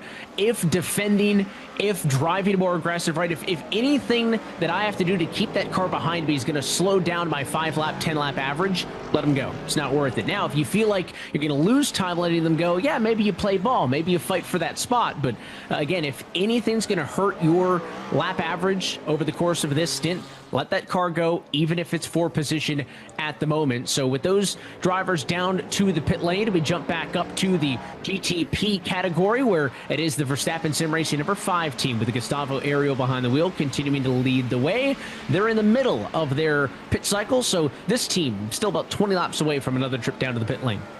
And Evan, Gustavo Ariel as a driver is world class. We've seen him time and again do so. But you also look at the fact that he's a part of Verstappen Sim Racing, so obviously his mentor, Max Verstappen. But before he was there, he was at TK Esports. So when you've got both Max Verstappen and Tony Kanaan to go and give you the understanding and the building blocks of how you're racing, I can't think of any better sort of tutelage for a driver.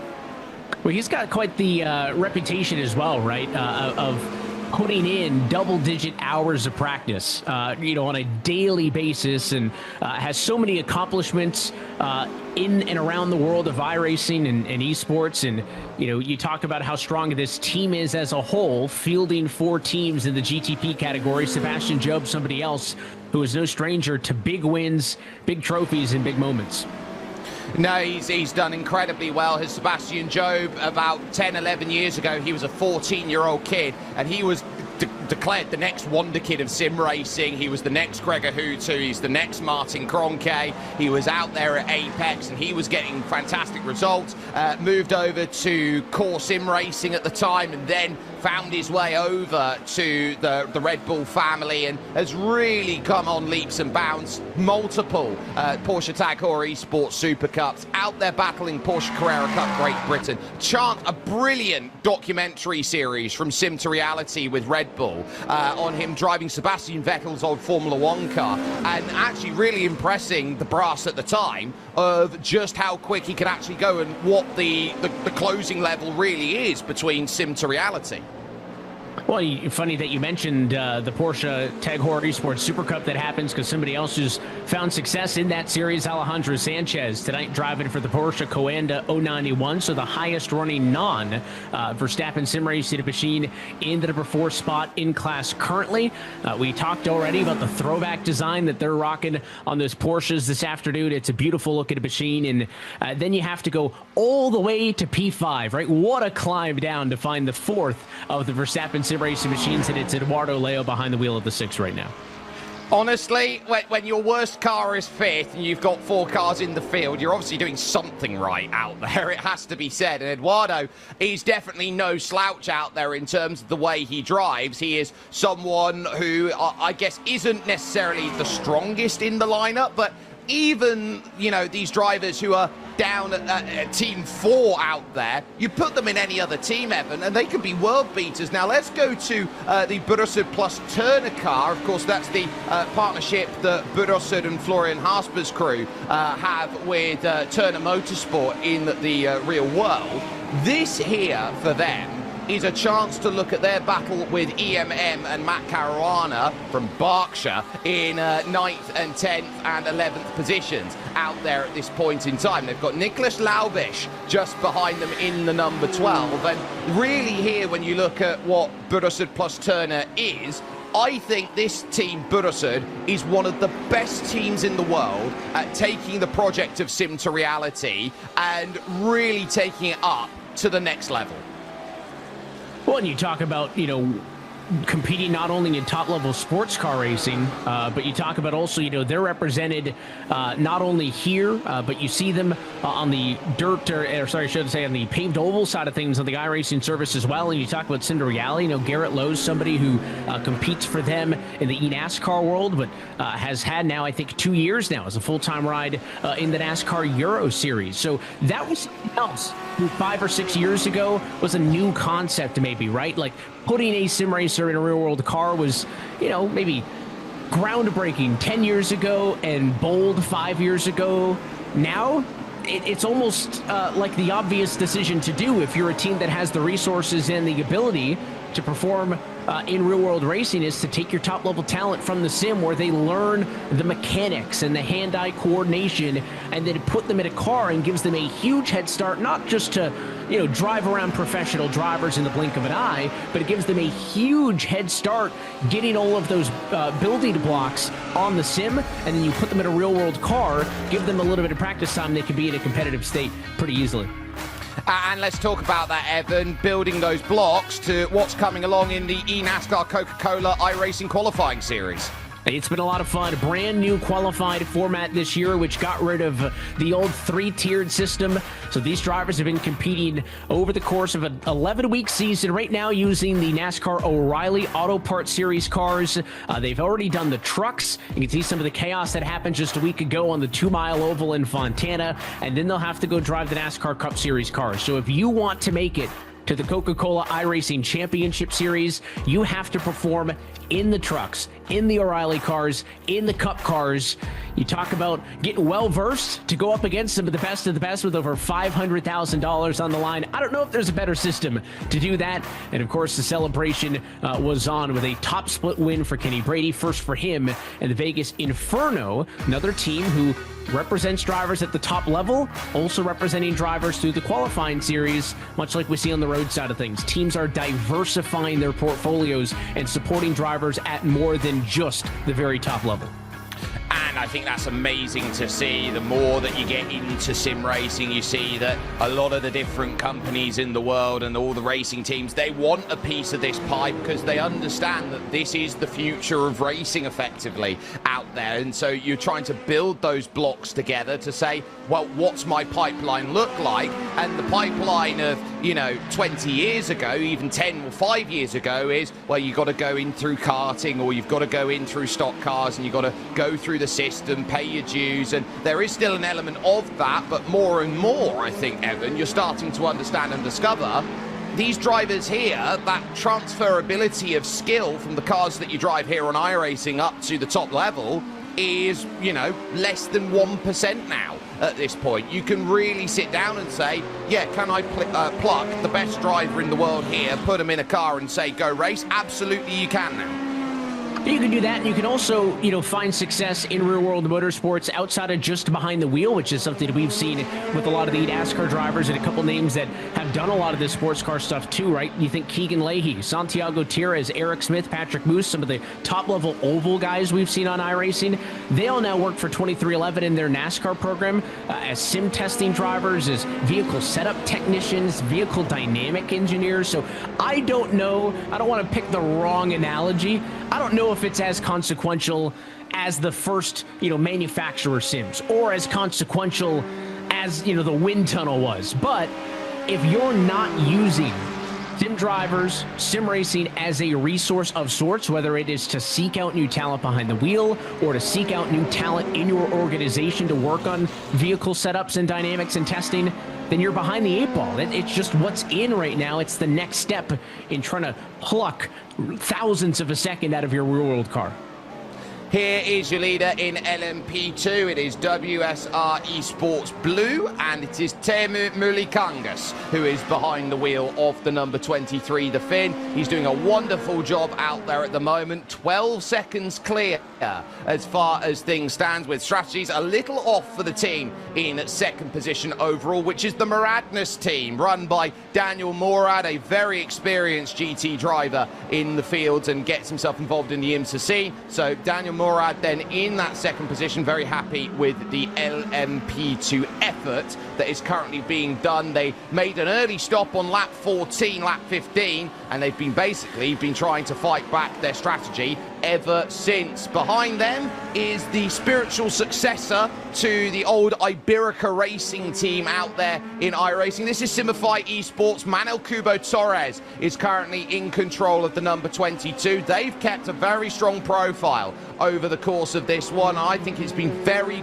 good to see what effort that they have done. Just behind them on their debut in the number 18 car is Blue Mercure. They do have a Spaniard behind the wheel in the form of Pedro Valencia at this point in time. They're just trying to navigate by Casper Umelen for Der Esports by SX, and they manage so into Jean de Bien corner. The final teams like the top 5 directly fighting for position. You can see him there, just 2 back in the line. That is Petr Zuba then for the gridandgo.com esports 003, and their best effort here, or only effort that they will have here in the LMP2 division. They are giving chase at this point in time, Evan, and I tell you what, only seeing a car just dangling there like a carrot in front of you, you know, it almost G's up certain drivers to go, let's give it that extra 5%.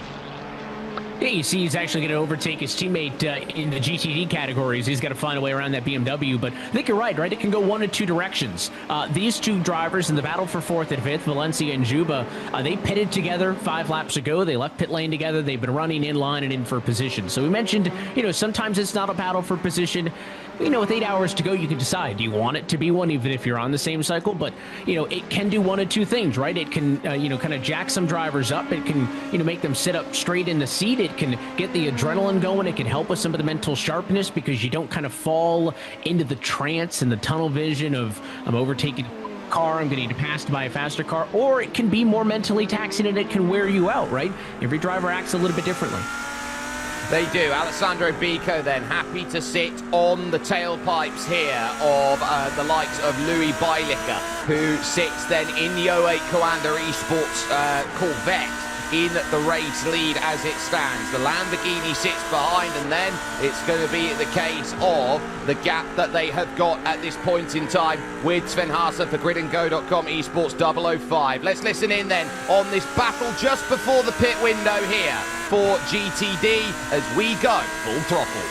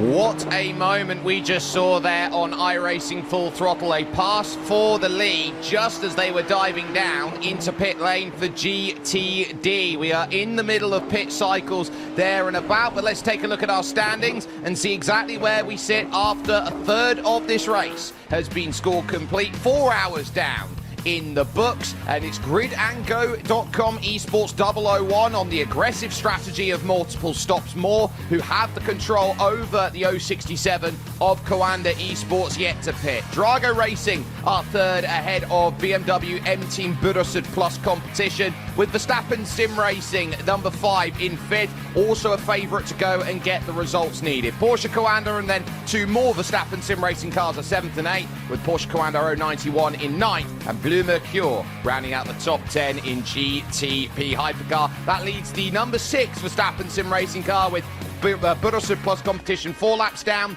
and Drago Racing 96 out of the race. Evan, over to LMP2, where again, there's a lot of chop and change.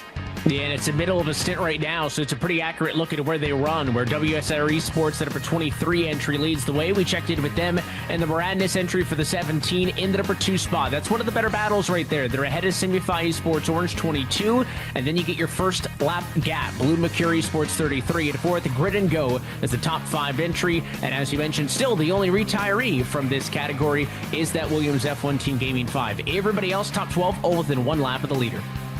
Yeah, and now over to GTD, where gridandgo.com esports have stayed out longer than their rivals around. So too have Dur Esports by SX and Coanda Esports 08. Williams F1 Team Gaming then fourth with WSR Esports and Drago Racing. EMM Esports 77, it's updating just as we speak. There, Falcon Sim Racing Teal, the Marla Racing Team 9, and Fiercely Forward Pink currently rounding out your top 10. We look on down the order then. Further from that, you will have teams out there that are making progress, like Burusud plus Turner, for example, who are in 11th place with the second of the EMM Esports cars, the 777 that is out there. Falcon Sim Racing Team Blue down in 16th, representing the Ferrari. Haven't seen too many of those. Thibaut Courtois Esports, also another one with those. SDR Racing, 19th position. They're doing an okay job of things at the moment. The lone Mercedes out there of Low Cortisol Racing is 23rd. You've got Stint 1 Motorsport 4 laps down, and you start to hit the retirees, or those who are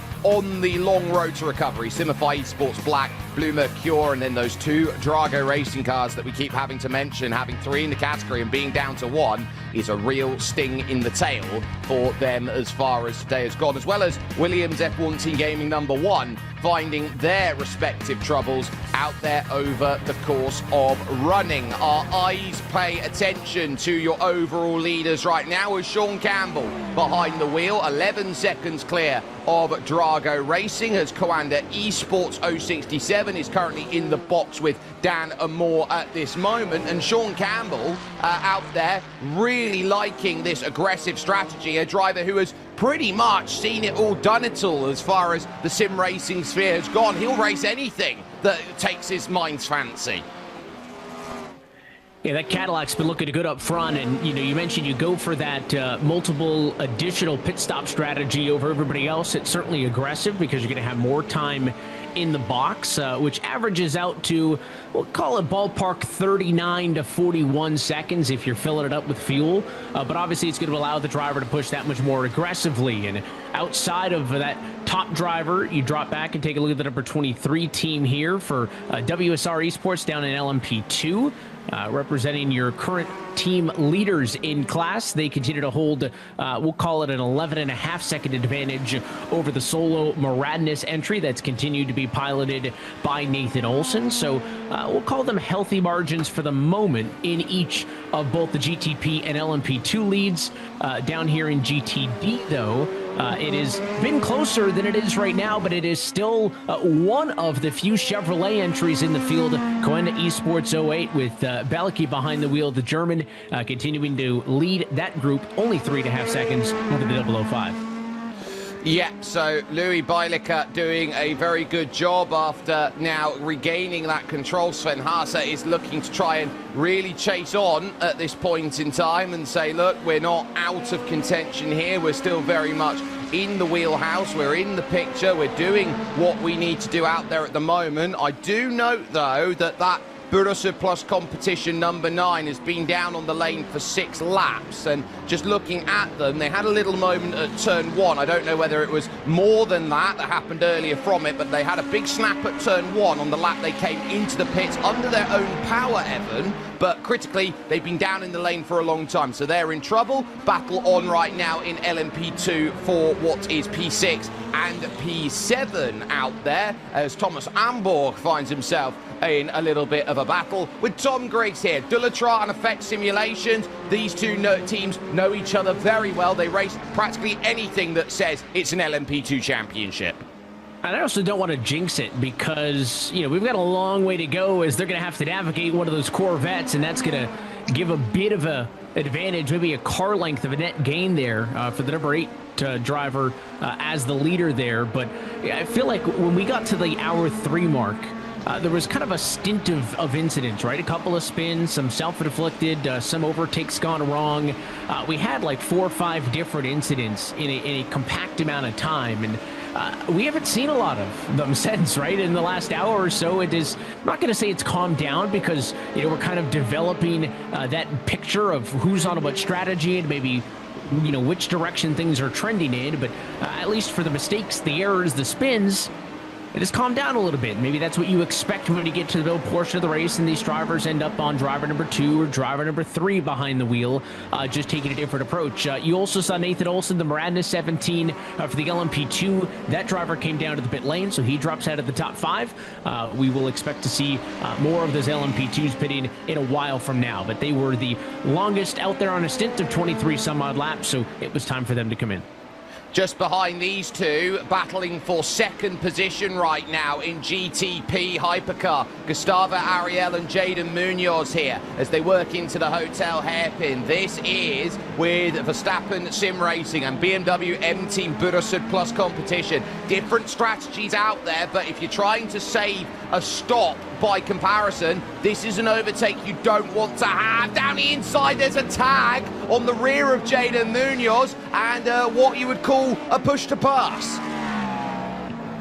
It was an aggressive move, but it got the job done quickly, and that's what it's about, is not prolonging the battle. If you're going to commit, if you're going to make the move, you want it to be over and done with at a corner. You don't need to be going side by side through this mess in the back half of the racetrack with the left and the right, the left, the right, those kind of S sections and those rhythm sections. So it is maybe, I don't think harsh is the right word. It was a direct move. We'll call it that. Direct move for Gustavo Ariel, but it works out fantastic. It gets the job done. Already has put a second gap on Jaden Munoz now in the number 3 spot and can continue to go to work and try to pull away. You'd always argue, how far along are you in order to command the space that you're trying to jump into? I don't know what your understanding of what you would like as a driver if you've basically got the chance to sit down and say how far along you'd want to get. I'd look around at about halfway along is you are in the racing room element. It was a case where you looked at that incident as there goes wide just behind Tom Griggs. It was a case of looking at it and going, okay, he got to the rear wheels, but that not much further than that. It was spirited, right? And that's the fun thing, too, is we'll get a second look at this one too, is oftentimes different racing disciplines, also different parts of the world, right, geographically are going to have different understandings of what that line is. And let's go on board and get the perspective of Gustavo Ariel.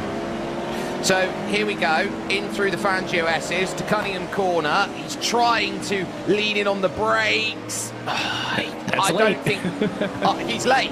Basically there, he's looking around. The bus has basically just pulled off without him, and he's just grabbed onto the back of it and said, no, please, I'm on. And basically, he's allowed himself on the ride. And listen, it's a long race, right? You kind of pick and choose your battles. Is it worth the move there?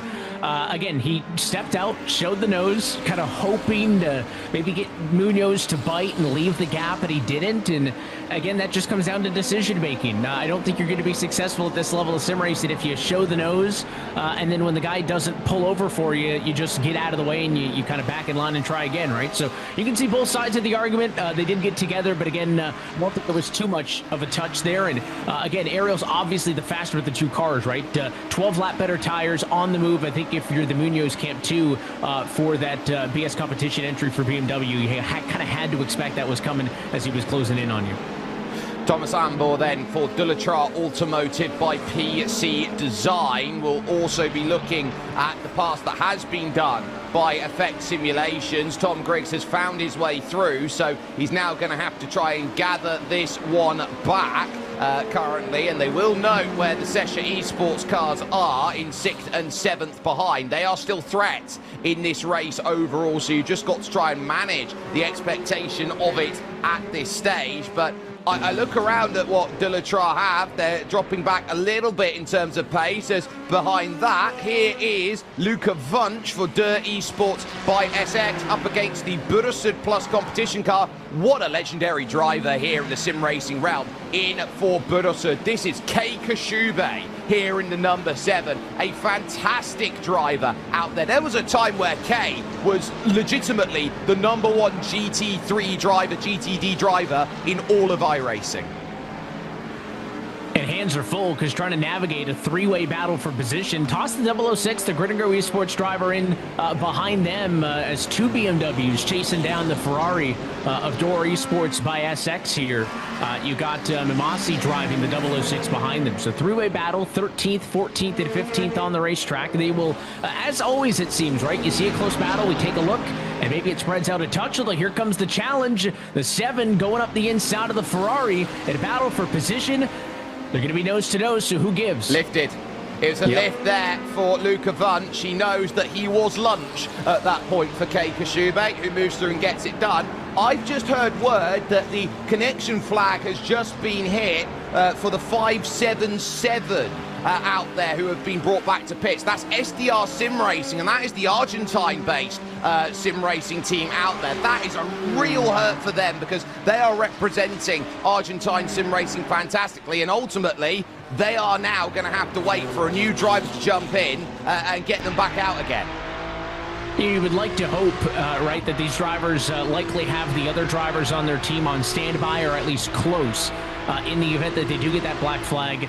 For connection issues, obviously, it's a big factor in online racing, and the drivers all over the world. Again, the hope for that team is if somebody else gets in the car, even if they are, in the same country or in the same part of the world, that they may just have a more stable connection. So hopefully, for that SDR Sim Racing 577, they can get back behind the wheel pretty quickly, assuming that all of their drivers are close by. Sometimes the discords get a little bit quiet on a 24-hour race if it's the middle of the night and somebody's on the graveyard shift, but 12-hour race, I like to hope they have a standby driver close by, but that's a shame because they were doing pretty good.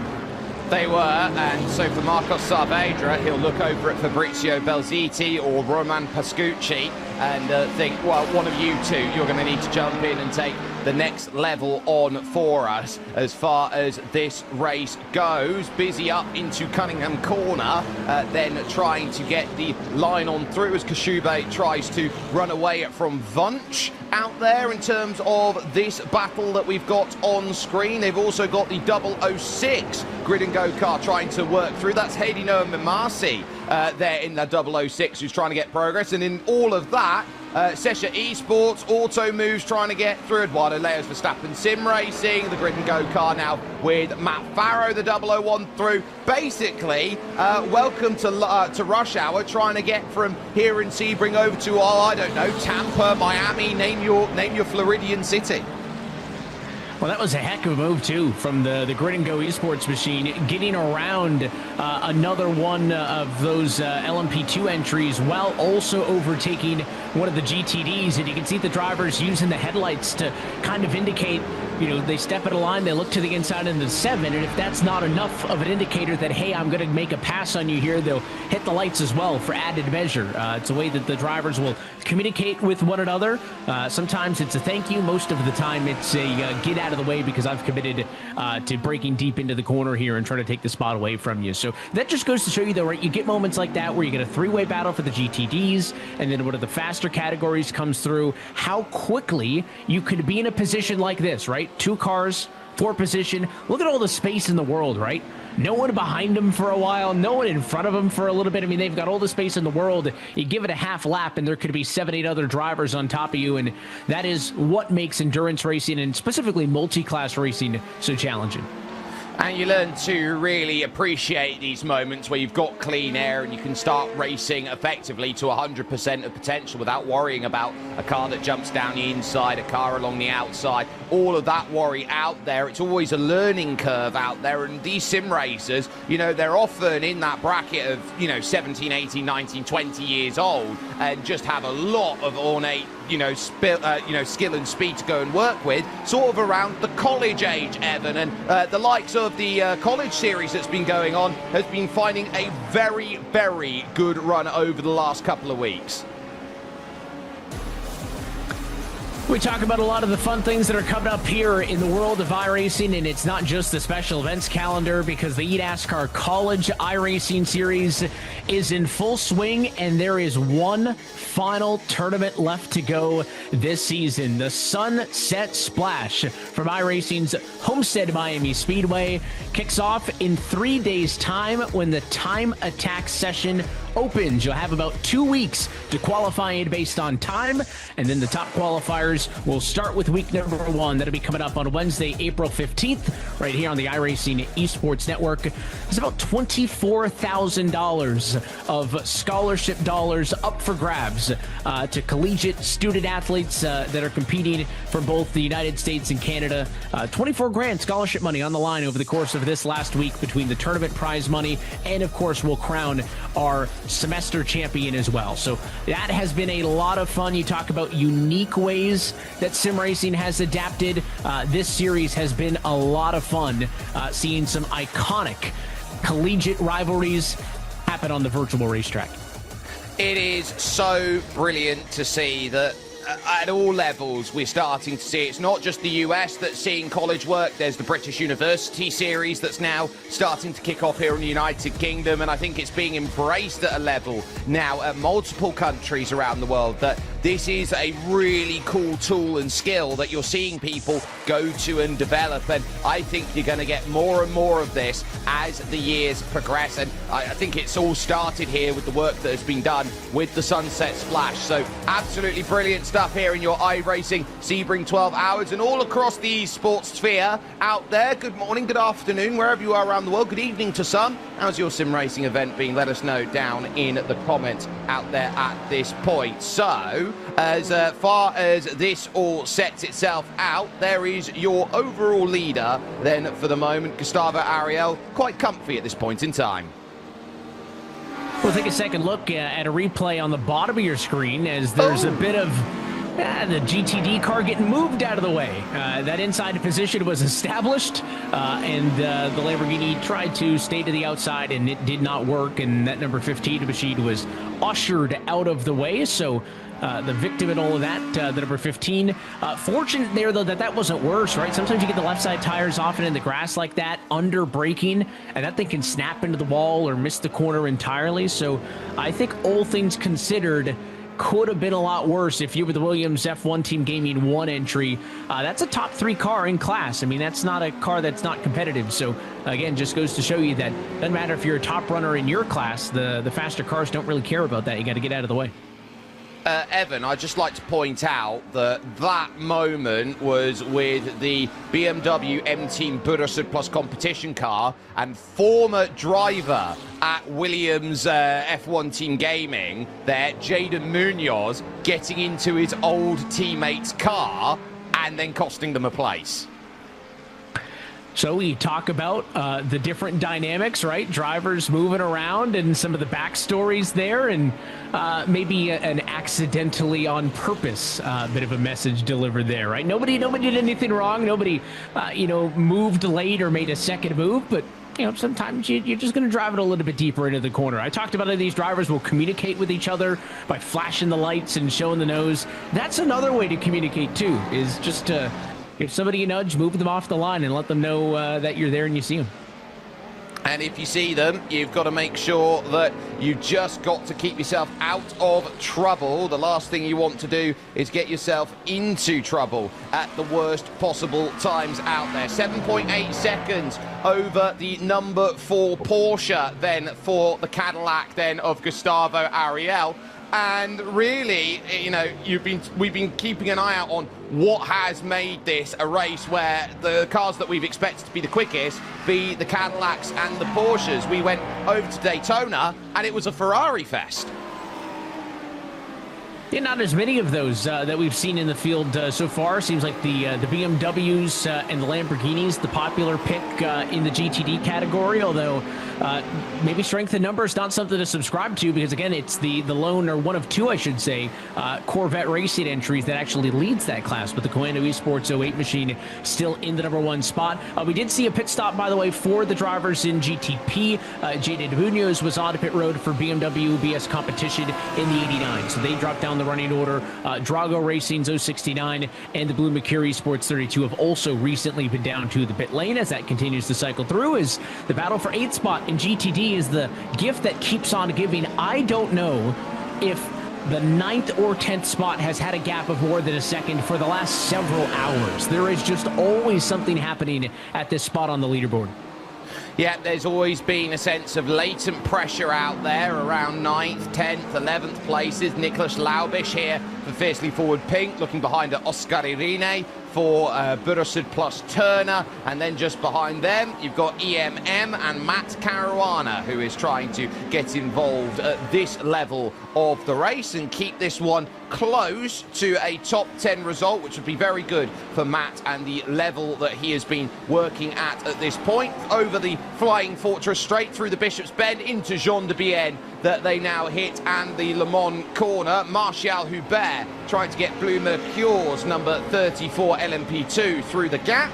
It's going to manage so then off of the exit, and it keeps that margin at about 0.7 of a second. Not enough to find a massive push, but not really too much of a major worry out there. But of course, we do also need to mention we have a number of splits that we have jumped through out there, and Evan, a split that's lucky for some, split 13. I subscribe to that notion. I always drive number 13 on the sim. I think it's a lucky number for some, maybe unlucky for others. And as we take a look at where they stand, let's check in with your GTP leader. And it is a Ferrari GTP in the number 1 spot. So something that we are not seeing in split 1 with no Ferrari representation. But we've got a Ferrari sitting in the number 1 spot. And it's Barzal in the top position right there. 11 seconds over the 53, 24 seconds over Rios, who's in the 16 machine. So things are looking good for the Scuderia down in split 13. Yeah, very good for Bernardo Bargiale, it has to be said, doing well. Pit stops then in LMP2, so Austin Cook is going to hit the marks, take service, and actually driver change over to Tom Vondenberg, who is going to then take control of the number 67 machine out there, which seems to be a more popular number as the last year or so has gone on. But at least at this moment in time, you look over to GT. Oh, look at that for a lovely livery there for Lennart Eckstein there. That can't be as more Mercedes as Mercedes can go. Yeah, we took a look at the Snake paint scheme on one of those Mercedes a little bit earlier when we were checking it was split number 5, but that screams Mercedes, right? It's got the black, it's got the silver, it's got the hint of that Mercedes teal or blue color. Yeah, if you told me that was a factory livery, I'd believe you. I would as well, and it goes to show you the paint developers out there, those who spend the time, spend the effort to go out there and paint. Look, I mean, look at that for Connor Spree. I'd love to drive a car like that. It looks absolutely epic. Well, that's something else. I mean, listen, I mentioned that there's a sim to reality market, and it's not just for drivers, right? We talked about how a lot of the NASCAR pros have done a lot of work behind the scenes with Denny Hamlin and Michael Jordan's 2311 Racing. The graphic design area is something as well, right? I mean, we've seen a lot of people who either tinker on the sim or, you know, maybe edited their first paint schemes on the iRacing service, are doing real world pro level car livery design. So, I mean, it's insane what the talent that these drivers are able to do. And also it helps sometimes, Jake, that when you're on the sim, you know, sometimes you don't have the restrictions, right? That sometimes big motorsports and big motor racing sponsors will put you in on logos and colors and brand guidelines. On the sim, you can often go crazy, and I think that's why we see incredible stuff here on the service. Yeah, there's a look at how they look in 13th split at the moment. Bernardo Barziale in the Ferrari 499P, getting a good job. Jay Bass there in second. You look down to Ian Harvey, Matthew Devine. They're going through. Diego Villarreal de Leon. They're in 7th position with Jürgen Kursk rounding out the top 10. Just 9 running there in their category at the moment with Carl Blomqvist and Andre Vitor Diaz then in position. Pit stop cycle in LMP2 going on out there at this moment in time, where you've got John Roberts out there running for Boosted Motorsport, the number 56. He's very, very a fantastic character in the UK scene worth of sim racing is John Roberts. The likes of Kyle Roy there rounding out your top 10 with Joan Pedre Bate. There is 11th and one car out there in that category, Julian Schmitz, then not getting what is needed. Lennart Eckstein in control then of the GTD field there. And a big shout out as well to Sheldon Muscat over there at Intercom VMD SimSport, Maltese-based sim racing team. And you don't often see a lot of sim racers from that area of the world, Evan, so it's fantastic to see them out there and represented. You talked about kind of the rise in Greece as well, right? You talk about different parts of the world, motorsports.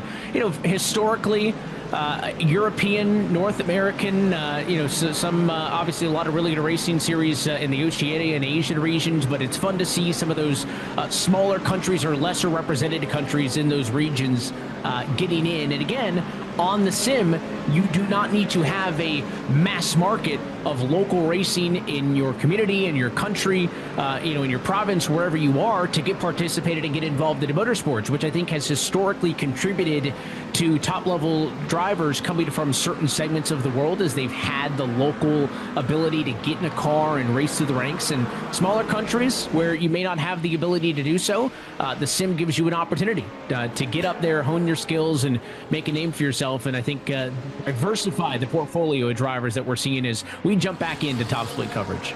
And not only that, we jump back in to the race lead battle in LMP2 as Blue Mercure Esport and Pedro Valencia looks back at Petr Juba here, the Hungarian, out there from gridandgo.com Esports 003 into Sunset Bend, the corner of 1004 lines. And for those who know, the line number 1 on Sunset Bend is Armbar. But into the pits, though, ruining the battle for us is Petr Juba because he needs to make a pit stop. And again, short of what the max number is, we've seen some drivers go as high as 25 laps, but Zuba coming in, completing lap number 23. So we talk about the varying strategies here, not going all the way. In fact, Zuba and Valencia had pitted on the same lap the last time they were down pit road. So they were both out there on a stint over the same length.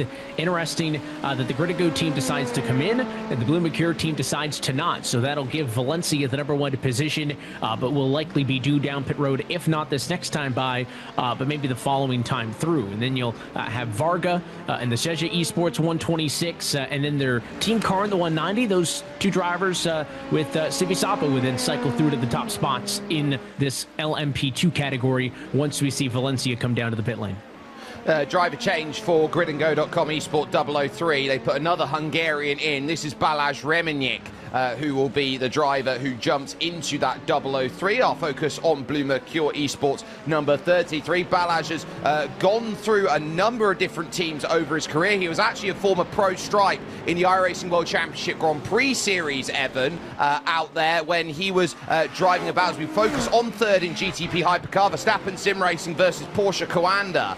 Then the scrap that is going on, that is Diogo Pinto up against Alejandro Sanchez at this point. But Balazs Remenick started off his career in the World Championship Grand Prix Series with Vortex Sim Racing back in the day, one of the classic IndyCar teams.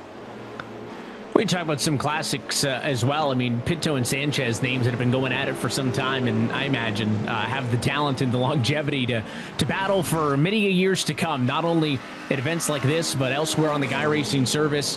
It's still been those three Verstappen sim racing cars kind of grouped together, right? The 5, the 4, and the 3 right now run in first and second and third. Sanchez has been chasing that group of three for the better part of the middle portions of this race. This is maybe the closest he's gotten to one of them, though, within a second of Pinto. And then behind them, I think it's also worth noting, not that long ago, it was Sanchez in the Coando 091, and then Eduardo Leo in the Verstappen Sim Racing 6. That's not the order anymore. The Grid and Go Esports 001 with Matt Farrow behind the wheel has gotten ahead of Leo in the fourth of those Verstappen Sim Racing cars. So a little bit of a change in the running order. And again, everybody's on varied strategies, so don't take it to the bank quite yet. We've got a long way to go, but some changes in the running orders for some of the top cars in GTP. We certainly do. Race on for third in GTP Hypercar. GTD on for sixth position right now as Falcon Sim Racing and Team Teal have James Boumet behind the wheel. Marla Racing Team trying to hunt down with Phil Deness, one of the best all-rounders out there in sim racing at the moment. And Marla just have this funny way as a team, Evan, of always finding a way to be under the radar as a team to talk about, but always relevant in these special events. Sometimes, that's not a bad thing, right? You talk about, we've mentioned it even, right? It's easy to talk about the high-profile teams as want to dive to the inside of some of the GTDs for the ongoing battle for third in class up on the top of your screen. But, I mean, we've mentioned it too, right? We spend so much time talking about the Verstappen Sim Racings and the Coandas and the Grid and Go teams with the big numbers, but, you call out that battle for the number 6 spot in GTD. You call out the Marla Racing Team. We mentioned it too when we were talking about LMP2 with the single Moradness entry. Sometimes there's a benefit to be had of being a single car team and, get 3-4 drivers together, go out there, have a good time. And a lot of the time, talent can make up for a lot of the resources that a single entry may not have compared to a team of 4 or 5 entries with tons of data. Yes, and that, I would say, ability to basically hyper-focus in on it might be an advantage. While you do have the numbers and everyone can get testing data and a more complete data set, if it doesn't work for, say, 2 of the 4 teams, then suddenly you realise you're going 4 different branches out there on a setup instead of 1 dedicated setup out there. Bit of light flashing from Alejandro Sanchez, desperate to clear Corentin Lacine there at Blue Mercure, the number 11, to try and get the lapping process. Next up, Johan Hart, another Frenchman here at Drago Racing, the next clearance then at the 169 car out there at this point in time. Both will drive by without really much worry at all. Maybe it's going to be a bit tougher for the next one they have to lap. Darius Andre here into Sunset Bend. They'll sit and wait for the exit here of Sunset to get on the run to turn 1. We're up to 5 bottles now. So you're maintaining pace, right? That's kind of on the number. If we get to number 6, shy of 6 hours left to go in this race, then my margin of 11.5 is looking like you want to bet the over on that one. So you are maintaining pace. It's not like old school motor racing where the cars would, there was a test of machine.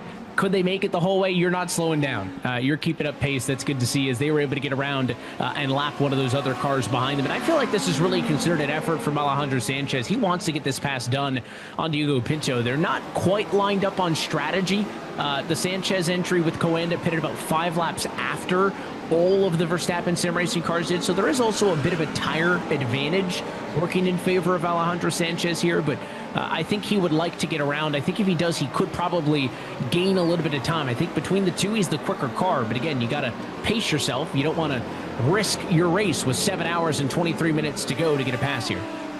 No, you really don't. And Jake Sperry, Evan Pasoko here, bringing you through the Sebring 12 hours here on iRacing. This the scrap for third, as we have Sesha cars in LMP2 making stops out there at this point in time. Just getting the clearance again by the Bursted plus Turner car then. And look at how they sit through Jean de Bien. They're going to have to wait here for Nicolas Laubisch to get to the inside. And the patience, the weight, the aggressive dive to the inside there by Diogo Pinto. He can't spool back up and get what he wants off the exit, so that brings Alejandro Sanchez closer into play. And now it's going to get dangerous 3 wide into sunset. So there's the lunges down the inside of the Effect Simulations car of Tom Griggs, with James Boumet there for Falcon having to try and work through. This is where you start wondering, okay, if you catch a big pack again, if you've had just one car here, one car there to try and work through, suddenly you realise you're back in an hour one scenario.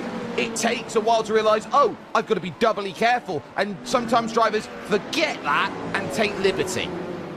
Yeah, we mentioned it earlier when we saw a pair of GTD cars battling and there was nobody else around them, right? You said kind of take a minute to appreciate the clean air and that you could run an optimal line, and not that you're going to turn your brain off a little bit, but you could have focused it on one single task, and that's the battle that you're participating in. Whereas in this case, Sanchez is trying to give 100% effort to the pass for position. He can't though, right? He's got to give equal amounts of focus to the Lamborghini that they're going to overtake on the left-hand side and the LMP2 driver that they just overtook a little bit earlier. So it is hard to compartmentalize, like right there, doesn't get the best quarter entry because he had to enter shallow, getting around the slower car that they were passing. So it is very easy to just kind of trick yourself into losing a little bit of that focus when you go into an area where you have a ton of traffic, and then you go to a position like this as you go on board with Sebastian Job in the number 2 spot where, yeah, there's a GTD car up the road that you're going to catch, but I mean, this might as well be an opportunity to stretch, take a sip of water, and get ready for the next time you're in the chaos, because this looks completely different than what we just saw the other guys dealing with. Look, easy pass by the WSR Esports red car of Kamil Grabowski, and Sebastian Job, he's got to wait a long time before he reaches Sven Haase and Benedek Vida, then who are the next cars in the line. And there's also a difference, as in fact he won't take advantage of it. He'll actually come down and make his stop there for the number 4 Verstappen Sim Racing Team car. And I want to get your take on it, Evan. 1 Porsche, 3 Cadillacs for the Verstappen Sim Racing team.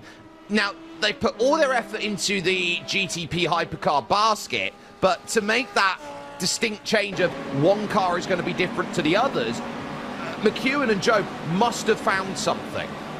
Yeah, and obviously, you know, there's a ton of Porsches as well, right? I mean, the next highest competitor that they've been dealing with that's not in their own camp is the Porsche Coanda entry, right? So I don't think anybody's shocked that there's speed in that Porsche. I do think it is a little bit interesting, though, right? I mean, they have been in sync on everything else. They're all entered as GTP entries. They're all on the same fuel strategy. I mean, every single trip down to the pit lane, all 4 of the Verstappen Sim Racing cars are coming in together. So there is no variance, there is no wiggle room anywhere, except for the fact that 1's a Porsche and 3 are Cadillacs. I do find that a little bit interesting, but yeah, there's tons of speed in the Porsche. We know that, you know, with those cars coming down to the pit lane, now you've got 3 of the 4 lead teams are driving the Porsches. So we know there's historically speed in that car, but I do find it interesting that they won't even compromise on strategy as there's a late dive into the heavy braking zone, but one team compromises on the manufacturer.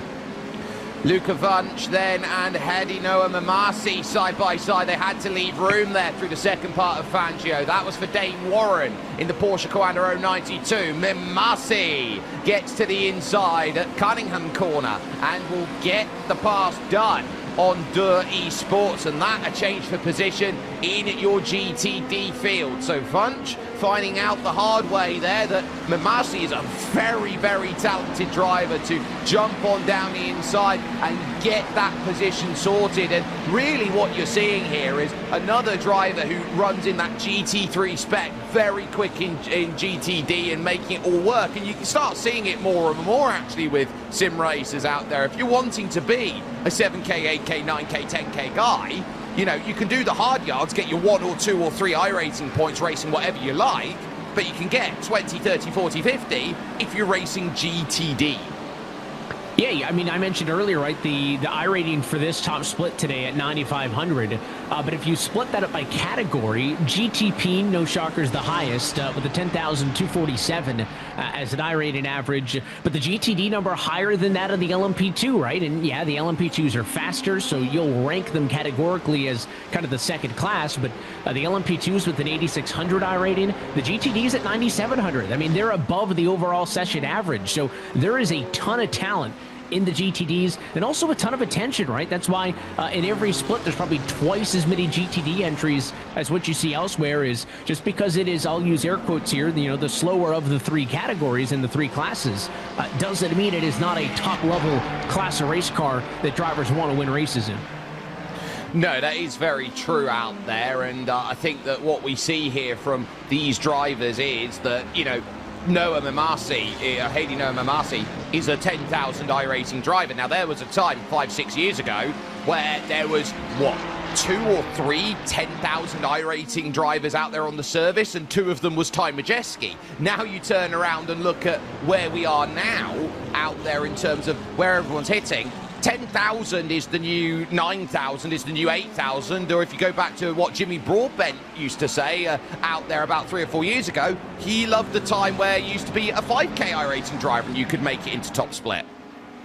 Yeah, it's, a little bit of iRacing inflation, right? Those numbers you're going to have to constantly chase. You can't just hit 10K iRating and sit on it and expect to be number one in the world, right? I mean, there is more people on iRacing, especially, post 2020, 2021 timeframe that we've ever seen before. And, those drivers aren't, going out there racing for a couple of seasons and ended up at 7, 8, 9K, but there's more drivers, hundreds of thousands of competitors, and iRacing is always doing a good job of adding, more series, especially at the top level when it comes to, the officially licensed top level championships on the road side of things, to where just because you're at the top one day doesn't mean that our top level guys here in 26 are going to be there 3-4 years from now. You have to keep up.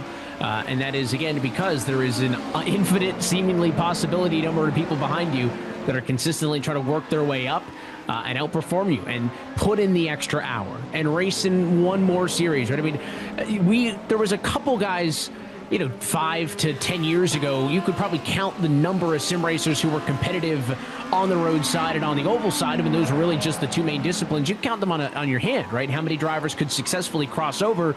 That's almost the expected standard now. Not only just in road racing to be good to what we were talking about a few minutes ago in a GTD, but also be able to compete in a GTP. But, racing in road and in dirt road or on oval, or those drivers also competed on dirt oval. I mean, that is the modern expectation for top level sim racers, is to be competitive in multiple disciplines.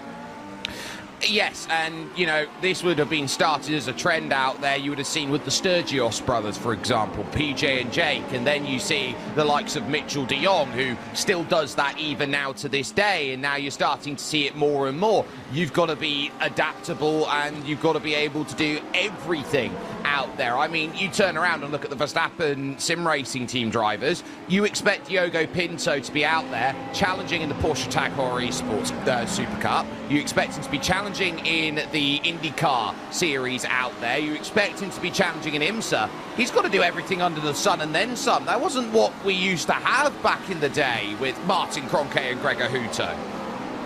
Yeah, I think it's good too, right? I think it, you'll see this with drivers too that will come up with local ranks. When you start with karting, and even a lot of drivers on the oval side of things in the real world too don't come from exclusively, late model type racing. They will go through karting. They will go through some of the open wheel single seaters and then come over. And a lot of drivers subscribe to the notion now that if you're fast in anything, then it can help you in anything. And just general time behind the wheel, general racecraft knowledge helps. Whereas once upon a time, drivers may felt like if I spend too much time in this car, it's going to detract from my ability to drive that car faster. That's just not how people think behind the wheel these days.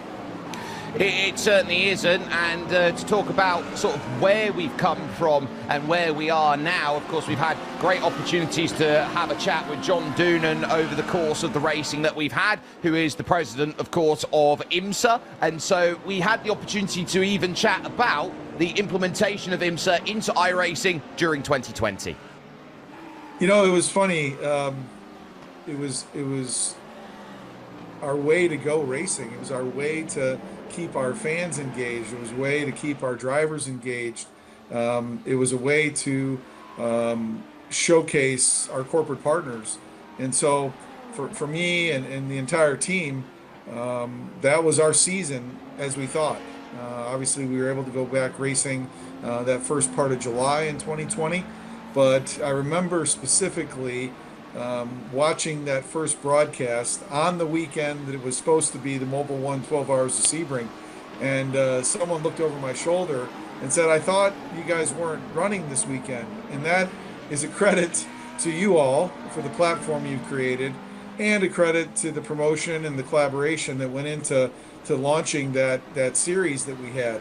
I think we did 4 races at some of our most iconic tracks. Of course, WeatherTech Raceway Laguna Seca was in there, Sebring was in there, I think Daytona was in there, and I think Michelin Raceway Road Atlanta. So it was the way to go racing, and at the same time, it launched further, I believe, the importance and the spirit of this relationship.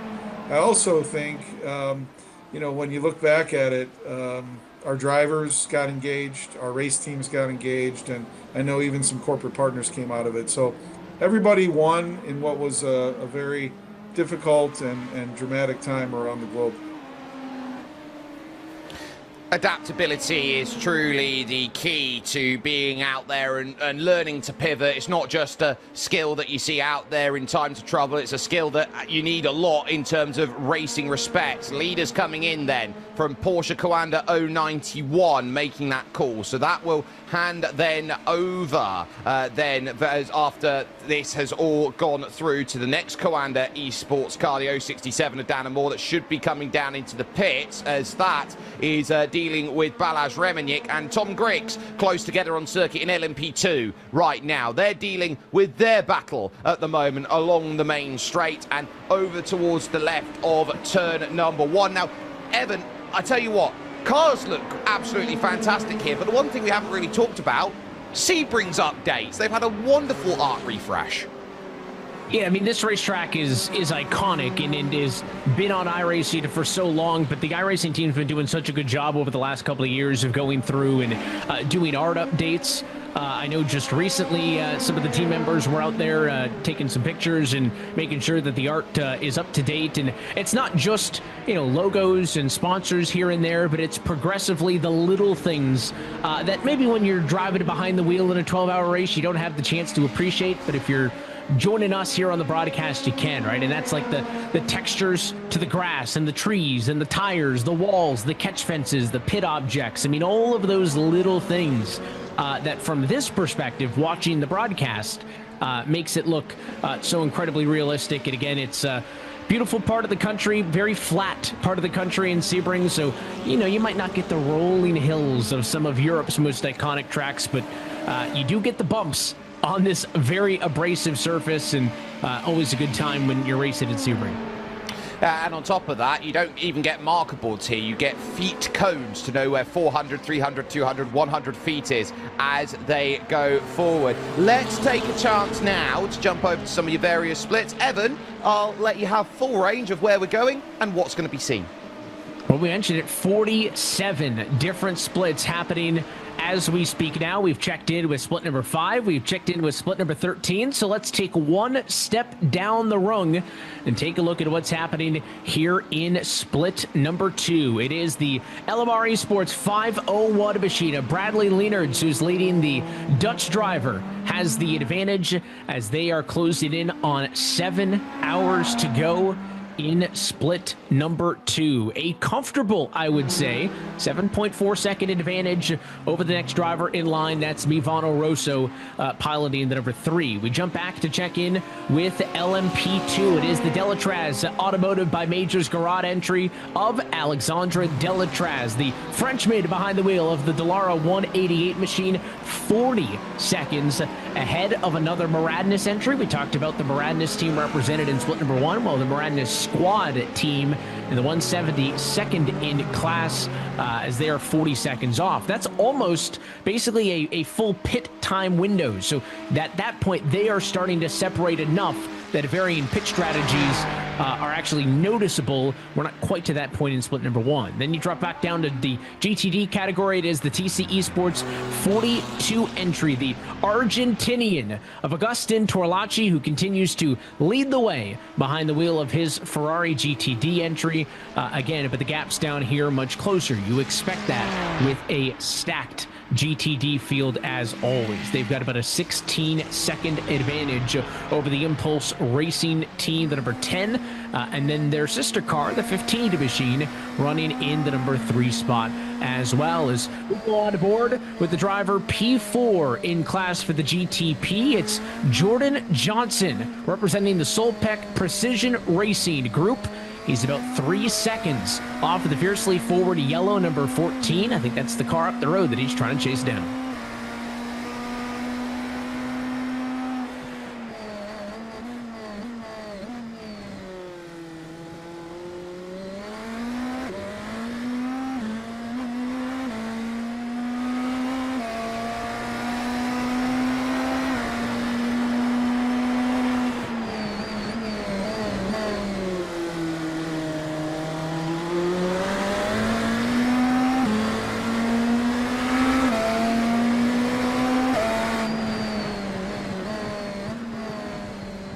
Looking down to the bottom, and was finally going to be able to squeeze by the 69 machine, not for position in the end, so still trying to work up to that fiercely forward yellow number 14 up the road, but Jordan Johnson doing a good job of dispelling some of the traffic. Well, we've been checking in with a lot of the favorite paint schemes in the different splits that we've been checking in with, and the iRacing production team showing us the number 229 machine. That's Lucas Bailey, the Frenchman, in the GTD category, with the chrome purple, using full use of the spec map on that machine for P1 Sim, and that car is looking good. I think it's running number 14 in class at the moment for the driver of the number 229 machine, and I think the first time we've had a Ferrari get featured on our favorite paint check-ins. It is the Scuderia P1 entry for that Ferrari team. As we'll take a look at where everybody stands with a check-in at your split number 2 standings. So as mentioned, it was the LMR Esports 501 team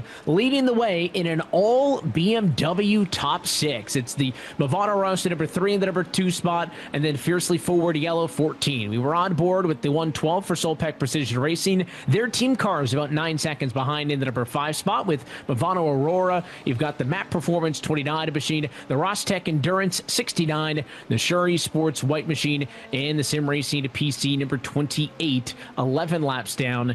Unfortunately for that team, going to be challenging for them to get back into the conversation. And then the Team Hikari and the Fiercely Forward red entries for the 70 and the 11, their afternoons are done. We step back to LMP2. It is that Delatraz Automotive by Majors Garage team leading the way again, 40-second advantage, one of the bigger class gaps we have seen. While jumping around across your splits, they lead over the Miranda Squad 170 and the Pistachio del Marcano 22 machine in third. Then it's the Xpedi Racing LMP 233 and the Seja Esport Academy number 90 inside of your top 5, and then a whole bunch of drivers one lap down, but it looks like the 026 for Seja Esports Academy and the Parobit Sim Racing 176 machine to the garage early in South Central Florida.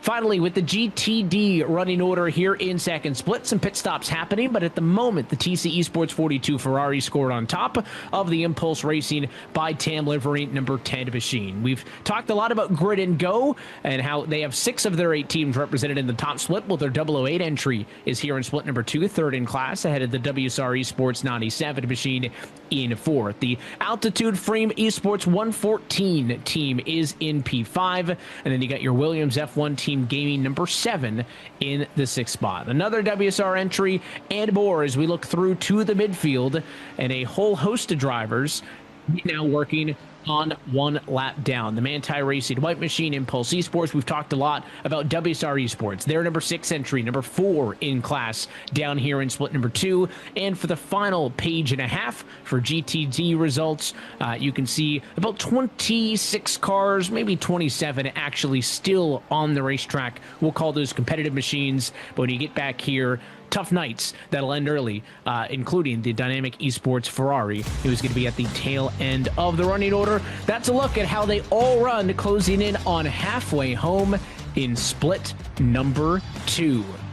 Well, as always, I want to remind you that NASCAR 25 is available now. It's NASCAR's official video game that features an in-depth career mode where you can race your way through the ranks. We've been talking a lot tonight about racing through the ladder in different disciplines on the surface. Well, on NASCAR 25, you can start your career in ARCA, go to the Craftsman Truck Series, progress to the O'Reilly Auto Parts Series, and maybe one day make it to the NASCAR Cup Series. It's a lot of fun for those drivers who are looking to take advantage of what you get on iRacing. That's 30-plus laser scans of NASCAR facilities with the added bonus of a 40-player online multiplayer.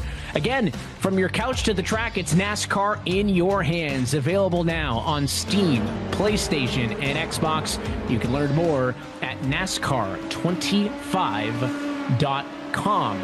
As we jump back into top split coverage, as we are just 2 minutes and seconds away from being 5 hours down, 7 hours to go here in the 2026 iRacing Sebring 12 Hours. It is the 069 machine. The Drago Racing 69 is your overall leader in the GTP category.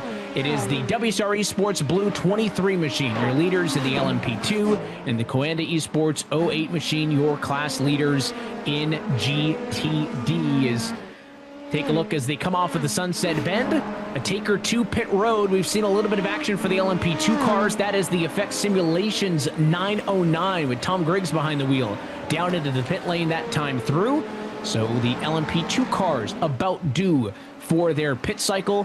We are also about 2 to 3 laps away from a pit cycle for the drivers in GTD. That class has seen significantly less pit stop variance than what you've seen out of GTP and LMP2. Those top 2 categories, we've seen teams coming in 3 to 4 laps sooner than others, mixing up the strategy, pushing harder on their runs, all those various things.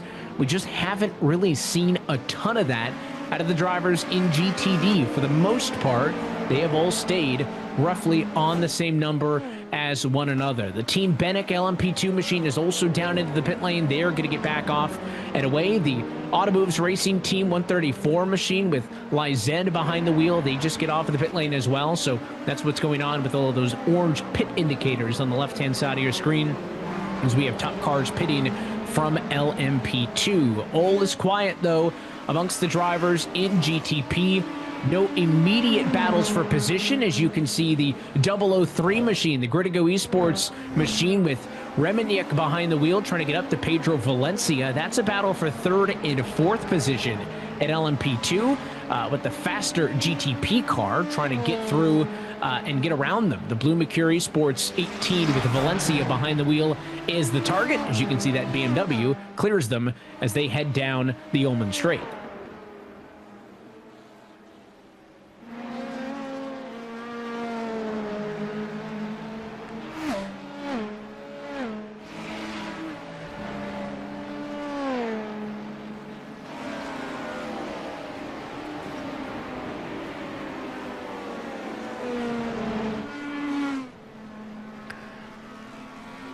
More cars on pit lane. There are your GTD takers that we alluded to. We're going to be coming down soon. It's the BS Turner 96 is down pit road. And off of the pit lane will go Ascari Renee. But this is a race off of pit lane between the EMM Esports 777. Jerome Fisher behind the wheel. Going to be the first car of that group of 3 to leave pit road. You see behind him one of the BMWs pulling off. That's the Grid-to-Go Esports 006 machine with Mamasi behind the wheel.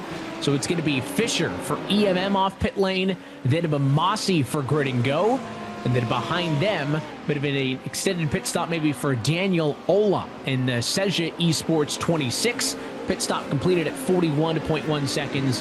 That car is going to be off and away. And with 29 laps complete for your class leader, the Coanda Esports 08, you got to wonder if Belliquet is going to be coming down pit road this time. If not, Vita in the number 2 spot, the Williams F1 Team Gaming 15 machine. They have both been out there for 29 laps, the longest we have seen out of the GTDs this afternoon. I think it was a single stint of 30. So it's not a if, it's a when.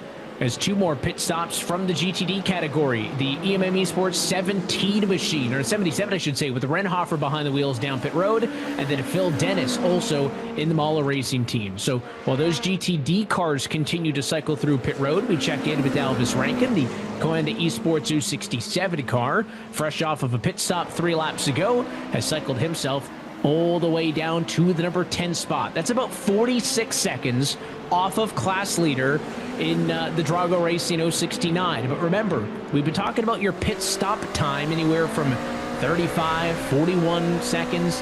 Well, the total time on pit lane still over a minute. So I find it incredibly impressive as you jump on board here and get the perspective of Rankin that the 11 GTP cars that are leading their class are all within a single pit stop delta of one another. The only driver behind Rankin is Josh Rogers. That's the Coanda 092, and he's only 58 seconds off of the lead. So every single GTP car is within inside of the pit stop delta of one another. You cannot write off any of those entries as we are nearly halfway through this 12-hour endurance. And Elvis Rankin continuing to try to work through the field. He's got his sights set on Bernier in front of him. That's the Blue Mercury Esports 32.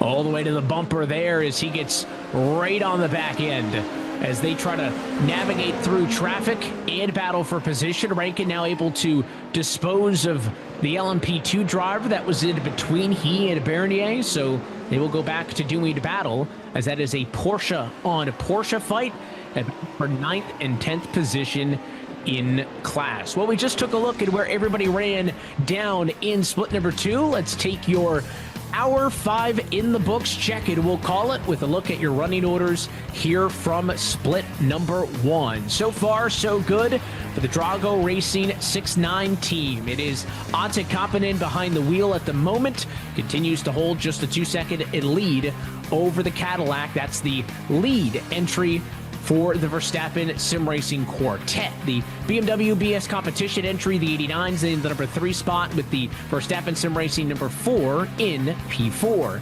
We've seen the Porsche Coanda 091 in the lead today. Right now they are in the number 5 spot ahead of the Verstappen Racing number 3.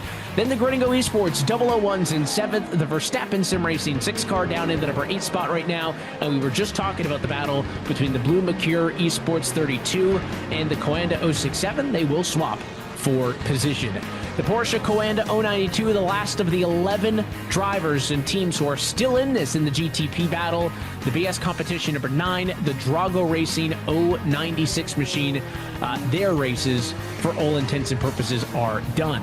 We check in with LMP2, where the WSR Esports team leads at the moment. They hold the advantage over the Simify Esports Orange 22 and the Blue Mercury Esports 33 team, who sits in the number 3 spot. Then the Gringo entry is in 4th. The Delatraz Automotive by PC Design number 8 sit at 5th. And then the Seja Esports Team Cars, the 190 leading the 126 as they are in positions 6 and 7. The second of the Blue Mercury LMP2 entries is there in 8th. The Maradness team was in 2nd not that long ago. They've got some work to do from the number 9 spot. The Effect Simulations team's in 10th. And then it is the Automoves Racing Team 134 and the Team Bennett 167 in 11th and 12th. They are still in a competitive state. The night is done, however, for the Williams F1 Team Gaming number 5, number 19 car. And down with GTD, it is the Gringo 005 who leads the way with a full 1 second advantage, but they just hit pit road. So that is going to update and cycle through. Look for the Coanda Esports 08. That car may be the favorite to cycle through to the lead once that pit cycle has completed. We've seen basically the entire GTD field on pit road in the last couple of laps. You take a step back, these drivers are about a lap off for those leaders. We've talked about the EMM Esports 777. They're in 13th. The Coanda 018, a little bit quiet, in the number 15 spot.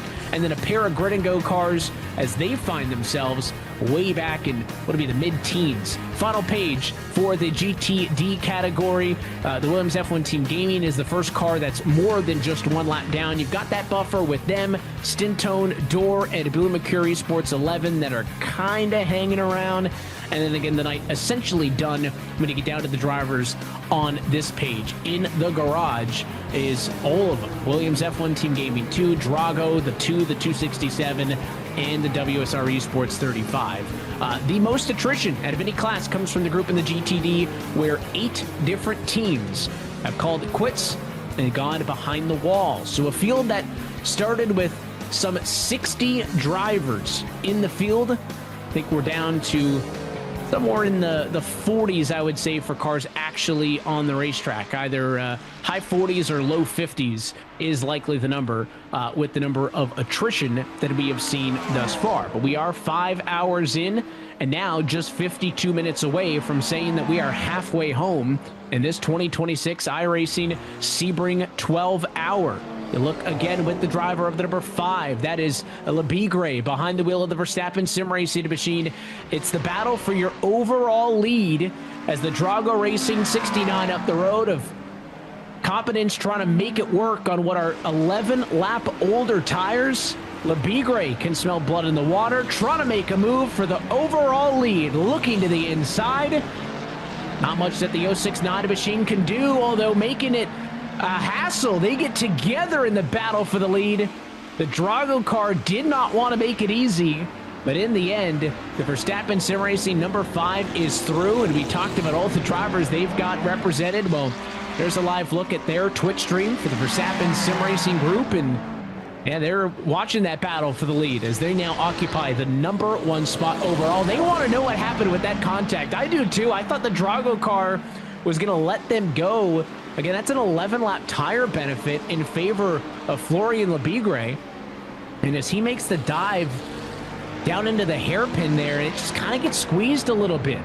It's a bit of a tricky corner with the right-left immediately out of it, and they end up getting together. Nonetheless, I don't think any harm, any foul. The live shot's on the bottom right. You see Lebigre is pulling away, and I think he's going to get away without any significant damage as he cycles back through to not only the class, but the overall race lead.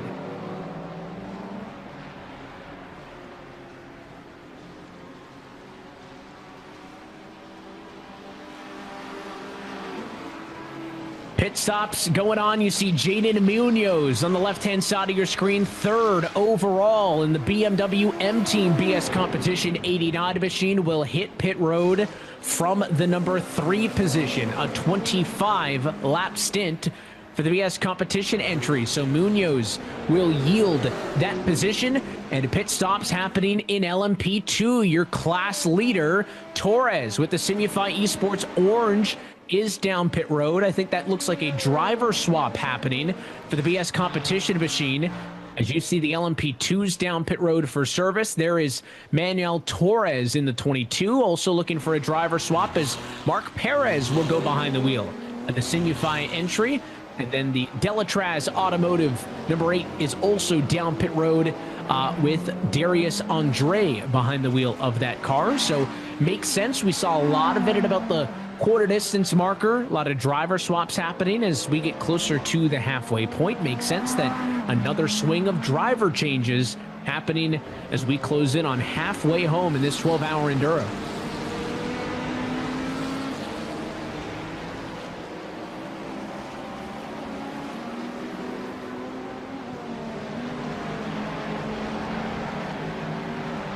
So we saw the Verstappen Sim Racing number 5, piloted by Florian Lebigre, get around him. You can see that dark blue Cadillac up the road, navigating around some of the GTDs, made the pass and has been able to start to pull away. That's because the Drago Racing 69 car pitted much earlier and is expected to pit road shortly. Spinner in front, but he was coming in no matter what. Maybe a heart-raising moment, but it is down to pit road for Drago. So this car is in. You may expect also the blue Mercure 32 to pit.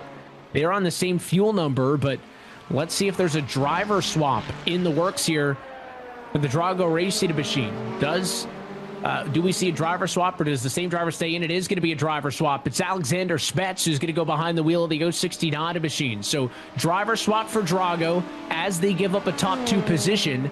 And again, because all of these drivers are so close on Delta, he's going to come down pit road as a number 2 car, and he won't cycle out till about P10 or 11. I mean, that is how tight your GTP category has been so far tonight. Is the go battle in the number 2 spot for LMP2.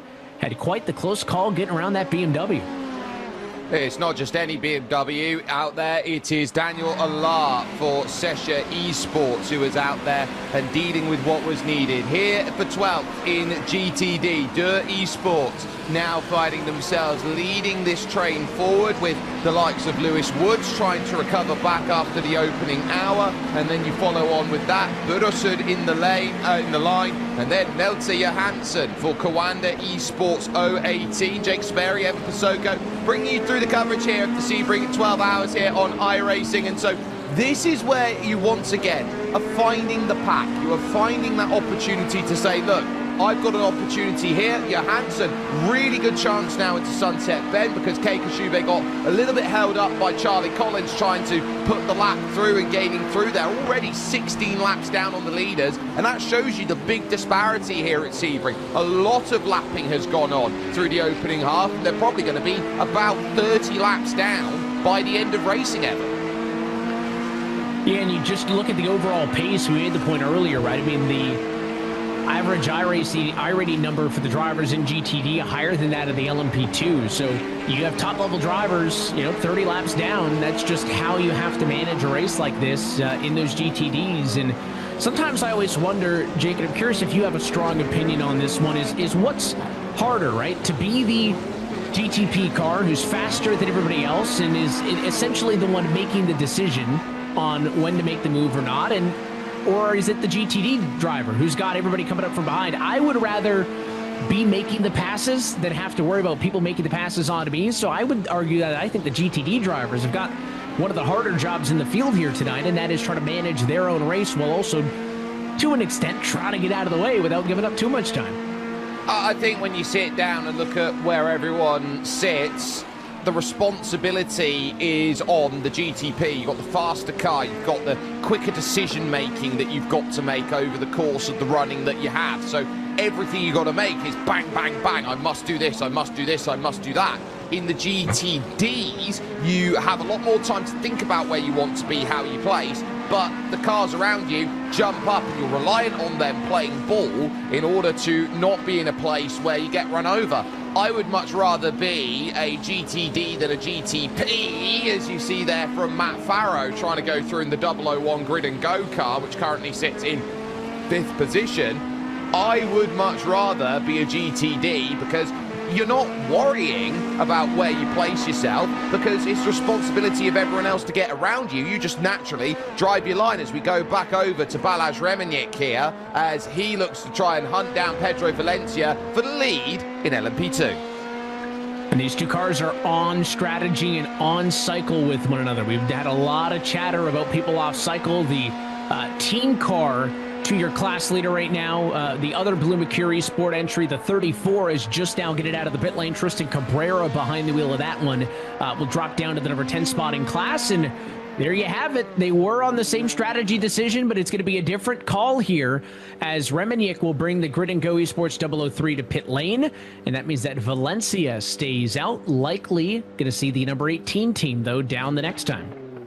Yes, so now a one-lap difference at this point is going to make a small amount of change. You're going to see a bit more now as they go through. Here is the battle down then at the hotel hairpin. You will notice now, as part of the iRacing new builds that have come through, Evan, you see that there are cameramen out there taking taking shots at various points out there on the circuit. Just the small quality of life updates as Vunch sees Lewis Woods then through at this moment in time and trying to run on forward. But ultimately, they keep, you see it at various circuits. They'll move across, they'll follow a car, they'll take pictures, they'll look down at their pictures. It's the little details that slowly get added up as time goes by.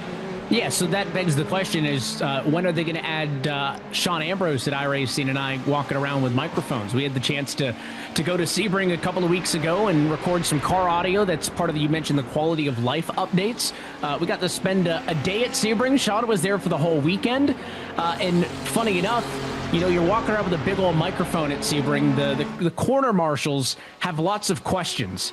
And every time I mentioned over the course of the day that we were recording car audio for iRacing, the marshals, every one of them would want to talk to you for about 20 to 30 minutes because they're all such a big fan of the service and all drive on iRacing. So we'll make this the shout out to the corner worker and marshal team at the Sebring Raceway because they had a lot of fun. And it was a good weekend out there at Sebring. About an hour and a half from where I am in Tampa, and the racetrack located in South Central Florida. I know we've been occasionally checking, Jake, the weather updates, right, to see if there's a risk of rain.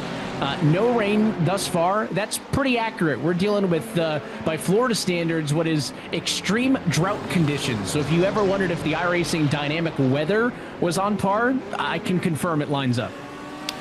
Yeah, so with the weather being as dry as at the moment it is when you sit in this chair I'm in right now with the computer fan blaring in my face, this is going to be pretty much a very easy understanding for the drivers out there of what they need to do. And often when you get weather out there, Evan, there is sometimes a over-reliance on making the conditions intermittent or changeable, or you rely on rain because you don't often get that too much. So to see it fully dry for the first 6 hours we're going to be heading to at this point, going over to 7, maybe even 8, is that refreshing for drivers that they get a full bore 12 hours, no sort of change up in the middle of the race that's going to give them maybe a little scare earlier on? Or are they maybe thinking about, well, there's less things that can change our opportunity to win a race?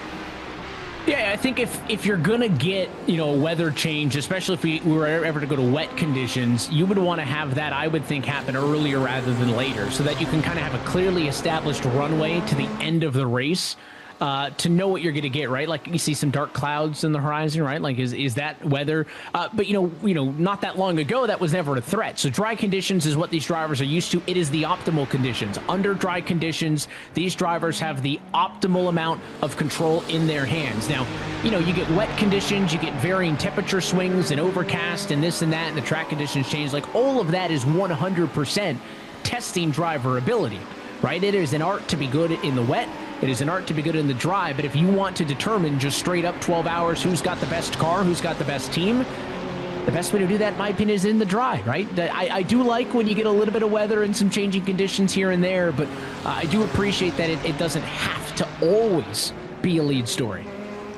No, very, very true. And so when we got dry running here at Sebring, everyone is now sitting up and saying, okay, it's just our best foot forward, and whoever is the best driver on pure pace is more likely to come out and take the victory, because this is more of a sprint than it will be a feature out there as they look to try and run through. And we've seen that endurance races are getting more sprinty as they go. I also want to talk about, in just a little bit, the battle on for second overall, because we've got Verstappen Sim Racing number 4. That is the Porsche piloted by Luke McEwen at the moment, under threat by Charlie Collins in the Porsche Coanda 091. They've got a fair bit of traffic that they're dealing with over at Sunset Bend. So I would say at the moment, as our focus has been on this at this stage, I think our focus is going to be critical. And actually, as they go, look at that heart rate monitor for Alexander Spets, who's there in the Drago Racing 069 out there at this moment and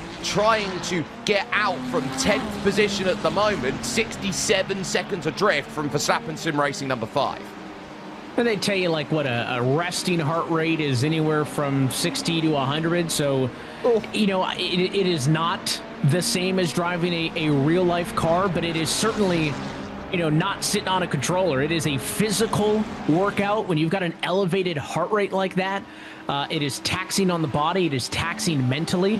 And you're going to be, again, consistently with an elevated heart rate. What I think would be interesting as we watch with Spitz's perspective is, you know, how does that heart rate vary if he's on his own versus if he's engaged in a battle, right? The heart rate kind of dipped down to 112 at one point, and right now I think 109 the calmest it's been, but a little bit of a overcorrect there as he came off of the Sunset Bend, right? I'm curious how that heart rate may correlate to what's happening on the racetrack, but super cool we're able to get that perspective and that insight.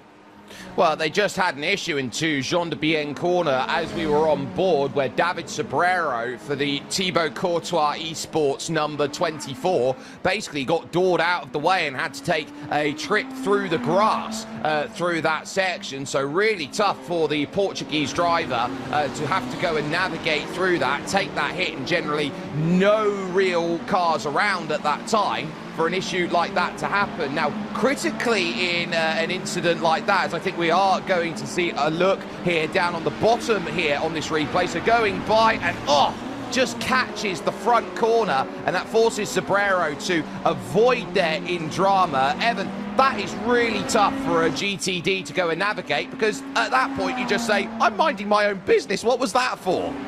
And that's why when, you know, we talked about the difference between, you know, being in control and what's harder is the GTP drivers, who you are the authority, and the GTD drivers are more so, you know, kind of at the mercy of the cars around them. That's why I'd rather not be the GTD and I'd rather be the GTP, because to your point, I'm just trying to mind my business there.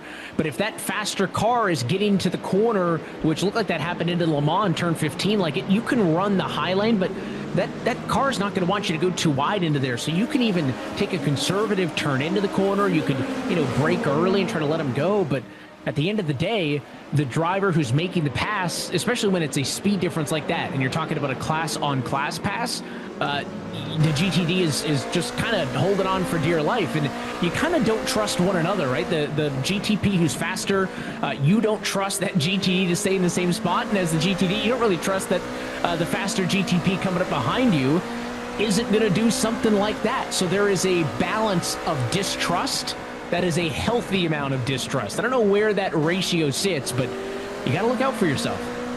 Look, you can't just be knowingly trusting of everything, and you can't be trusting of nothing. It's a position out there. Here's a look with Porsche's Twitch channel out there at the moment, and the crew then of the 91 and the 92s out there, the 091, 092 Porsche Coanda cars. We've got Charlie Collins currently battling out there for position and has just made the move there in the bottom right. Down the inside, you'll get a lovely view of this, lunging for the inside on Luke McEwen, but ultimately, watch on the right-hand side off of the exit then. There's the cutback, and you can't quite get the move done. Great attempt there from Charlie Collins, but just that, an attempt. That was a perfect built-in replay. Just give us 10 seconds latency on board with the driver. You watch it live, and then you watch it back from his perspective. And again, you can see on the replay, essentially, we'll call it up top, Collins trying to find a way through, but a little bit of overcorrect there as he came off of what I looked like was turn number 3. That has allowed Luke McEwen to build the gap back up a little bit in favor of the Verstappen Sim Racing number 4. Yeah, so that margin still holding quite well. I do actually want to go back and talk about TC Esports, built by Thibaut Courtois, the Belgian international goalkeeper for Real Madrid, Chelsea, Atletico Madrid at the time as well. He's got his own esports team, and he's built that into a pathway for some people to go in through the real world. He's got a stable of drivers at the moment, Evan, who are out there running in Spanish Formula 4 this year and in the Formula Euro Cup as well, the Euro Cup 3. Well, that goes back to what we talked about earlier, right? The sim to reality ladder as an overtake happening by one of the faster classes as this battle continues on in GTD. It's the Ferrari of the TC Esports number 24 team just running ahead right now of the challenger behind, not for position. The next car actually would be the Seja Esport 26. So that's Sobrero in the number 24 comfortably. But, we talked about that. The opportunities for drivers on the sim to get a chance in real life was unheard of 10 years ago, was novel 5 years ago, and that's routine now. And not just as a sim racing outfit trying to, vie for your drivers to get those opportunities, but as a real-world race team, using drivers on the sim with experience as resources for your team, whether that's putting them at a Formula 4 level where they've already got the hand-eye coordination and, those things that normally when you start karting and go through take 5-10 years to develop as a teenager. You've done it on the computer, and then you just have to go in and learn the car. Or, like we mentioned, there's other places, too, on the teams with vehicle dynamics and engineering where sim drivers could be a benefit also. So that is commonplace. I mean, that is just what you need to do as a real-world race team. Forget, again, the sim race team. If you're a real-world race team, you have to be leveraging these resources in some way. Yes, and so for the longest time, it's been a case of when you find the marginal gains, you can now do so when you go back. And yes, we hit the mark, bottle number 6 now here in the Sebring 12 hour, and I'd say 30 minutes ahead of schedule.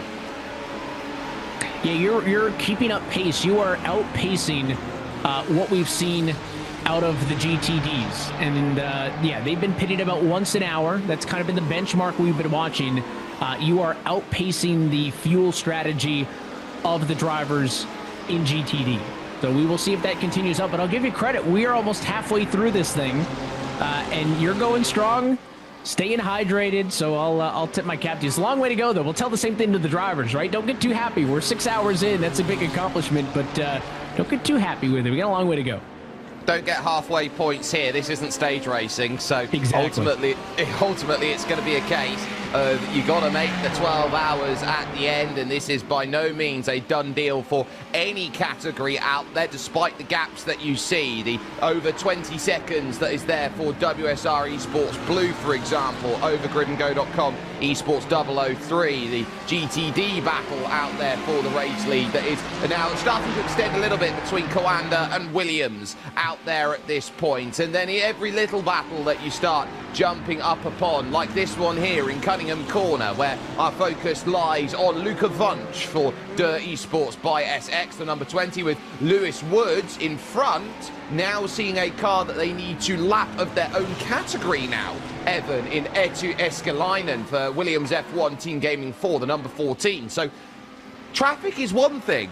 Own category traffic. How does that throw a spanner in the works?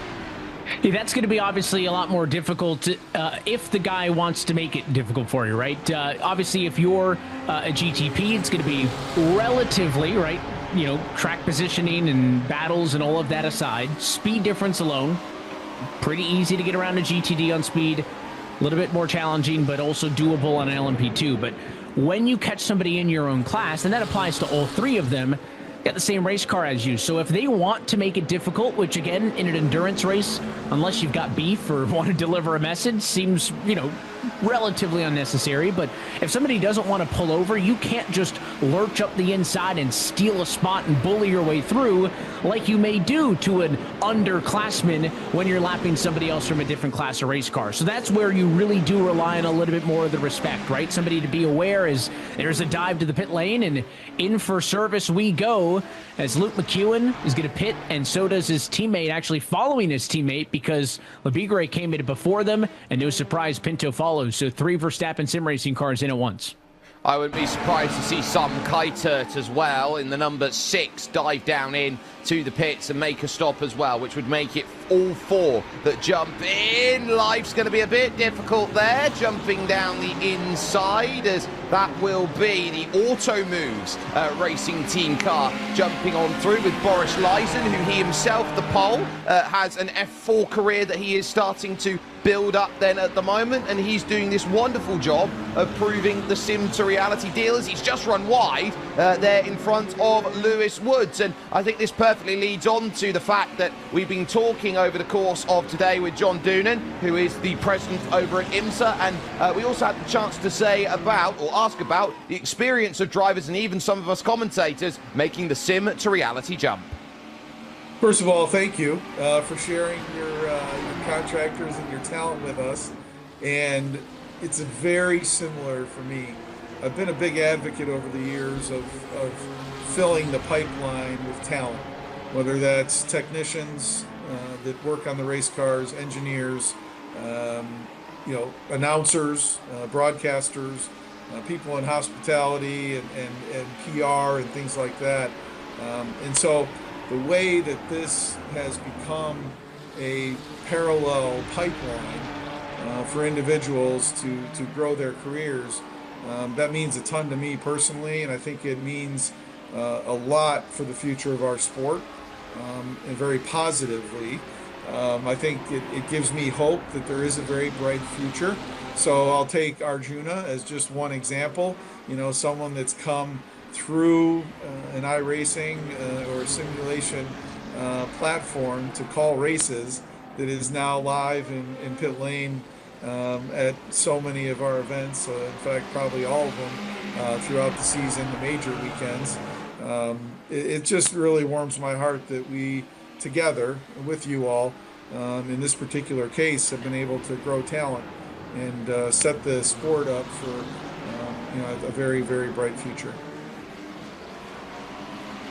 It's one of those wonderful things when you see how many drivers are jumping up right now. Max Esterson comes to mind. We saw what happened with Glenn McGee having that ability to jump through with the Mazda going through. And commentary-wise, Arjuna and Peter Mackay over in IMSA. Joe Peak doing work brilliantly with Joey Atterbury over in USAC. You turn around and look and see what George Morgan is doing right now with the likes of GT Open and Euro Formula. There are so many amazing stories that are coming through sim racing right now that, this is the best tool, not just for the drivers, but for every element of broadcasting experience, Evan.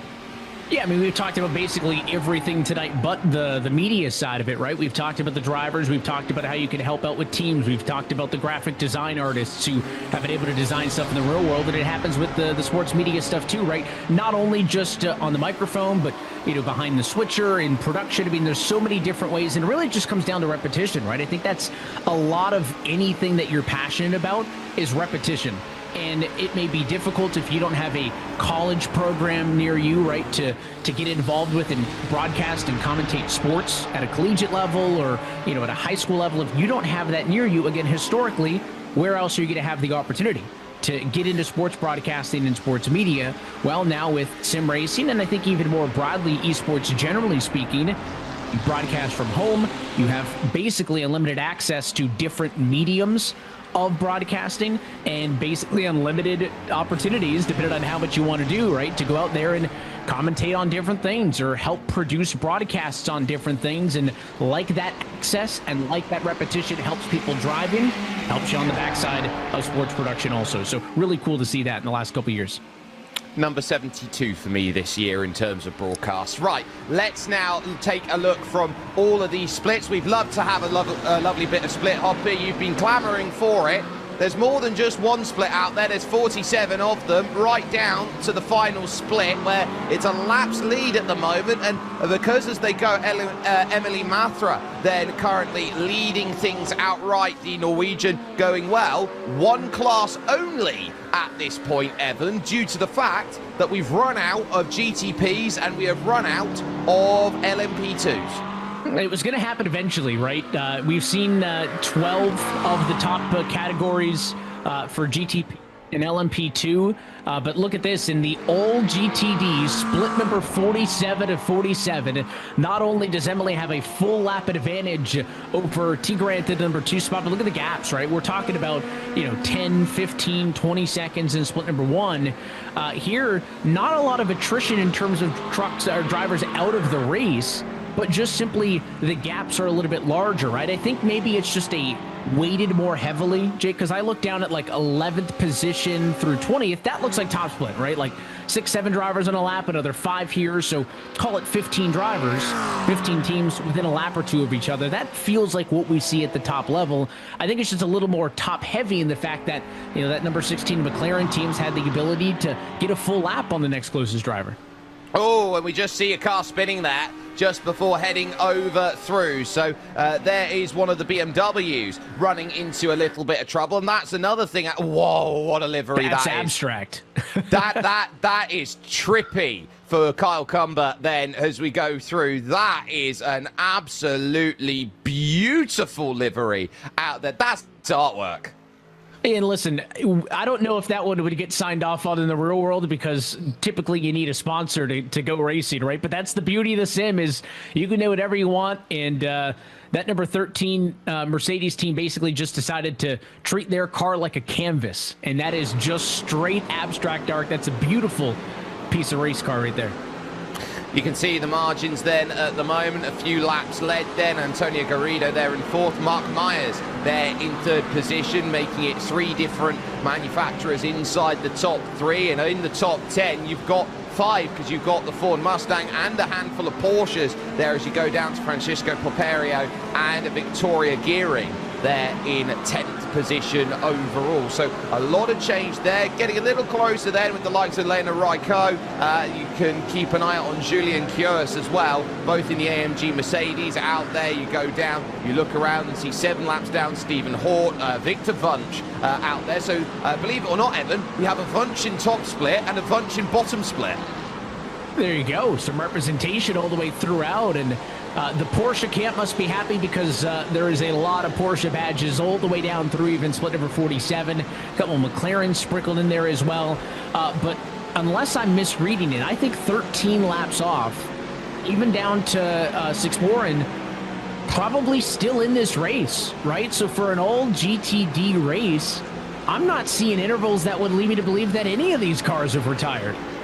No, very true. So there's still a lot of running. Now we finally get them down at the end. Yep. So you got 2 down at the bottom. I did also spy a name there that isn't who I think it is, but of course did a lot of work, and big shout out to Jonathan Simon over in Australia. He's doing a very good job in the media world now. Used to be on the World Championship races, of course, with Will Vincent back in the day. So a lovely, lovely sense of great racing out there. Back to top split where Porsche Coanda making stops out there at this point. The 067 and the 092 have made those calls to jump on in, which now leads to where we are right now, still on the battle of these two, breaking away from the group behind them. So critically, while Dur and the like are still there, we've still got this going on just behind them trying to get through. Dion Fiallo and Marc Perez in the LMP2 category for position, lock up, and that's going to push wide then through. Marc Perez locked it up, but Dion Fiallo locked it up more, and it's just enough clearance. Now trying to get through is Remy Gilbert, trying to get a lap back here for Team Benick, and in the middle of all of that, Elvis Rankin trying to find a way through, and now Pedro Valencia as well for Blue Mercure. He's trying to stay on that one for the podium. Yeah, and the effect simulation's 909, not that far back either, so it's kind of 2 pairs of 2 right now. Is back down to the inside. It goes wrong. Fiallo goes around. And that, you could say, was a recipe waiting to happen through to Jean de Bienne. Then you had there one car down the inside. It was a case of looking for the angle, and Dion just pretty much tried to sneak on in, lean on the car alongside it, and it just did not work. And it was a reactionary move, right? That car had gotten overtaken, dropped back in line, wanted to go back at it basically and to give it another go. I think you can understand it in the aspect of, you know, that car's close, you want to fight back, but I mean, again, that was a 10-11 lap tire difference. So I think that Miranda's machine was always a sit and duck, and I don't really know if there was an avenue there for a re-overtake. I think you're sitting down. Maybe, Evan, you were looking at someone trying to go for short-term gain out there and ends up ultimately with long-term pain. They're down in the pits making their stop now. Yeah, and again, they're at the number 23, so they probably would have been coming down pit road soon anyways. So to your point, yeah, it's, as a race car driver, if somebody leaves a gap there's our photographer taking pictures on the right-hand side. If somebody leaves a gap open, it is very difficult to tell that competitive part of your brain, wherever it's located, don't do it, right? Don't go for the gap. It's like someone's got a famous quote about going for a gap, right? But again, you gotta think long term, and it's an unfortunate misstep. Again, that car would have been down pit road anyways, but probably cost themselves maybe upwards of 10 seconds with that misstep. If there was any time to do it, it is Suzuka weekend right now, so I can see where it comes along. And to that point as well, the ability to stay away from going for that lunge back down the inside. It's like trying to resist the One Ring in the Lord of the Rings, basically. It tempts you. You don't want to do it, but you're just like, no, I want to make overtakes. It's fun to overtake. Yeah, you're engaged in a battle. A car passes you, and until that car is out of reach, your brain is telling you you're still in a battle. And again, in this context, 6 hours to go, a car on 12, 11 lap better tires, whatever the number is, just passed you. I think at that point, once the car gets around you, the battle's over. But that's not what the competitive part of your brain tells you. Look at that move on the outside through the sunset bend. That was nice. It was very nice there on Remy Gilbert from Benjamin Frigerio, making the lunge around there for effect simulation and doing a very good job of just keeping this race honest in the LMP2 category at the moment and making sure that this race isn't going to be one that is, for them, all over, done and dusted before halfway, just using all of the lines available there at Sunset Bend. They look over to Blue Mercure's number 18 effort at this moment in time. They are sat in 4th position. They want to get up to Simify Esports here. Pedro Valencia versus Marc Perez. Now this is Spaniard versus Spaniard out here at the moment, and look at the marble deposit there at the hotel hairpin. There's no opportunities for anybody to come and clean up this racetrack. It is just going to build up and build up. Even here through the right-hander, I mean, it's taken up about half of the racing surface and then all of the runoff as you go through that right-hander in turn number 10. So it is hours and hours of rubber buildup. It's almost, going through that corner, there's rubber on both sides of the road. It almost reminds me of racing in the rain, right? Or racing on a wet surface and you get that dry lane, and that's kind of the only place you can go. That's starting to be what it feels like, which then has an effect. And you see it here again, marbles on the inside, marbles on the outside. That is a single lane, maybe a lane and a half's worth of clean racetrack in the middle. So as we get deeper and deeper and that gets dirtier and dirtier, I think drivers have to factor that in too to when they make these moves. You can't just, as the faster car, decide to pass somebody on the outside in the dirty stuff, because you're going to get that all over your tires. It's going to slow you down for a little bit. It's what we call a margin that is finite, as Coanda Esports Zoe 67 now decides to come down into pit lane. That will give the BMW M Team Buildup Plus competition team car just behind here, this Blue Mercure LMP2, the race lead overall at this point, with 6 hours, 16 minutes and 41 seconds to go here in your iRacing Sebring 12 hour. Just a reminder to you, ladies and gentlemen, that once we do hit the top of the hour, we will be moving over from part 1 to part 2 on YouTube, so make sure that you get yourself set and ready over there as well to continue watching the action here of the iRacing Sebring 12 hour here on iRacing on YouTube. For the moment though, it's about just quietly jumping through the cars then left and right. Not really too much of a gap to worry about, a couple of seconds for Blue Mercure, but they are managing quite nicely at this point in time, Evan, to keep this one honest and keep a latent amount of pressure on for Simify so that they can't sit back and relax. Yeah, I think that's a fair summarization of what we've seen a lot in this race, right? We talked about what would likely be a bit of a misstep from the Maradness number 17 team.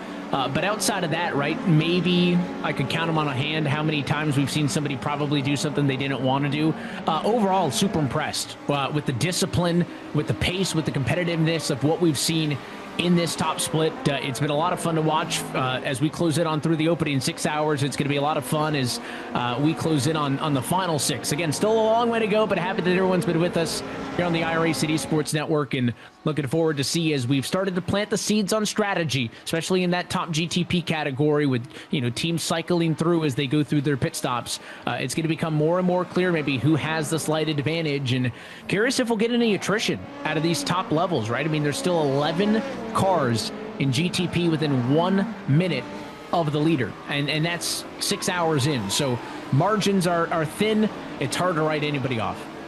It very much is. Evan, thank you so much for being along with us then in terms of this racing action that we have seen. Let's go on board then right now with Coanda as they will start running through the field. This is your 018 car of Meltia Hansen as we take you iRacing full throttle.